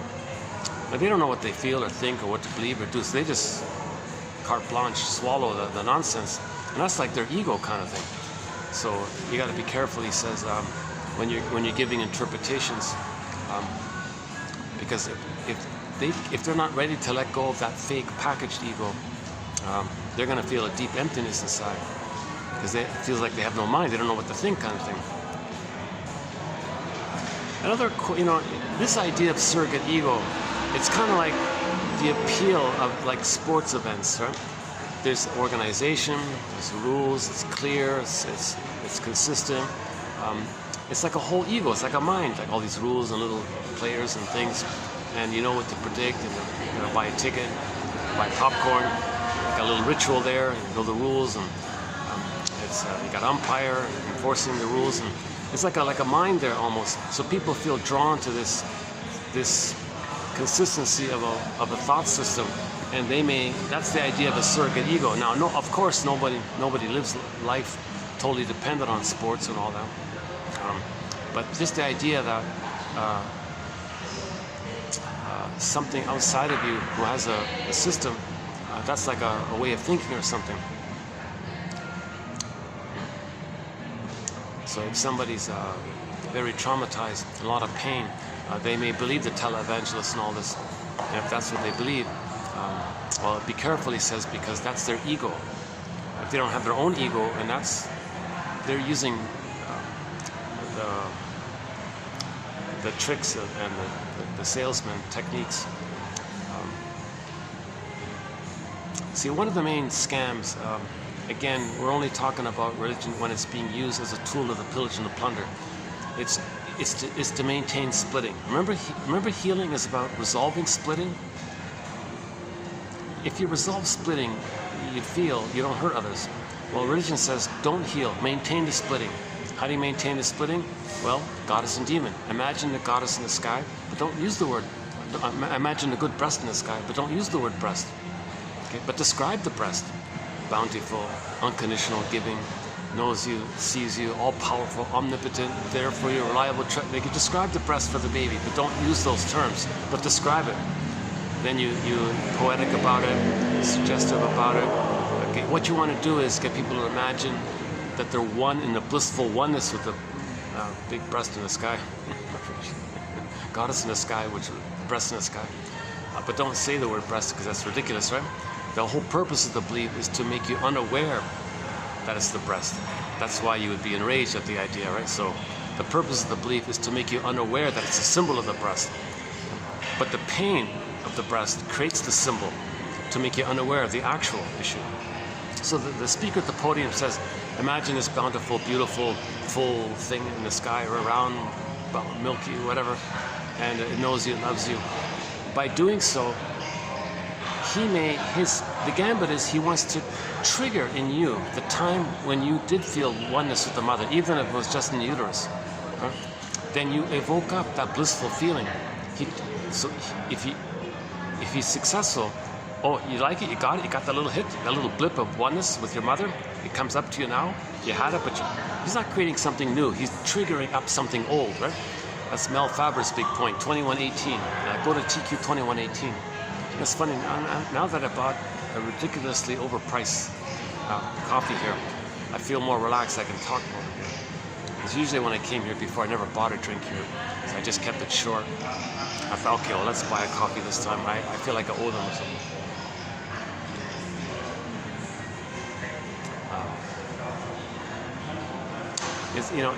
I think the staff, they know me a little bit now. Now they're kind of like,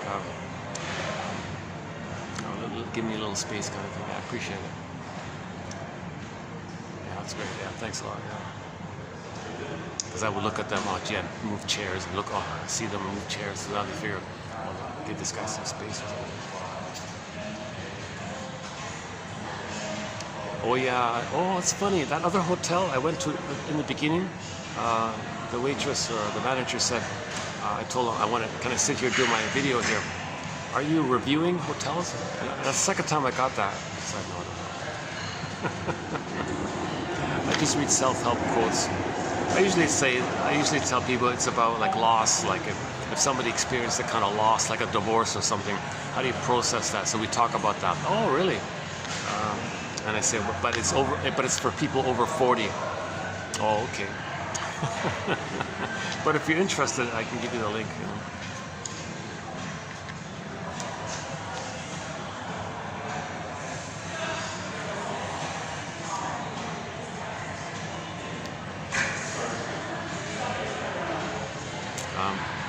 Where were we? Hold on a sec.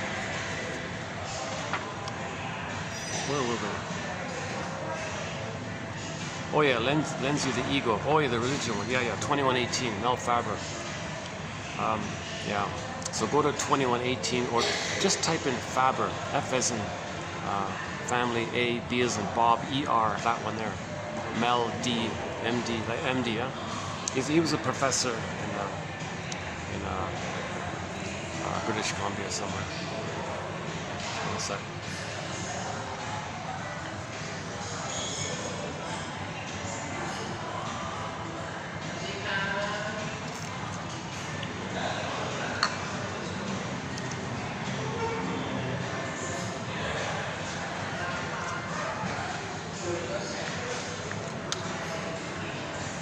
Yeah, so why do they do that?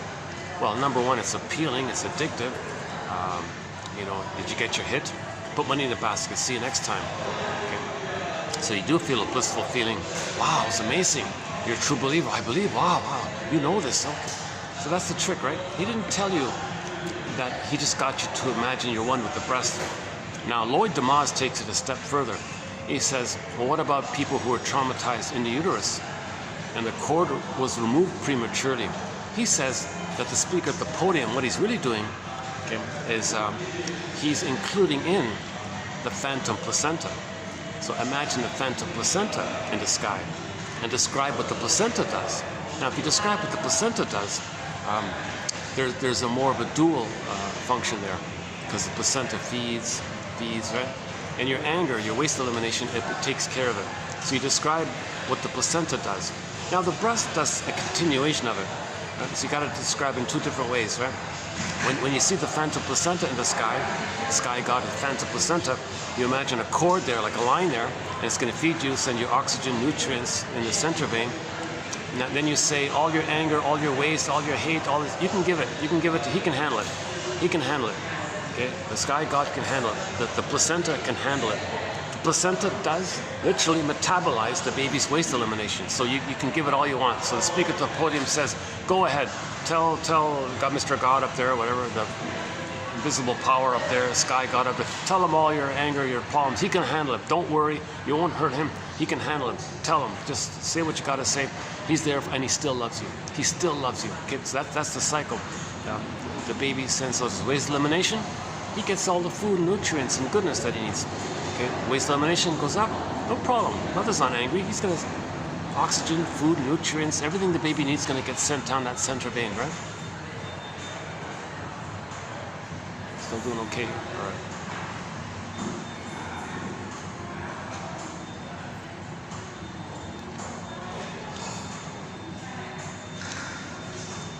Yeah, I can't really talk to it too long. This place is too small.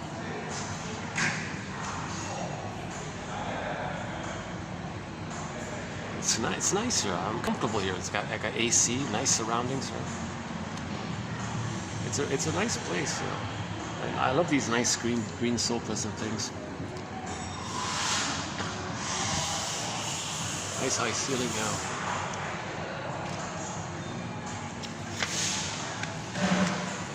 Yeah, so Lloyd Demas says, don't forget about the phantom placenta, because it's removed too prematurely. Baby's going, that's like a part of him. Well, where's my placenta? The baby's going. Oh, I found it. Speaker at the podium says, I found your placenta. It's in the sky. Imagine a link, a cord, and you're going to get that flow. Give him all your anger, he'll send you love, unconditional love. Don't worry, he's there for you, unconditional love. No matter how much hate you want to say, Mr. God will love you and nourish you and all this. And you can be angry at the God, don't worry. Tell him all your problems, tell him all your worries, don't worry, he'll metabolize them and send you love in return. Okay, so you do both. You describe the infantile placenta and you describe the bountiful breast. Now the breast does the same thing. When the baby's crying and upset, wasteful, unwanted emotions, mother will soothe you. So you give your distress, mother will soothe you. Give your distress, mother will soothe you. So you describe the breast like that. So describe both the infantile placenta and the infantile breast. Now the purpose of doing this, that's just part A. The real purpose of this, the real trick, is to maintain the splitting. Okay, to maintain the splitting. So you can say, oh, it keeps you infantile, it keeps you dependent, it keeps you addicted. Fine, but the real agenda is to maintain the splitting.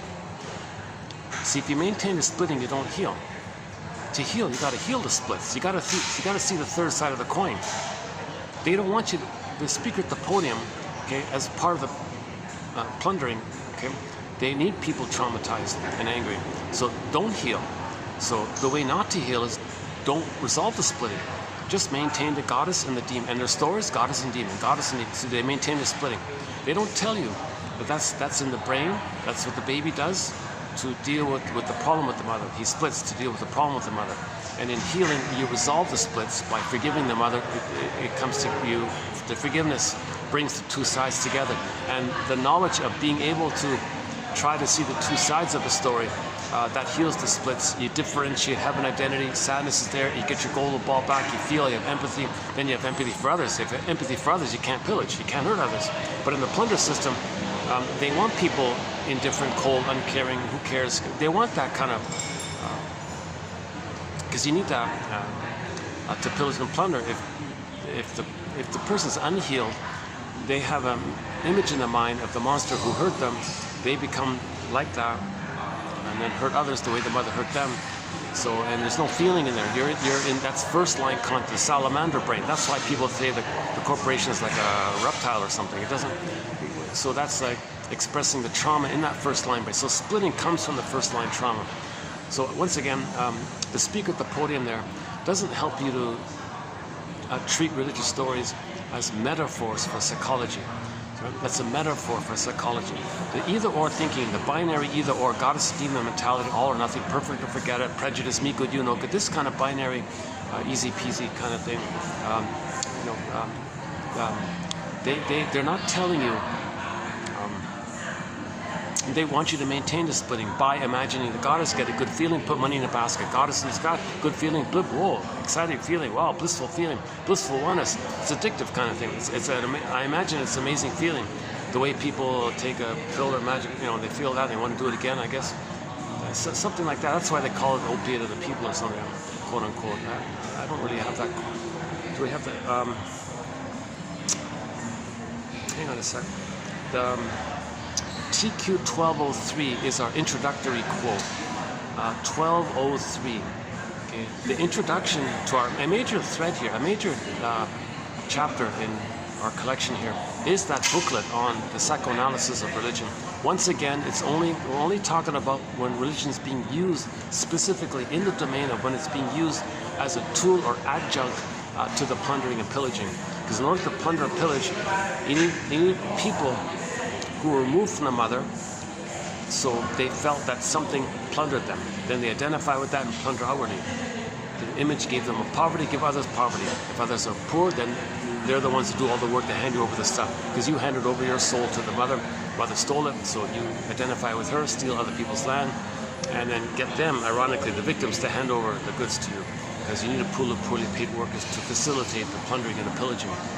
So mother gave you poverty, so you give others poverty. So poverty is man-made. Poverty was created to get the poor people to hand over the stuff and all this. And I guess people go too far or something, and then you get the migrants coming.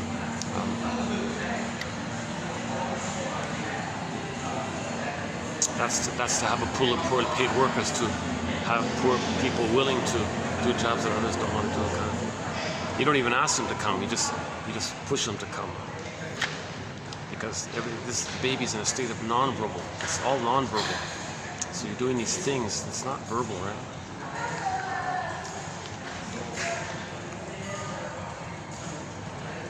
So one of in our collection of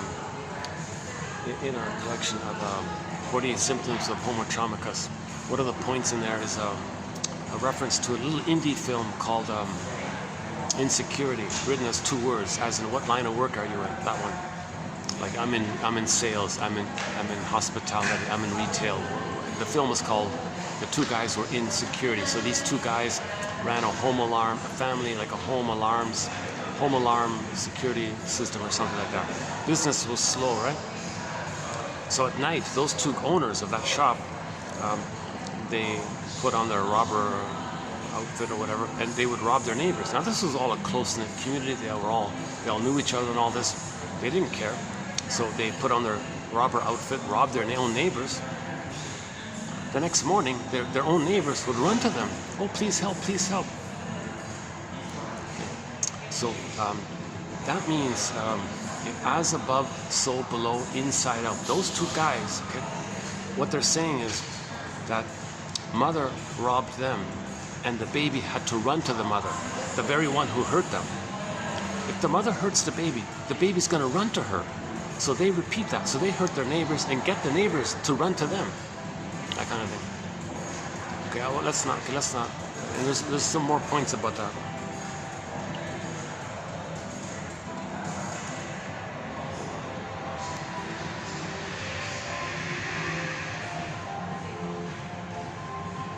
Okay.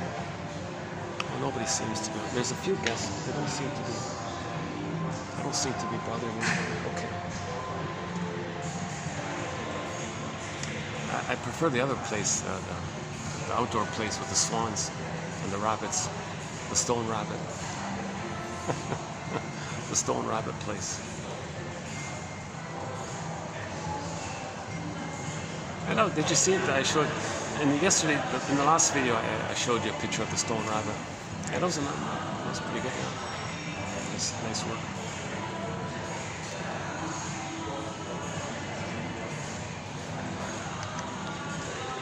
Yeah, so this back to the speaker at the podium. He's not trying to tell you that the imagery of goddess and demon is just a metaphor that when the baby's nursing, he had to split. He had to create goddess and demon in his mind to deal with the pain of not having one human loving mother to internalize. So first the mother was a monster, denies it, hallucinates a goddess. There's your goddess and demon. Now, if you leave them alone, people might heal it. Okay, there's this drive for healing, but this end says no, don't heal. Let's control this. We don't want people to heal. So the purpose of religion in this context is to block healing, to stop healing. No, don't heal. Maintain the splitting. Get it to maintain the splitting. So they don't want you to heal, because if people are healed, they're not going to hurt others if they get back their feelings. You see, Janoff makes a big point about this. If you have your feelings, you don't need parents to buy how-to manuals. You know, like people run to the self-help section of the bookstore, how to be a parent, how to do this, all this technique, because they don't have feelings. If you have your feelings, the mother knows intuitively, naturally, how to love her baby, how to hold her baby, how to breastfeed her baby, because she's so out of touch with her feelings. She's desperate. Somebody tell me, what do I do here? Huh? Like that Ohio story. My God, she's obviously way out of her feelings. If she thought in that way. Now, once again, I don't know the full story. I got a hunch. She somehow must have thought or needed to believe that it would be okay to do it. I got a feeling maybe she thought the child just sleeps most of the time, and I'm assuming she left food behind for the baby. I don't know, but they said the baby died of starvation and dehydration and all this. So that implies there wasn't enough food or something. Or the baby would refuse it if there was. Now, if the mother didn't leave enough food, well, that's a clear-cut case of deliberately doing then why did she report it? Why did she? So it's a confusing case.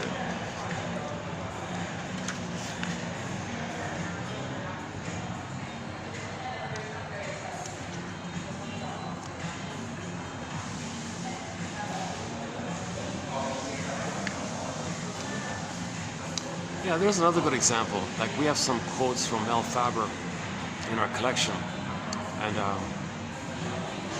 not all of his books have been digitized or are available. I'm still trying to get one of his books that's never been digitized. That's hard to find. That New Age one. He's got a book. Another one of Faber's focus points is.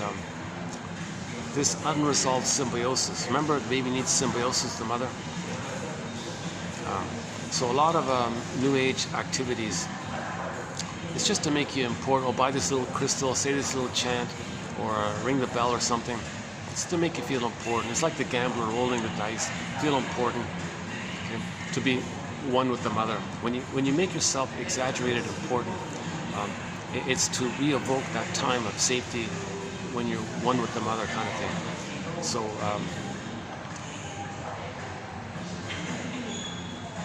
the New Age thinking is a lot of magical thinking, the way the baby had magical thinking. So let's engage in magical thinking. Well, that makes you narcissistic in the magical thinking realm, omnipotence of thought. Okay, so that, yeah, so maybe in the future I'll finally manage to get that book. Once in a while, I tried to order it once, it never showed up. Can you believe it? I don't want to pay the ridiculously overpriced. So I always have to wait for somebody to donate it to the thrift store or something, and then the thrift store throws it away. I think, is that right? But then somebody manages to digitize it. Is that how it works? I'm not sure.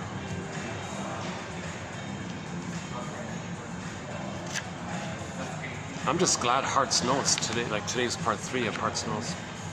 Okay, what else was there? Oh, hold on, sorry. Okay, hang on. The main function of the positive transference is to re-experience in non-ambivalent form. And that's the blissful oneness, right? To get to the earlier ambivalent attitudes towards the parents. Now that one confused me at first, but I think what he's saying is we're trying to discover our splitting with the parent, the splitting thinking with the parent. So if you go back to the blissful time, somebody in the presence, your friend's gonna disappoint you, and then you're gonna have the click, either or. Goddess demon mentality, idealization, devaluation. Oh, you're the one, you're amazing. Oh, you're a heartbreaker. I didn't realize you're such a cold, cruel, cold hearted. How could you be so cold and cruel? Oh, but yesterday you said they were the one, the perfect one. So you have this either or kind of thing. When you experience that, that means the splitting isn't resolved. Now, under immense stress, we may revert to that briefly, feel badly, and come back to our normal ambivalent place of seeing the two sides of the story and feeling connected to ourselves. But it's painful to do this either-or thinking.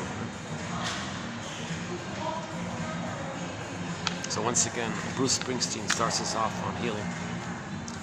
Independence Day, Toronto.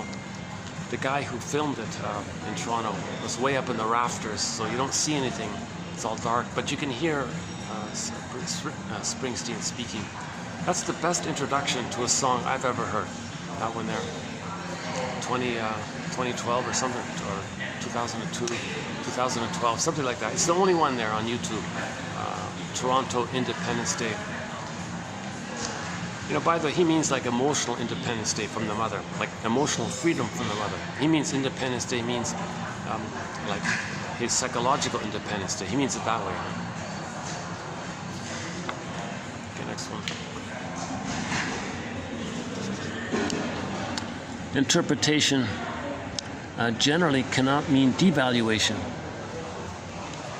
Oh yeah, so interpretation is a relief. It's the truth. the truth upsets you free. You're not being devalued when you get the truth. It's painful, but it's not devaluing you. That's what it means.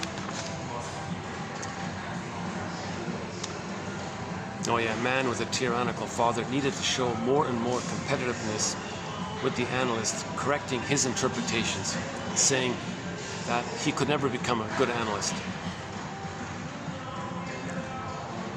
So he's showing the therapist what his father was like. He's imitating the father, puts the role, places his childlike abuse by the father's self to the therapist, sees the therapist as his child. He acts like the tyrannical father and replays and recreates the thing.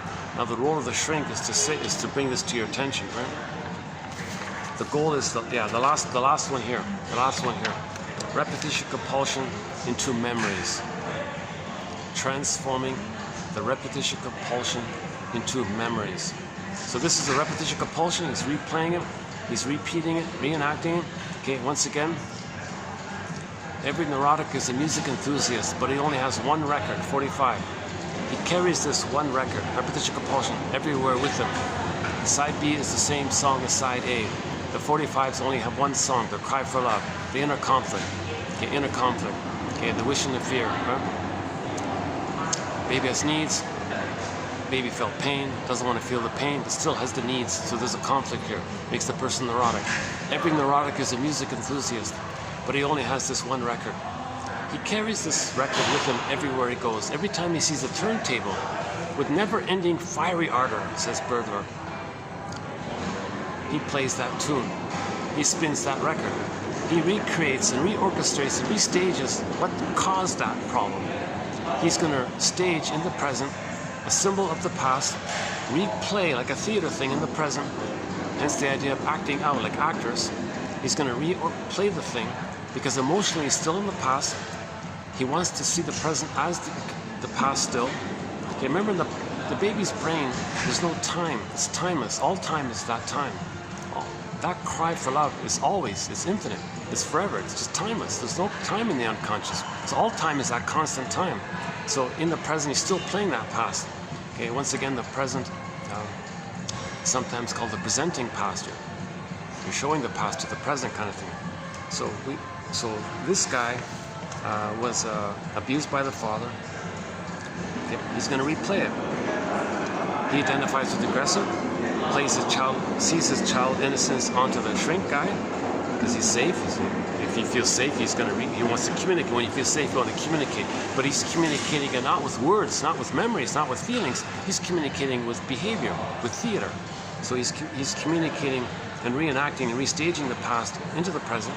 Okay. So the goal is to transform this repeating thing into memories and feeling. And then finally to abreaction, belated feelings, to belated understanding. You can resolve the splits, forgive the parents. Okay? Your mission, should you choose to accept it, is to transform repetition compulsion into memories. Now the memories of the trauma and the feelings linked, the specific feelings of the trauma memories and the feelings specifically linked into those memories, and have like a release from there, right?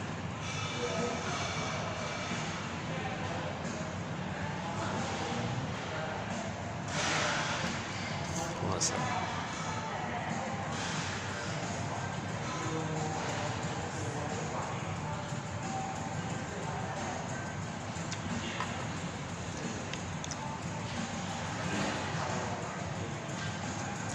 Well, it's very good coffee here. Yeah, very expensive, but it has a little bit of a chocolatey kind of taste to it. Yeah.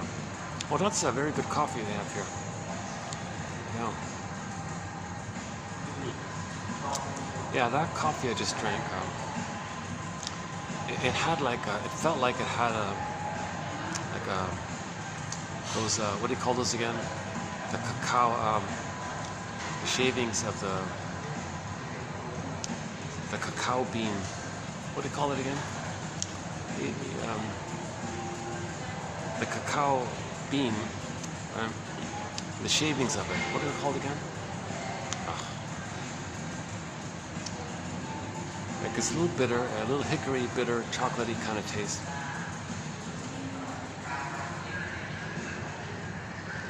Oh my God. Nibs, cacao nibs, the nibs, yeah. It tastes a little bit like those nibs in the coffee. Why am I telling you this? Okay. It's a compliment. I want to compliment this hotel's coffee. But geez, can you lower the price? Huh? We want to transform repetition compulsion into memories. So the shrink, I imagine, now that's his skill.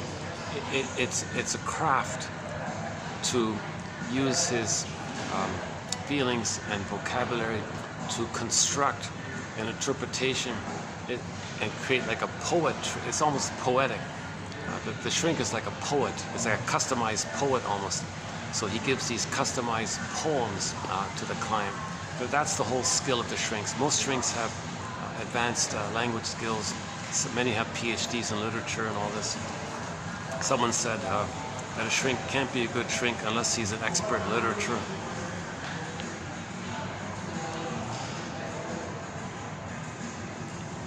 Because a lot of metaphors and things. Man with a tyrannical thought. Yeah, we did that. Okay. Wish to get the analyst to admit the analysis is a failure. So the child might be saying, I'm right. Mother, you're hurting me. Mother gaslights the baby. No, I'm not. No, I have these needs and feelings. No, you don't. Yes, I do. No, you don't. Yes, I do. Mother, child's gaslit. I don't. Okay, that's a pain. It's bottled up. It's going to come up later. I have these needs and feelings. Admit it. Don't gaslight me, shrink. Don't gaslight me. Admit it. Admit it. You're hurting me. You're a failure. You're failing me. You're hurting me. Okay, that's back to the mother. The stalemate between I wish and I forbid is overcome by the compromise, the neurotic symptom, the crooked deal which collapses gradually with analysis. This Hart guy's not bad. He summarizes things. His notes are pretty good. I would say overall, this Henry Hart guy is pretty good with his notes. That's a pretty good one, right? The stalemate between I wish and I forbid. So that's the baby's needs. Okay, mother said no, forbid. So in his brain, mother said no. So his self-concept, I have needs. The memory within, his inner critic says no, right? I forbid. That's within himself. So within his own brain, the baby has this conflict. I wish, I forbid. Now who forbids? The mother's voice saying no becomes a part of his voice and him saying no to him. That's called the inner critic, right? So, and there's a stalemate. I need, no, I need, no, I need. So there's this constant inner conflict. It's petrified, it's frozen, it's still like that, right? It's timeless, repeating, it's painful. So what do we do here? There's a compromise. What's going to compromise? Some kind of symptom. It could be a physical symptom, personality trait, dysfunctional behavior, dysfunctional living. Okay? It can be hurtful to others and self, or just to self. So there's something neurotic going on. That's a symptom. The symptom reveals and conceals this conflict. The crooked deal. This is a crooked deal.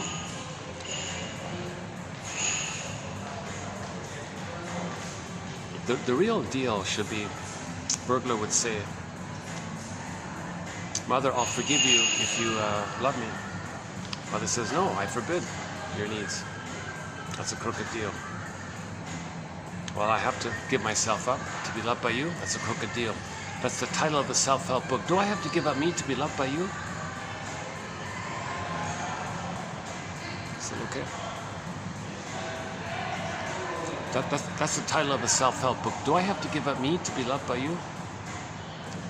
So the baby in effect does that. It's called an insecure attachment style. So the price is he's got to freeze up his soul, put it into cold storage. That's a pain. His real self is fragmented, away, disassociated. That's Echo off in the corner. Echo turns to a statue. Look how painful that is. Imagine that your real self, your soul, is flying off in the air and it's a statue and you're ignoring it.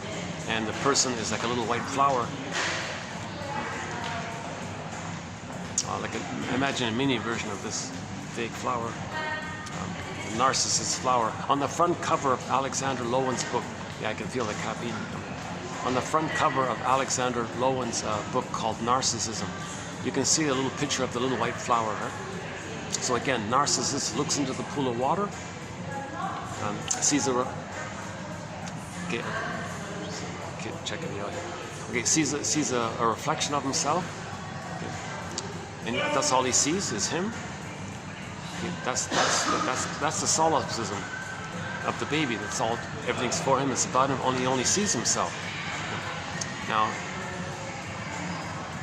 the fact that the fact that Echo becomes a statue, that implies that the person with that mind didn't get enough love to graduate out of that to whole object, what they call whole object relations. I'm okay, you're okay, basically.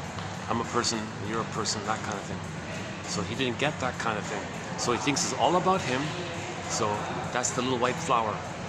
The soul became the statue. Echo became a statue. That's got to be one of the most underappreciated points in psychoanalysis. Okay, that metaphor of Echo becoming a statue. Echo became a statue. Okay, same like the Faithful John character in the Grimm's Tale. Faithful John, that like Robert Bly likes to tell. Faithful John became a statue. Okay, that's the soul like that. That's a sign of trauma like that. So when the soul is frozen, disassociated, he's left back in the illusion that it's all about him. Right?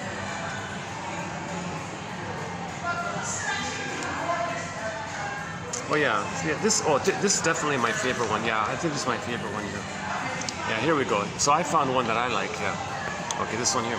The stalemate between I wish and I forbid is overcome by the compromise, the neurotic symptom. Okay, let's do it this way.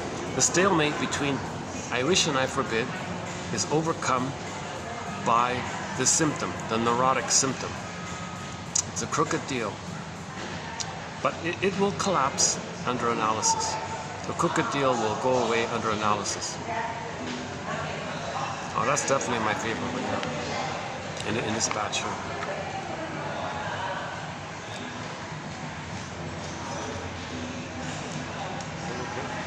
All right.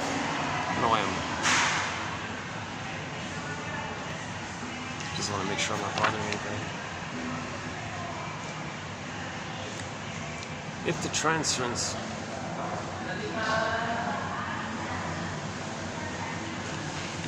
so Kaiser, no, not Kaiser, hold on. Morton Kisen, K-I-S-S-E-N, 22, 91 and 2. Another two very good important quotes in our collection here. 22, 91 and 2 by Morton Kisen. But check those two quotes out. Or better yet, just read chapters 8 and 9 of his book called Affect, Object and Character Structure, that one there. Chapters 8 and 9, how dysfunction and these neurotic symptoms, okay, it keeps you in the trauma bond with the mother, trying to save, and the positive intention is you're still trying to save the mother. So neurosis means you're still trying to save the mother. To get mother's love, you got to save her. How does a baby save a mother's love? How does a baby save a traumatized mother, make her a healthy, loving mother, so the baby can get mother's love? How does a baby do that? But that's what neurosis is. It's the compromise. It keeps you connected, keeps you trying. It denies you the reality of the pain of it. It numbs you to the reality of the pain of it while you keep trying to save the mother. What a crooked deal this is. Poor baby's stuck with this impossible deal. So this is like Mission Impossible, like a genuine Mission Impossible, right? So the genuine now, at midlife, the mission, should you choose to accept it, is to forgive the mother, understand her, forgive her, know her, see her as a person, see her as a wounded person. This psychology helps you understand your mother. That's going to give you some empathy and forgiveness, right, to understand her. So this psychology helps you to forgive. These 10,000 quotes will help you to forgive your parents. Forgive your parents, heal yourself, says Barry Grosskopf. That's his main line there. We have some quotes from his book called Hidden in Plain Sight, Understanding Your Puzzling Emotions. Not a bad little book there, right? Yeah, that self-help author, he says the true meaning of the phrase, honor your parents, the true meaning, he says, I agree with him, is to not idealize or devalue them. Don't see them as a goddess, put them on a pedestal, or goddess and demon. That's not honoring your parents. Okay? You're not seeing them as people. You're not, to truly honor your parents, see them as wounded people. See them as members of of this whole family that we are. We're all one family. We're all members of this. We're all cousins, members of the same Homo traumicus family. We're all from this one family. Part of the confusion is when we spread around, right, and settle in different places. There were trivial, biological, superficial, cosmetic, outer variations by diet and sun exposure, melanin, and so on, right? It doesn't change the billions of years of us being from that one hominid called Homo botuensis to Homo sapiens, and then we became a traumatized version of ourselves. But the thing is, when we became a traumatized version of ourselves, it took place while we were in different places. So while we were in different places, and then you meet other people, you're projecting your trauma of where you were to people far away because they're safer. And your mother plundered you, so now you plunder outwardly other lands because your mother plundered that. That's the confusion of it all. Like once again, 27, 25, part 3 of 3.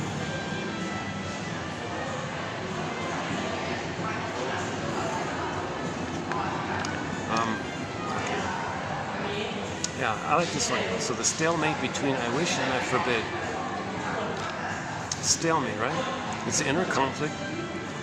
See, the wish is always there. The wish, the need is always there. The baby always needs that unmet need for mother's love. That's always there. And there's a neural, grooved-in imprint in the brain of the memory system of mother saying no, no, no, no, but need, no, right? So that's a conflict. So what's going to take place by this conflict? The body bears the burden, okay? The tension, now you're blowing off steam, because if that tension goes on, it can lead to the brain releasing too much cortisol in the system. Now, if this took place in the uterus, then the baby's going to be born with an elevated set point where he's born with PTSD.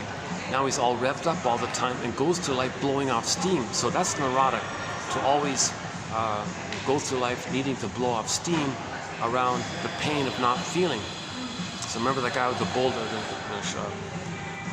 the guy with, so imagine a guy with upper body like a giant boulder or something, or with hard rock kind of thing. That's just tension. That's just all tension to armor you from the pain, to protect you from the pain, to block. Now you're like a fullback, mother. Leave me alone, mother. Hit the mother. So you're trying to protect yourself. And then the others are the other. So let's say the offense. Now you're the defense. So you. Okay, you know what I mean. So the shoulder pads are sort of an extension of this. Oh yeah, long ago in football they didn't have those. So that means maybe there's more pain and tension now. Yeah, there's a thought. Long ago when people played football, nobody had those shoulder pads and things. Maybe now if there's more pain and tension, maybe there's more. As above, so below, inside out. Oh yeah, okay. I wish I forbid. Another version of prenatal trauma is that the baby may be born with the parasympathetic system. That's the energy conserving mode.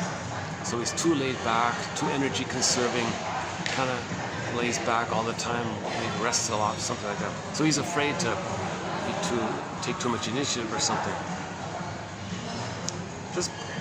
It's not an either or kind of thing. Everybody has both a sympathetic and a parasympathetic. But in healthy development, the child has a natural, easygoing flow between the sympathetic and the parasympathetic. So the day, night, sun, moon, sympathetic, parasympathetic, yang, yin. Imagine the yang and the yin and the yang symbol, right? the wave there, harmony, circle around it. There's meant to be a natural flow with the person in the body, right? Like imagine each person is like a micro mini Earth or something in terms of systems. So the system is meant to have like an active and a resting. But with intrauterine trauma, the set points get elevated or fixed in one or the other. So some people might be revved up.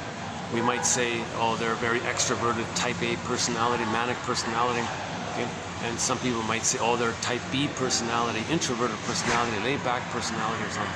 That might be, that Janov thinks that might be due to this issue of where the baby somehow ended up setting up the set points. So once again, that's sort of out of my zone there, the biology of it all, but I included it because Janov talked about it a little bit. 2745 to 2770, plus the 3 tag-ons, that'd be up to 73. So I'd recommend those 29 videos. 29 videos, 2745 to 2745 to 2773. Actually, 4 and 5 was good. 6 was good. This one might be a little on the weak, slightly on the weaker end, I think. I'm only finding really one excellent quote. Yeah. But that's a success. For me, that's a success. If there's one like really good quote you like, to me, that's like a hit song on an album, right? Like if you're a musician, right? You know, you buy an album, you have one great song you love on, but it's worth the whole album, right? A very good album, classic rock album that's underappreciated is Hart's debut album called Under Heaven, Over Hell. That album, that's a great debut album, classic rock album. Hart's. So Kenny Shields was the lead singer. It's got Star on there. Hollywood. Whose turn is it tonight? Meanwhile, Back in Paris, Main Street. It's got a lot of good songs on that album. Now on the vinyl, it's got Street Storyteller. What a fun song, Storyteller. So when they moved it over to CD, can you believe it? They took it out. Can you believe it? And when they reprinted the vinyl, they took it out. So only the original first run of the vinyl of Hart's debut album, Under Heaven, Over Hell, had Storyteller on there, one of their best songs. So luckily somebody posted it on YouTube. But that song is on our soundtrack. What a great song. It's basically a guy complaining about a woman lying to him. I believed you. You're such a storyteller. I thought you're gonna love me, and here you are cheating me. You're such a storyteller. I mean, he means it that way, right? No. Take it to the source. It's a disappointment. Your real complaint is with the mother. That complaint you have to the girlfriend, it's minimal. It's really towards the mother. So pick up the phone, mother, you were such a liar. You're such a storyteller. You BS'd a lot. You exploited your power. You took that power and felt entitled to preserve your infantile megalomania and your entitlement to be fed and nursed. And you wanted me to nurse you and take care of you, and you wanted me to be a parent to you. You're such a storyteller to sell this lie, and I try to save you and please you. I didn't get your love in return. You were such a storyteller, mother. That song there. Why did that come up? The stalemate between I wish and I forbid. A compromise. The body bears the burden, neurotic symptom, etc. A crooked deal. This crooked deal makes the person live in the past, dwell in the past. Janov calls it a constant struggle with the mother. So you continue this struggle with the mother, with people in the present as stand-ins for the mother, and you replay that struggle, either directly by playing yourself or flipped, where you play the difficult mother and others stand in for your innocent you. And you replay the thing. Now this crooked deal, or this sad deal, or this tragic deal, whatever, collapses under analysis. All right, Edmund Burglar.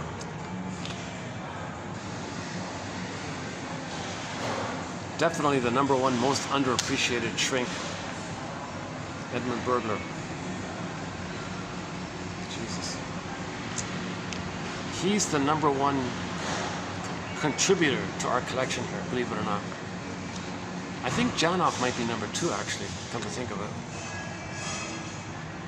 It's never mind that. All of the quotes are good. They're all excellent quotes in here.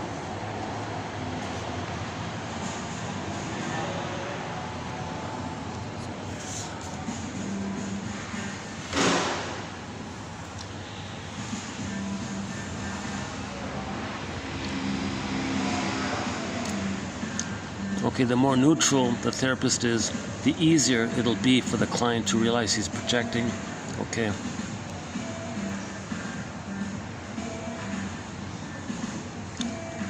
Okay, if you don't understand others well, there's something about you don't understand about yourself.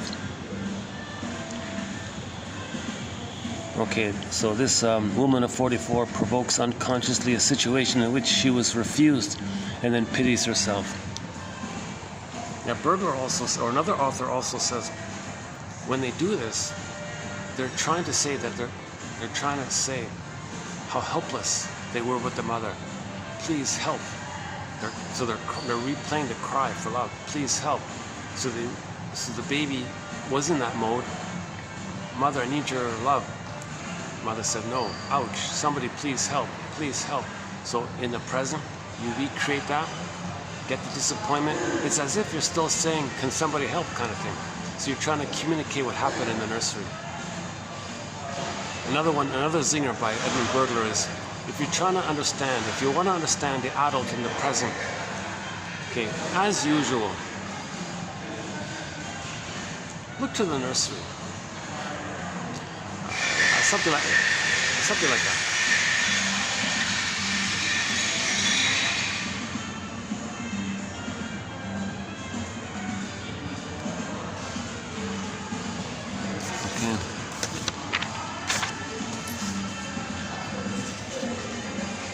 Okay, we did the alcoholic ones, all right.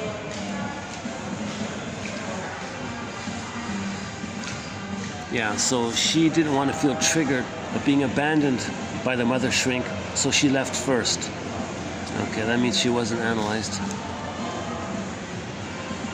Okay, again, this bruxism or grinding teeth thing, most shrinks seem to think it's related to rage at mother's breast not being there, or mother force feeding the baby, or not doing it right, or not enough, or improper breastfeeding, or something, oral rage. So grinding teeth, they think, links to that.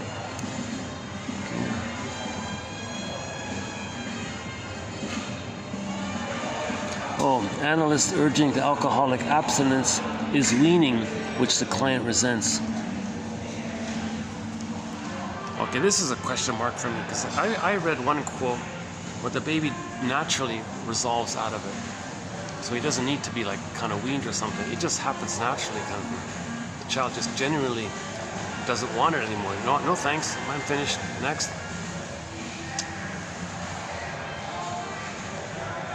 But in the case of searching for symbolic mother, now there's a forced weaning taking place.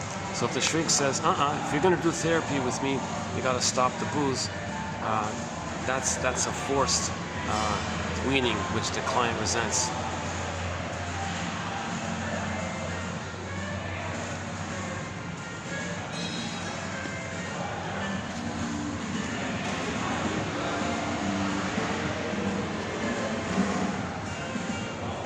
The analyst helps the client reach reality by explaining why his projections occur, by revealing the feared unconscious wishes.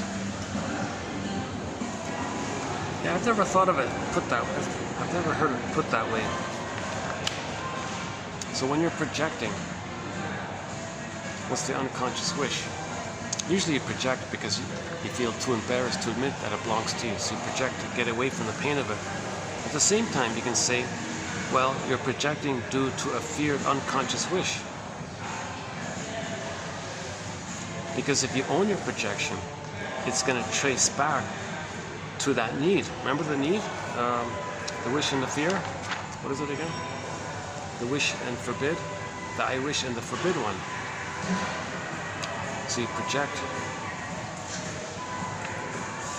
to not be aware of that old unmet need.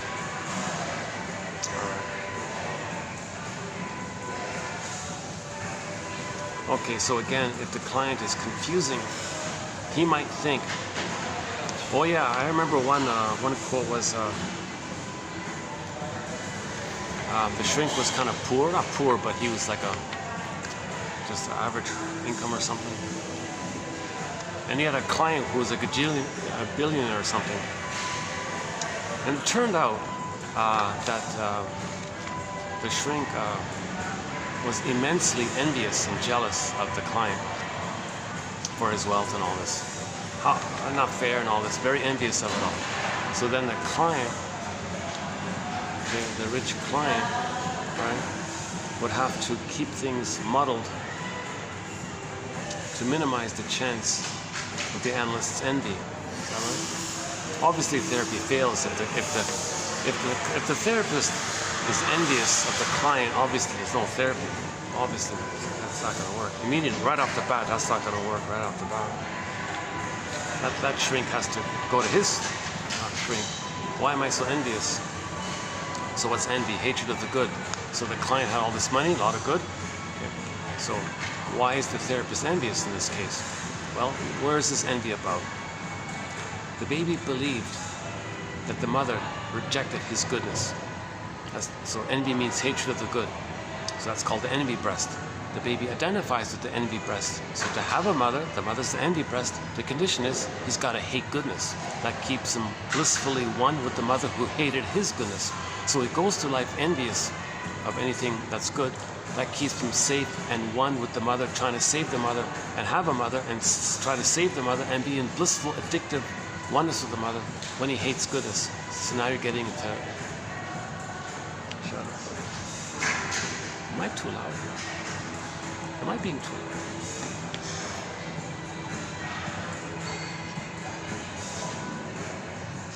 Oh no, okay. Oh, I thought he might have been annoyed. No, he's just being a little manic. Oh, all right.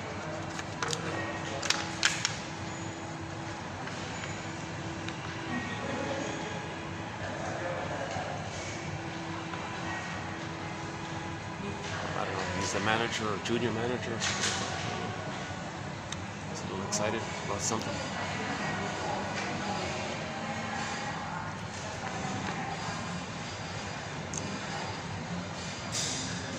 Maybe he's triggered. Maybe something triggered him.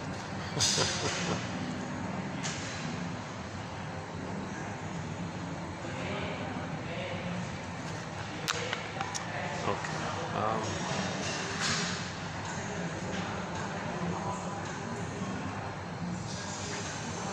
Oh yeah, we're talking about envy. Yeah, that's a major thread. We have a thread on envy. We have a lot of great quotes on envy. I remember we did last year, I think, it was a 7-video run on envy. If I remember correct, no, that was the greed one. The greed video. We did a greed packet, a greed set. We did a 7-video special run on greed. There were a few quotes on envy in it. And so we have a thread on the Iago personality pattern. There's a personality pattern called the Iago personality pattern. So he's extremely envious. He doesn't even have hope for anything good. Remember, those who distinguish a personality pattern don't accept goodness. Number one, there's no gratitude. Number two, to accept goodness, it's going to bring up the pain of not being loved. They only have to struggle with the mother. So they'll sabotage anything goodness or wreck anything goodness to remove the source of envious feelings, to remove the source of being triggered of the pain of not being loved. So they want to maintain the struggle with the mother. Now, what's the struggle? Mother rejected the baby's goodness. Baby identifies with that mother. Now the struggle is, he's got to save her. So he's going to continue to imitate her, thinking that's his way to try to save her. If he's imitating her, hoping that the mother will feel seen by, period, just feel seen. Mother, do you feel seen? I'm imitating you. You hated goodness. I hate goodness. we're one, we're symbiotic. Do you feel seen? Doesn't work. No baby can be that mother's mother. Doesn't work.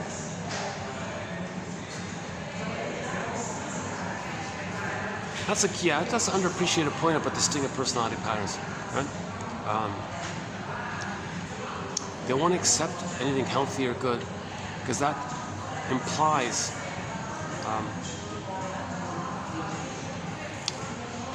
that they received enough love to be in that place of goodness, that they can have goodness and gratitude. So if there's goodness there, there'd be a natural feeling of gratitude, but they don't have the psychic structure for gratitude, which is differentiation. They don't have differentiation, so to have positive feelings of gratitude, it bring up too much pain because they don't have the identity for it. So to feel grateful, and if something's good there, the thing would be you can't feel grateful, there's too much pain.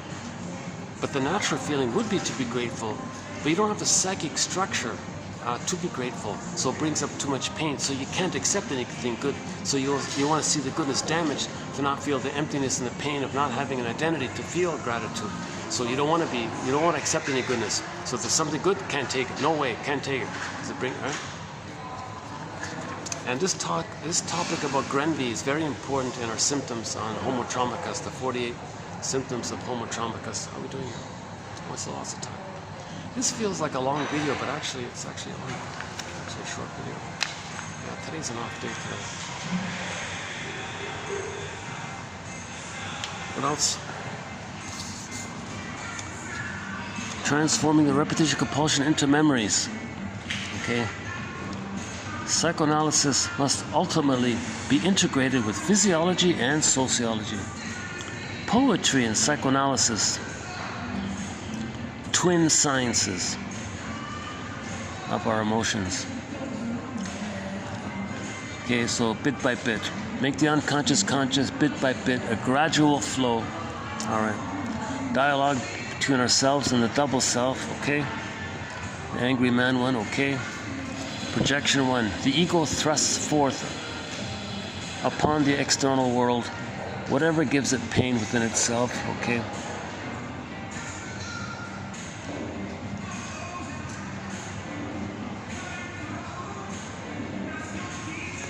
Yeah, this weaning one might be interesting, right? What was it again? Yeah. Analyst urging alcoholic abstinence is weaning which the client resents.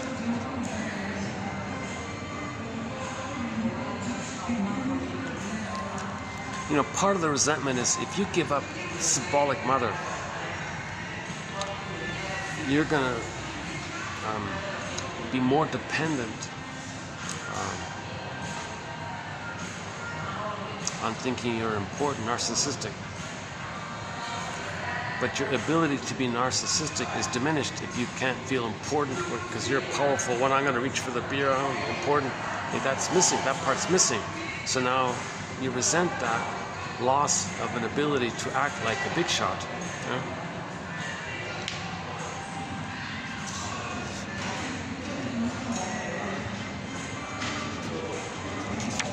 Yeah, okay, for me it's just the one this time. Yeah, that's unusual, only one.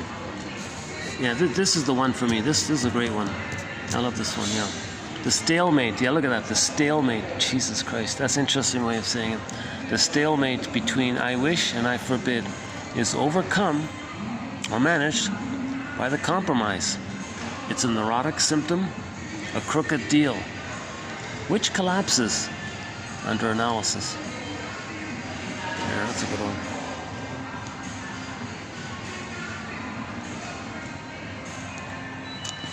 Okay, that happens sometimes. There's only one. That's usually rare for me, for there only to be one really good one that I like personally. Yesterday we had 7 excellent ones. The day before there were a bunch of good ones in there. So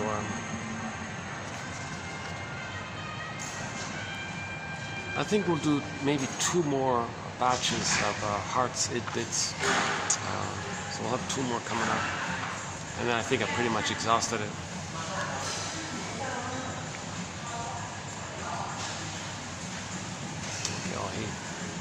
Smiled at me, so that's okay. Letting me know, don't worry, you're not bothering us. Oh, Jesus Christ! This is the most expensive coffee place here. This one here. Yeah. Oh my goodness, yeah.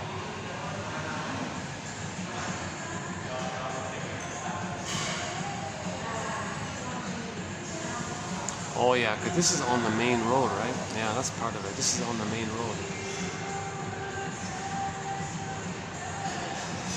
Yeah, this is sort of on the main road, right? Near the SkyTrain.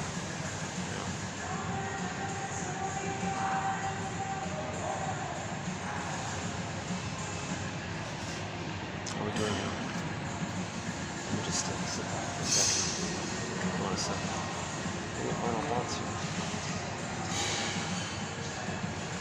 Let's see. Any final thoughts?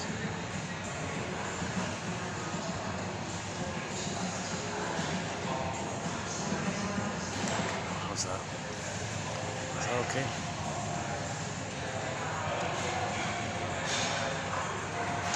Oh, let me just sit back for a minute, relax for a minute.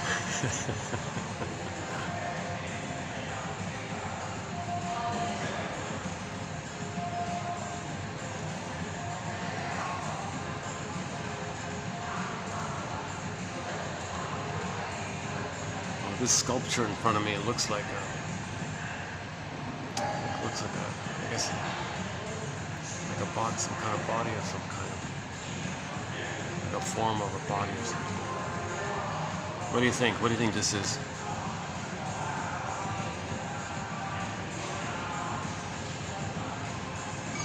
Are we getting? Oh, there it is.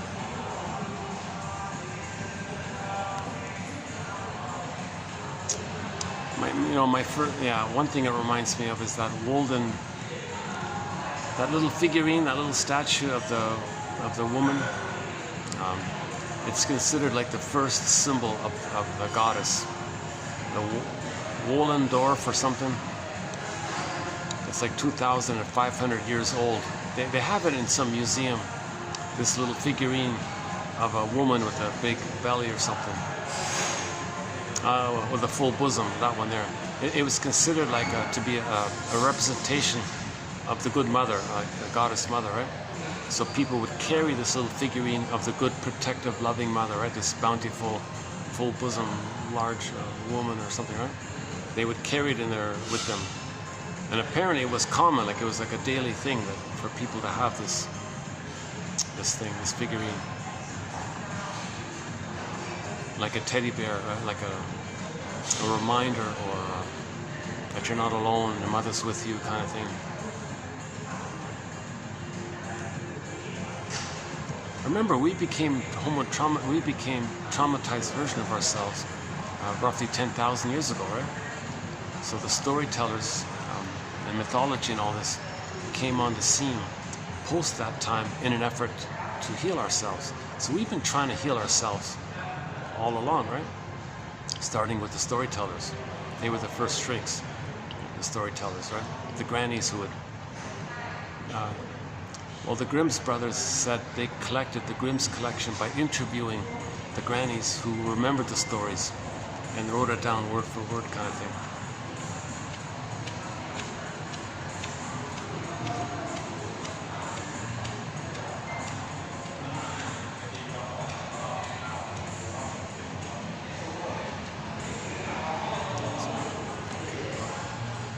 Okay, but the people sitting around me haven't moved, so they seem to be okay.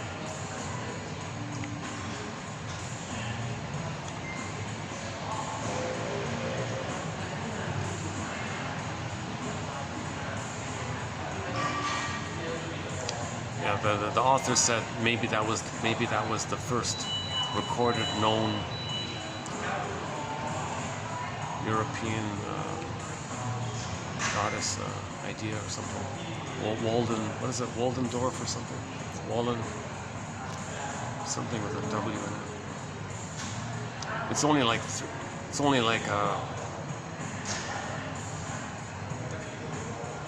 it's a little figure. It's like a mini little thing. It's like 4 inches tall, maybe something like that.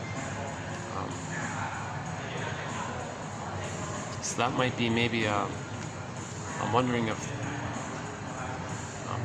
No, I don't think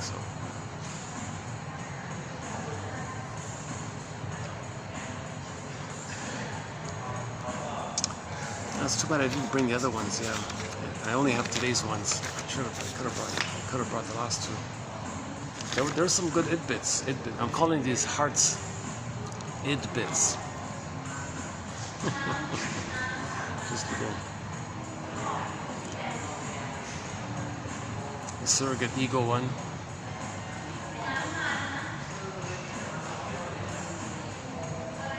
Because a conscious ego, it's reality testing, it's questioning, getting data, information, what's realistic.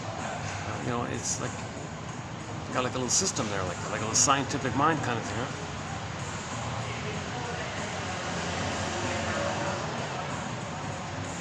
Like reasonable mind. Huh?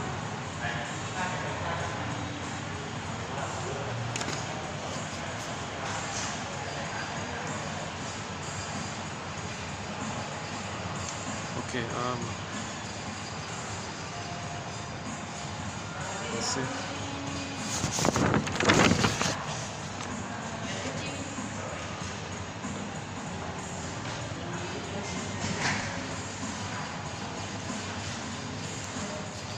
Oh, the poetry one, yeah. Emily Dickinson has a poem called Fame is a Fickle Food, 1702, is that right? 1702. Yeah, so that's symbolic. So money, fame. So fame, so high status. So searching for fame, it's a fickle food. It's not a real food. So the main line in there is fame is a fickle food. Shifting plates and all this goes on a bit. The crow. The wise bird, the crow, keeper of psychological knowledge, the crow inspects it. He comes on the scene, he arrives, he inspects it. With ironic caw. It makes the sound, right? I don't want to do it here.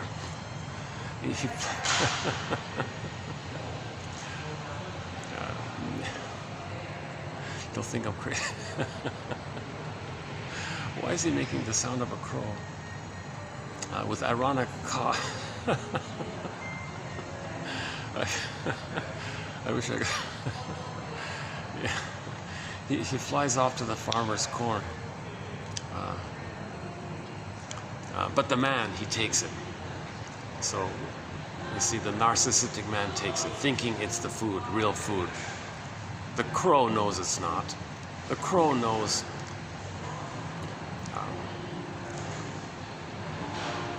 that's anything symbolic of mother. So go back to the place of being one with the mother. Okay, fame makes you one with the mother. Or if it's material, if it's money, and people looking at you. See, nothing symbolic post the critical period of age 3 can be the real thing in the past. So it's all fickle, it's all nonsense. So Janon makes a good point about this. He calls it symbolic acting out. Nothing symbolic of mother past age 3 can actually be the good needed mother experience back in the nursery. It's a one-time deal. Those neural circuits were all laid down, sealed in. There's even a name of the chemical that seals in those circuits. So the circuits are set in by the age of 3, right? So if the circuit is need mother's love, mother said no, ouch, need, pain, need, circuit, compromise, dysfunction, he's still looking for mother's love. Goes to the human brain, us, so we make decisions. What are we doing? Fame, prestige, material, money, all in the context that like the cookies and the money and the material can be mother's love for the past. So again, missing mother's tenderness and sweetness. Okay, what about cookies? That's sweet. Really? No cookie in the present can give you some kind of metaphorical magic transporting experience where you zoom back in time in a time machine. Okay, you get the idea.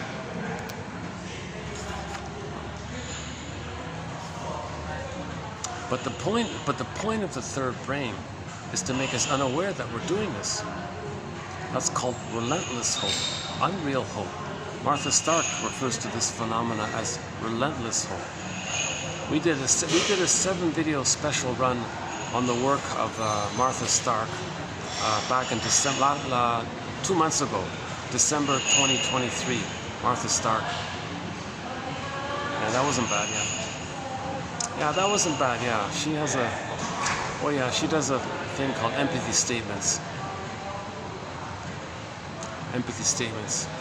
She's some ego and the id statements. Ego and the id statements. A statement that includes this conflict.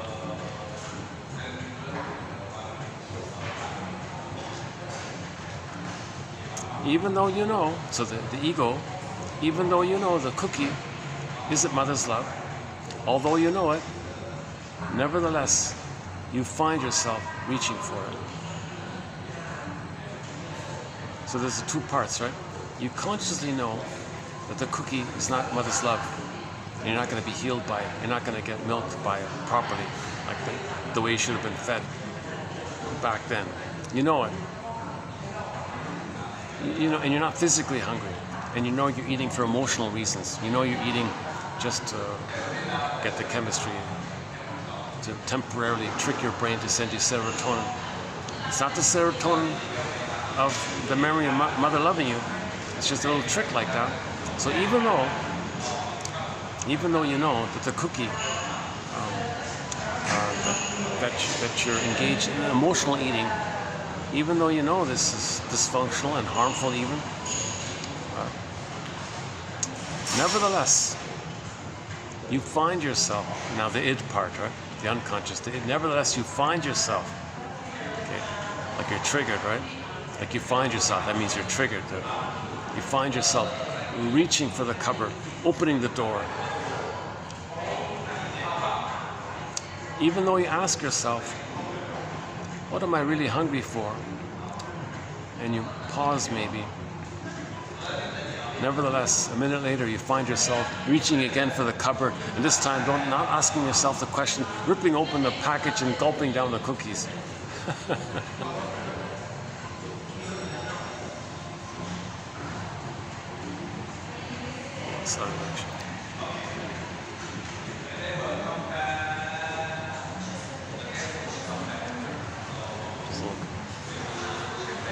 Maybe I should just move just to make sure I'm not bothering these people. Or maybe I can see if I go over there. That's where all the doormen are hanging out over there. Or maybe let's do this. Let's do this.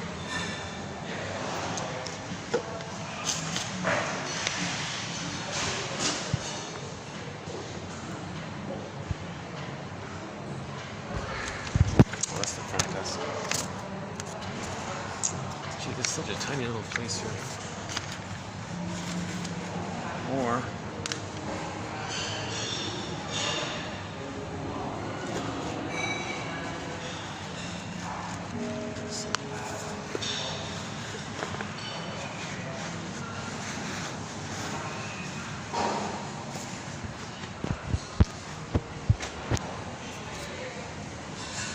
let's try the other end.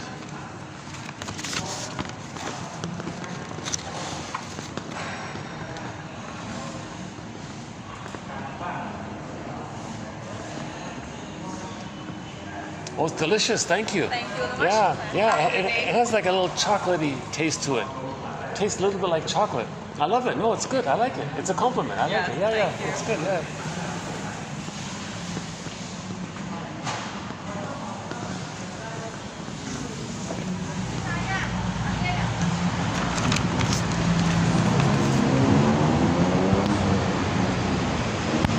Well, she gave me a quizzical look. What? It tastes like chocolate? I gave you coffee. Are we...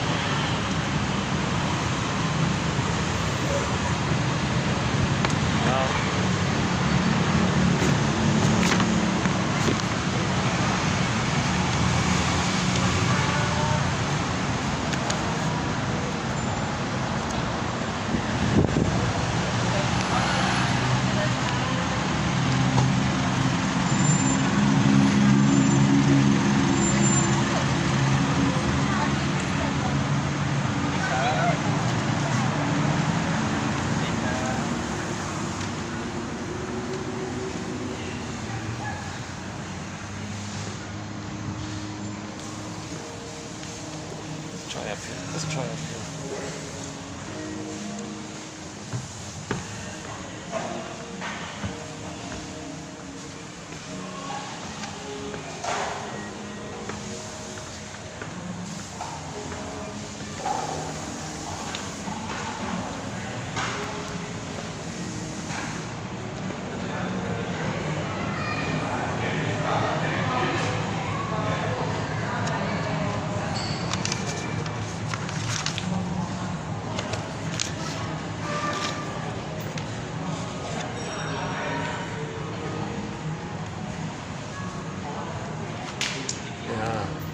Forget that.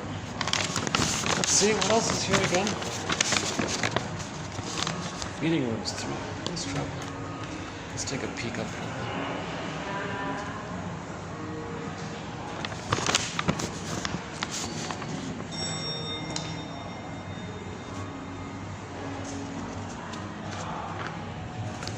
Are we finished with the quotes? Yeah, okay, maybe we'll just finish with the quotes. Let's take a peek here.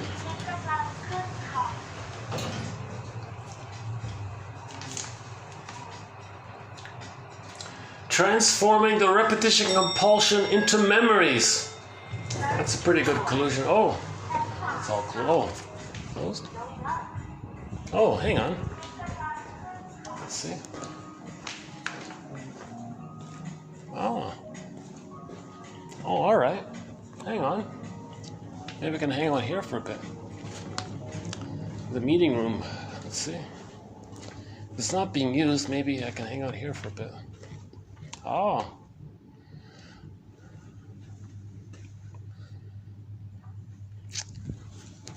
What if I can hang out here?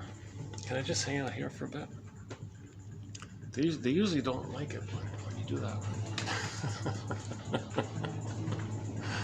They don't mind like the lobbies. They're okay with like open areas like this.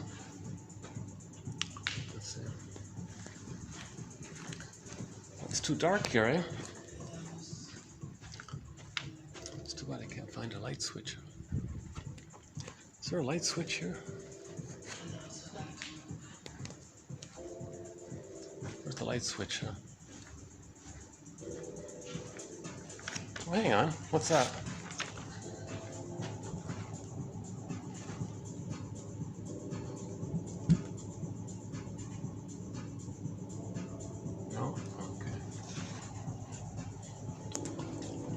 Maybe I can just hang out here. Now this is still the hallway, right? I can hang out here. Where is it?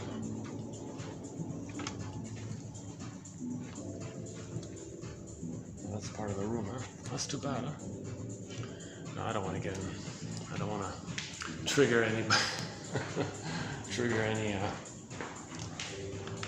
response.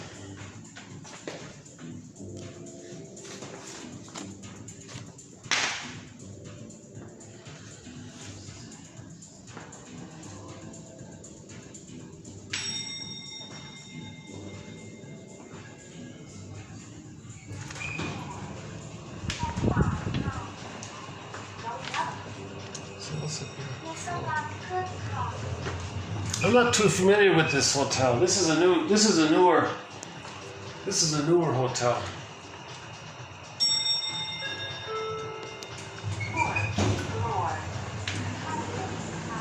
Oh. Okay. Oh, this is the restaurant here. Okay. Hi. You're still open, right? Yeah, okay. Yeah.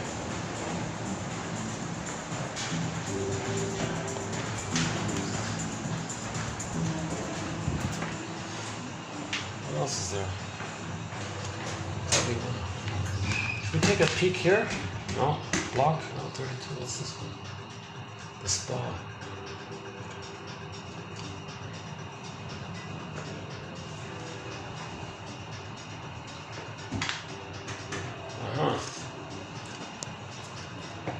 Okay, I remember it was still under, last time I was here, the top floor was still under construction, so let's take a peek.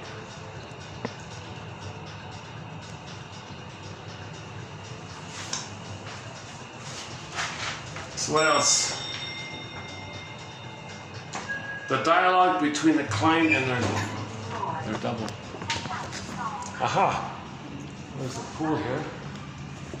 Oh, there's the pool. Let's see. As long as nobody's out. Yeah, okay.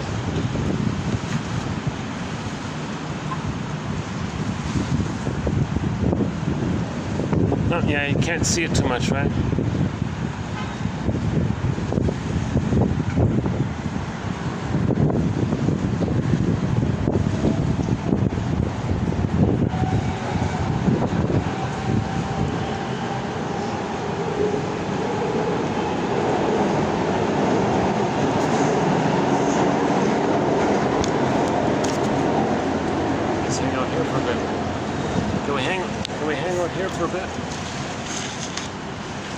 What's this here?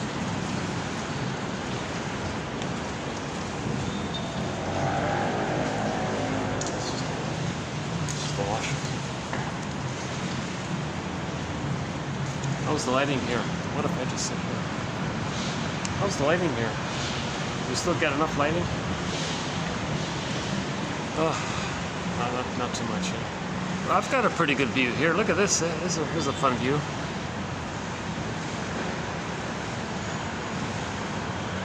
You don't really see it, do you, right? It's all too dark, right?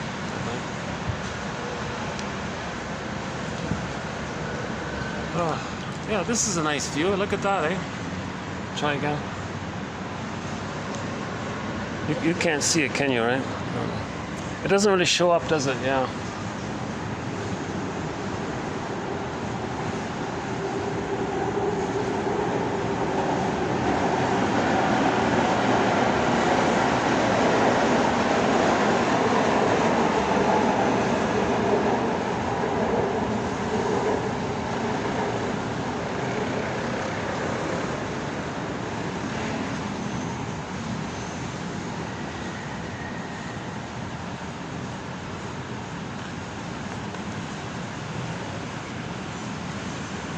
Psychoanalysis must ultimately be integrated with physiology and sociology.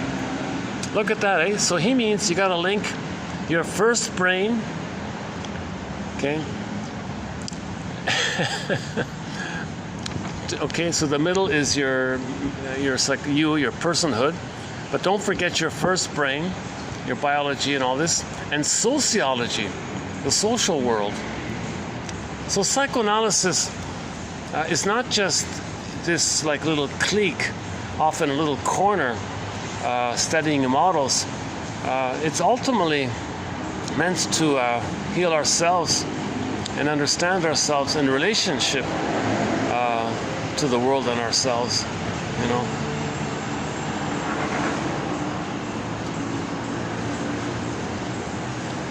So there's a thing called there's a thing called applied psychoanalysis, trying to apply psychoanalysis to the social world, right? Lloyd Demas is sort of the key lead author on this topic. Lloyd Demas, yeah, underappreciated author. His famous book is called The History of Childhood.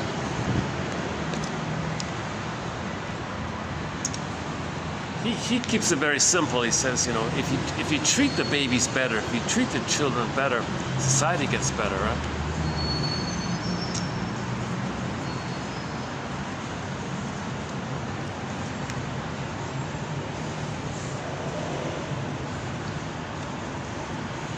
Oh my God. What if I brought a chair here and did a video here if I get enough lighting? Hang on. How about that? The lighting's not great, but I could. Would this work? Could I do a video here like this in the future? See, the pool is closed. That's why there's nobody here. The pool is closed for some reason.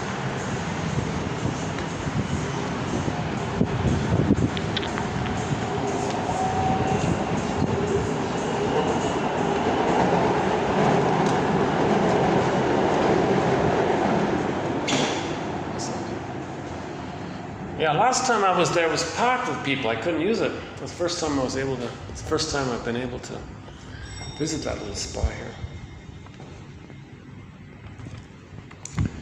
Alcoholism, an attempt at self-cure. Really? You're trying to cure yourself? You're trying to heal yourself? It's an attempt. Oh, hang on. Where's the... Oh, no, not this elevator. Oh, no, it's the other one. Oh, you got to use the other one. Okay. Got to use these ones, maybe.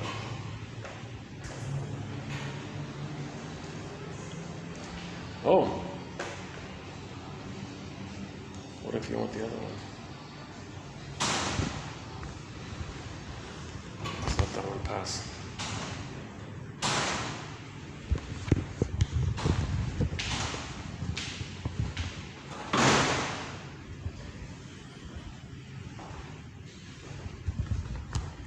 Oh, it's not giving me another elevator. Huh? I have to use this one. Huh? But this one doesn't give you the option to go up, huh?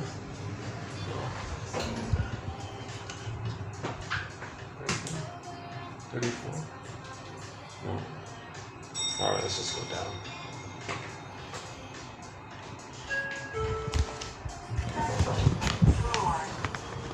Or maybe I'll switch here. Yeah, okay.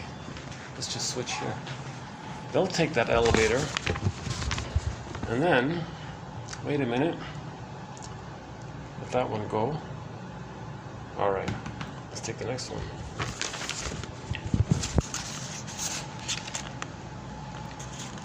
Oh, it's nice and cool here. All right. Got AC. Oh boy.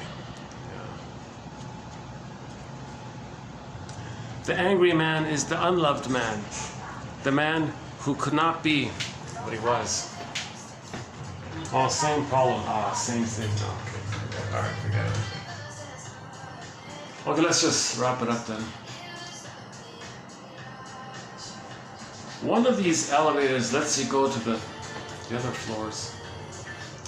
I'll just assume it's closed.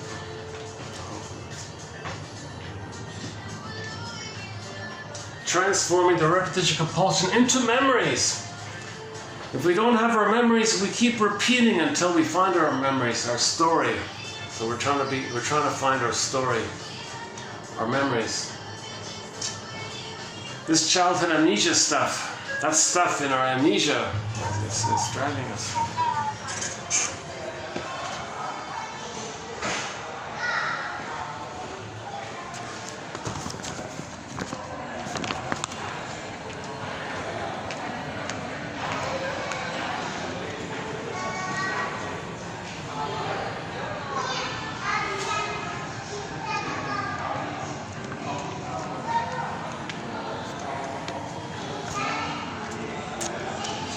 Here. All those people have left. Well, any final thoughts here? Yeah, I'm gonna close all my videos before the 6 hour mark to make sure I have the chance to delete any copyrighted sections. If the camera picks up any copyrighted music, the whole video is blocked. And then you got to agree to trim out the section of the video that includes that copyrighted music. But you only have that option to do so if the video is under 6 hours. So I had that issue. I went over 6 hours, and the whole thing got blocked because of it.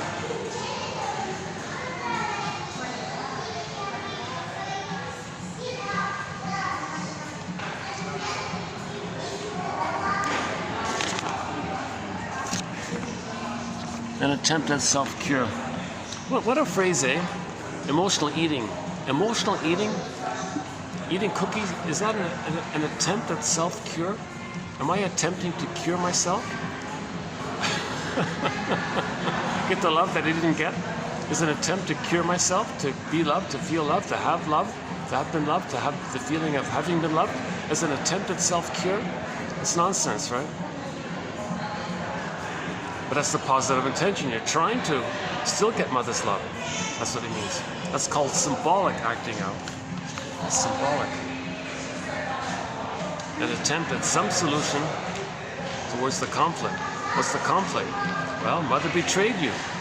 The mother betrayed you, and now you are betrayed by the cookies. You're betrayed by the cookies. The cookies offer this promise.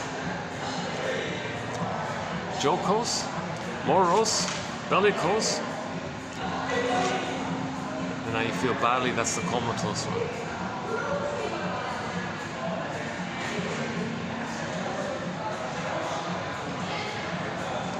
Oh, what was, hang on a second. We talked about Amos and Andy, right, a little bit? Yeah, we talked about that one. The triple Z credit rating. Yeah, that immense entitlement of his, that immense, that's a very good example of what we're talking about. So he mainly plays a typical narcissist, all about him. He could be bullying, he can be a narcissist. Sometimes we see the, sometimes you see the innocence of him played by the character Lightning. The Lightning character kind of plays like the underlying childlike innocence. And it's interesting because he shames him all the time. So he rejects Lightning in a sense. Because he was rejected by his mother. So he's not realizing that the way he's treating his innocent alter ego, let's say, or his double self in a way. No, that's not his double self. No, the character Lightning, it just represents a part of his lost self, his innocence. Yeah. So the way he's treating the innocent Lightning character, he's like a Gilligan's Island kind of character, right? Like a little bit like Gilligan. I wouldn't be too surprised if somebody said that the Gilligan character was inspired by the Lightning character in that show. I wouldn't be surprised. So Kingfish rejecting that character, that's for him to know that his mother rejected him. Now he portrays very well this whole issue of entitlement, narcissism, and once again, he can't tolerate working for somebody because that triggers being a child dependent on the mother. He doesn't want to be dependent on any kind of employer, so he always sabotaged it. So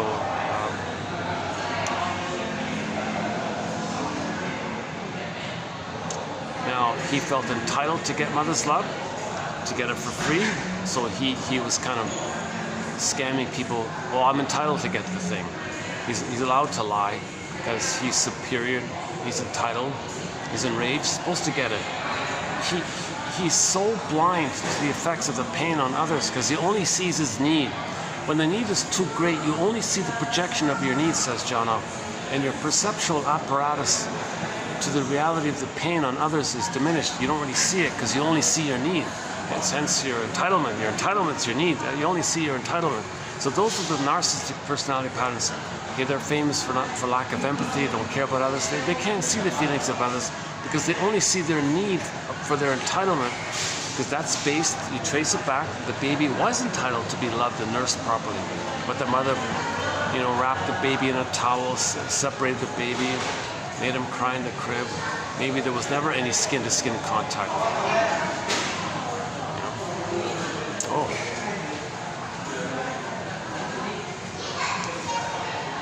It's a busy hotel, yeah. For such a tall, 30 plus stories, you got this tiny little lobby for a 30-story hotel, right? It's just got 3 little sections, right? Like this one here, that's 1, 2 there, and the third one over there, right? It's just got these three little areas, right? Like what's this? 1, 2, 3 here.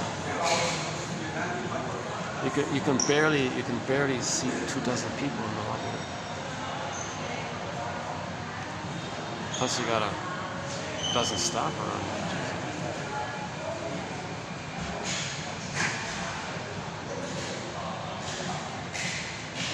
Everything's very specialized, right? They do their little thing.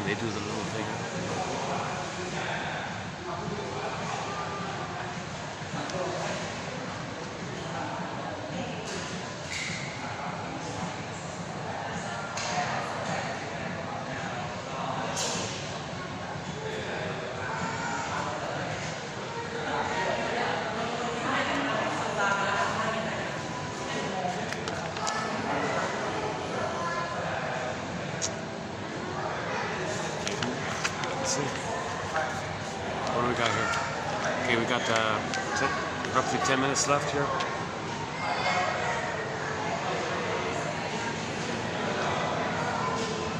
And this is not bad, right? When we cannot explain to ourselves or understand why a client is in difficulty, there's an indication for self-inspection. So if you don't understand somebody, that means there's something about you you don't understand. We should be able to understand people that were wounded, that were crying for love. Everything's love or a cry for love. Everything's love or a cry for love. So just try to understand how they're crying for love. Either directly or by using others as proxies for them to do the crying. And the person themselves plays the shaming mother who says no to them, but they see them in the proxy, so they say no to the proxy for them. So how are they crying for love? Directly or getting others to do it?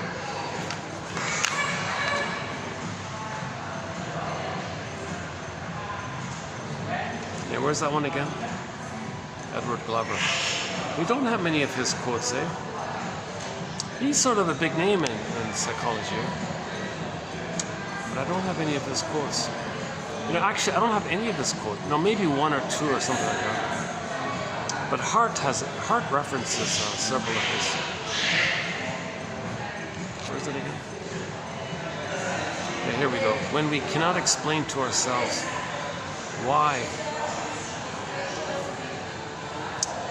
a client is in difficulty, there is an indication for self-inspection. There's a call for you to inspect yourself, understand yourself. Because you're resisting it, you're blocking it, it's triggering something in you.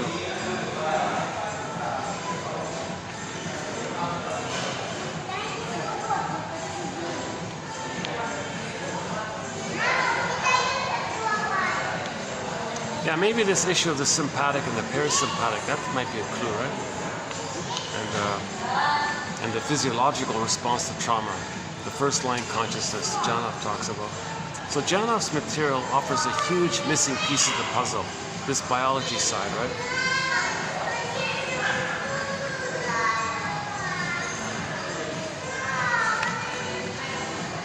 Like I feel a little more understanding towards people if they're very tense and all this, and they need to blow off steam and preserve their infantile megalomania, and they're kind of stuck like that.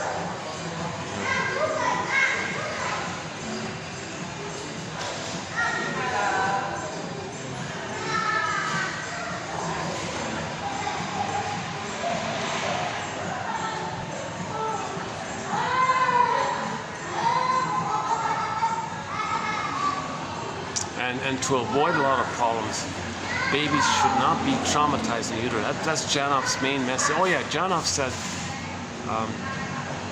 if given the choice between a happy uterus time and a natural birth, okay, and then a hard time for the following 9 months, or the other way around, he would choose the former. Like that's how important that is. Because if you're traumatized in the uterus or at birth, it's extremely hard to heal some of that.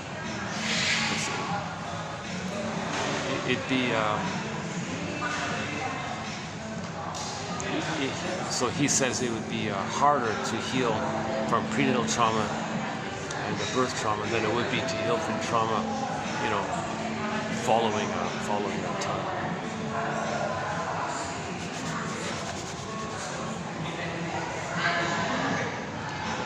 It's nice and cool now. Yeah, they turned on the AC. That's great.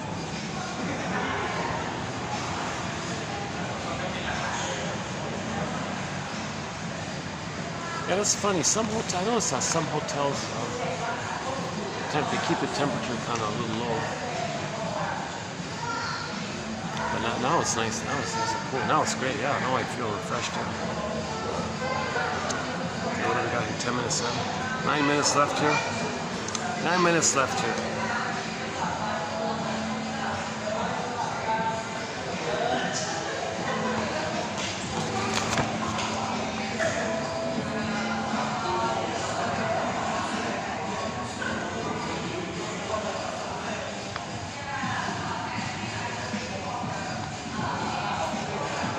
Yeah, okay, I'm going to stick with this. This is really the number one for me.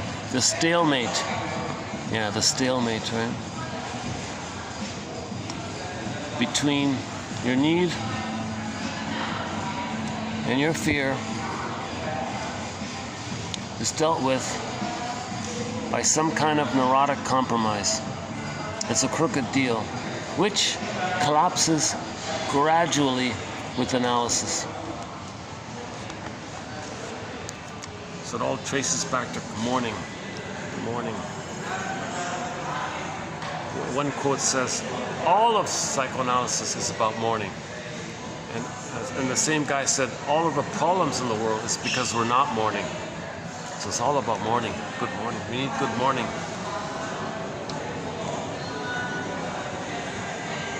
So dream interpretation is a part of it because it's true stuff. One guy said, you know, I trust people's dream reports because that's genuinely a message from the unconscious. So he focuses on dream interpretation. And when you free associate from some dream element that you remember, you can get more into your consciousness.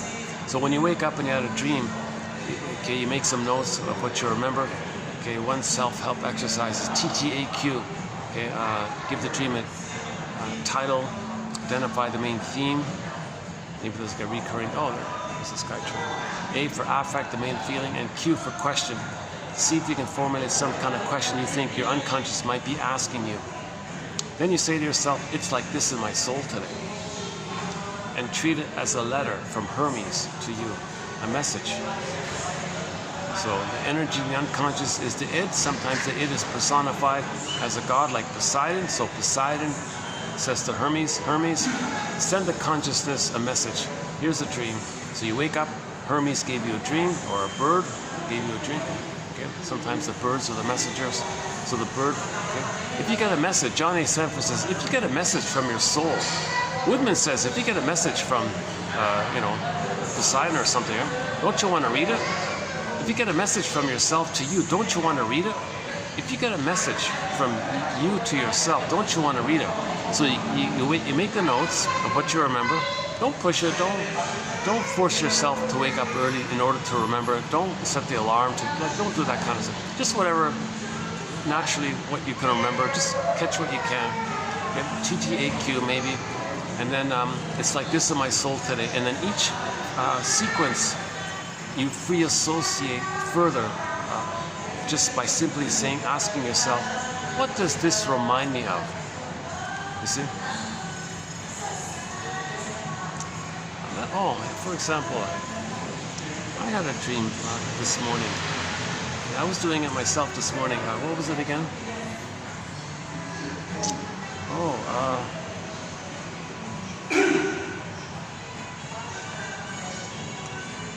Yeah, I had a dream about some guy like dominating the conversation or something. Like he didn't listen or appreciate something good that was given to him or something. And he was making it all about him kind of thing. And okay, wait. So then I thought to myself, wait a minute. So in the dream, I actually did something helpful for someone in the dream. And then that person made it all about them. Like, didn't talk about the help they received or something. That was a little interesting. I thought, okay, well, let's free associate. What does this remind me of? So that guy who just made it all about him, okay, I think I do that sometimes. I don't really, we do that sometimes. Somebody's talking to you, you're just waiting until they finish so you can say what you want to say, right? So I think it was a bit like that. Yeah, sometimes I might get a little impatient and say what I want to say or something. Meanwhile, the other person's being friendly and all this. In the dream, I was being friendly, and that person was ignoring it, kind of thing. So maybe I do that. Maybe I ignore other people's friendliness. Yeah. Like if the cashier is friendly or something, and I'm a little, okay. Do you have a membership here? Oh, come on. No, I don't. That's a tiresome question. Yeah, so maybe it's like that. So the dream is telling me, hey Marcus, you know, it's like this in your soul today. So that might be a theme of my not relating, you know, warmly in that way. Now, where did I learn that? Okay, where did I learn that? So now I can go back to my childhood. Who did that to me? Who didn't listen to me and made it all about them? So I can go that way too, right? So you free associate more. That's the idea. You get a dream sequence and just free associate. What does it remind you of? Now, what does that remind you of? Aha. Okay, now you get. So you want to make the unconscious conscious, right? So it's gradual, it's bit by bit kind of thing. And yeah, he was saying.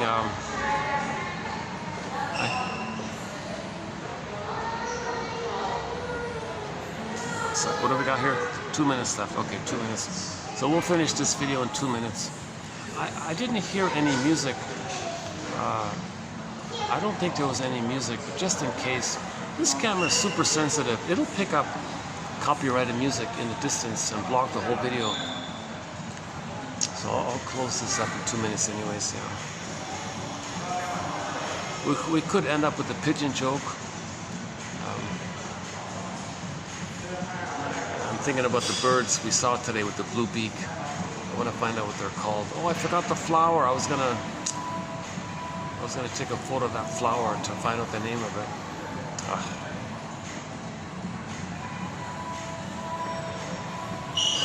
It had a nice smell. It had a nice fragrant smell. It had like a sweet vanilla kind of smell, a little bit like that.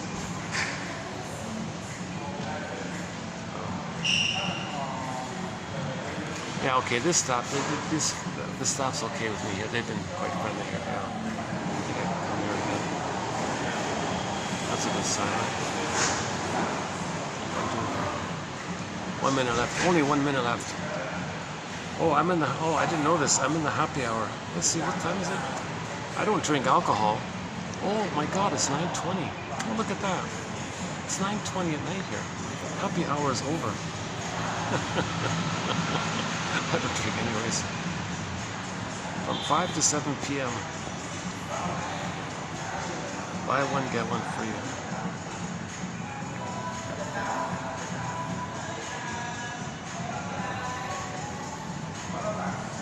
I see, is that, yeah, we had a couple of quotes today about alcoholism. Okay, my time's up here. I don't think I have any funny kind of thing to say here. I'm just thinking about that bird with the blue beak, that cute little bird.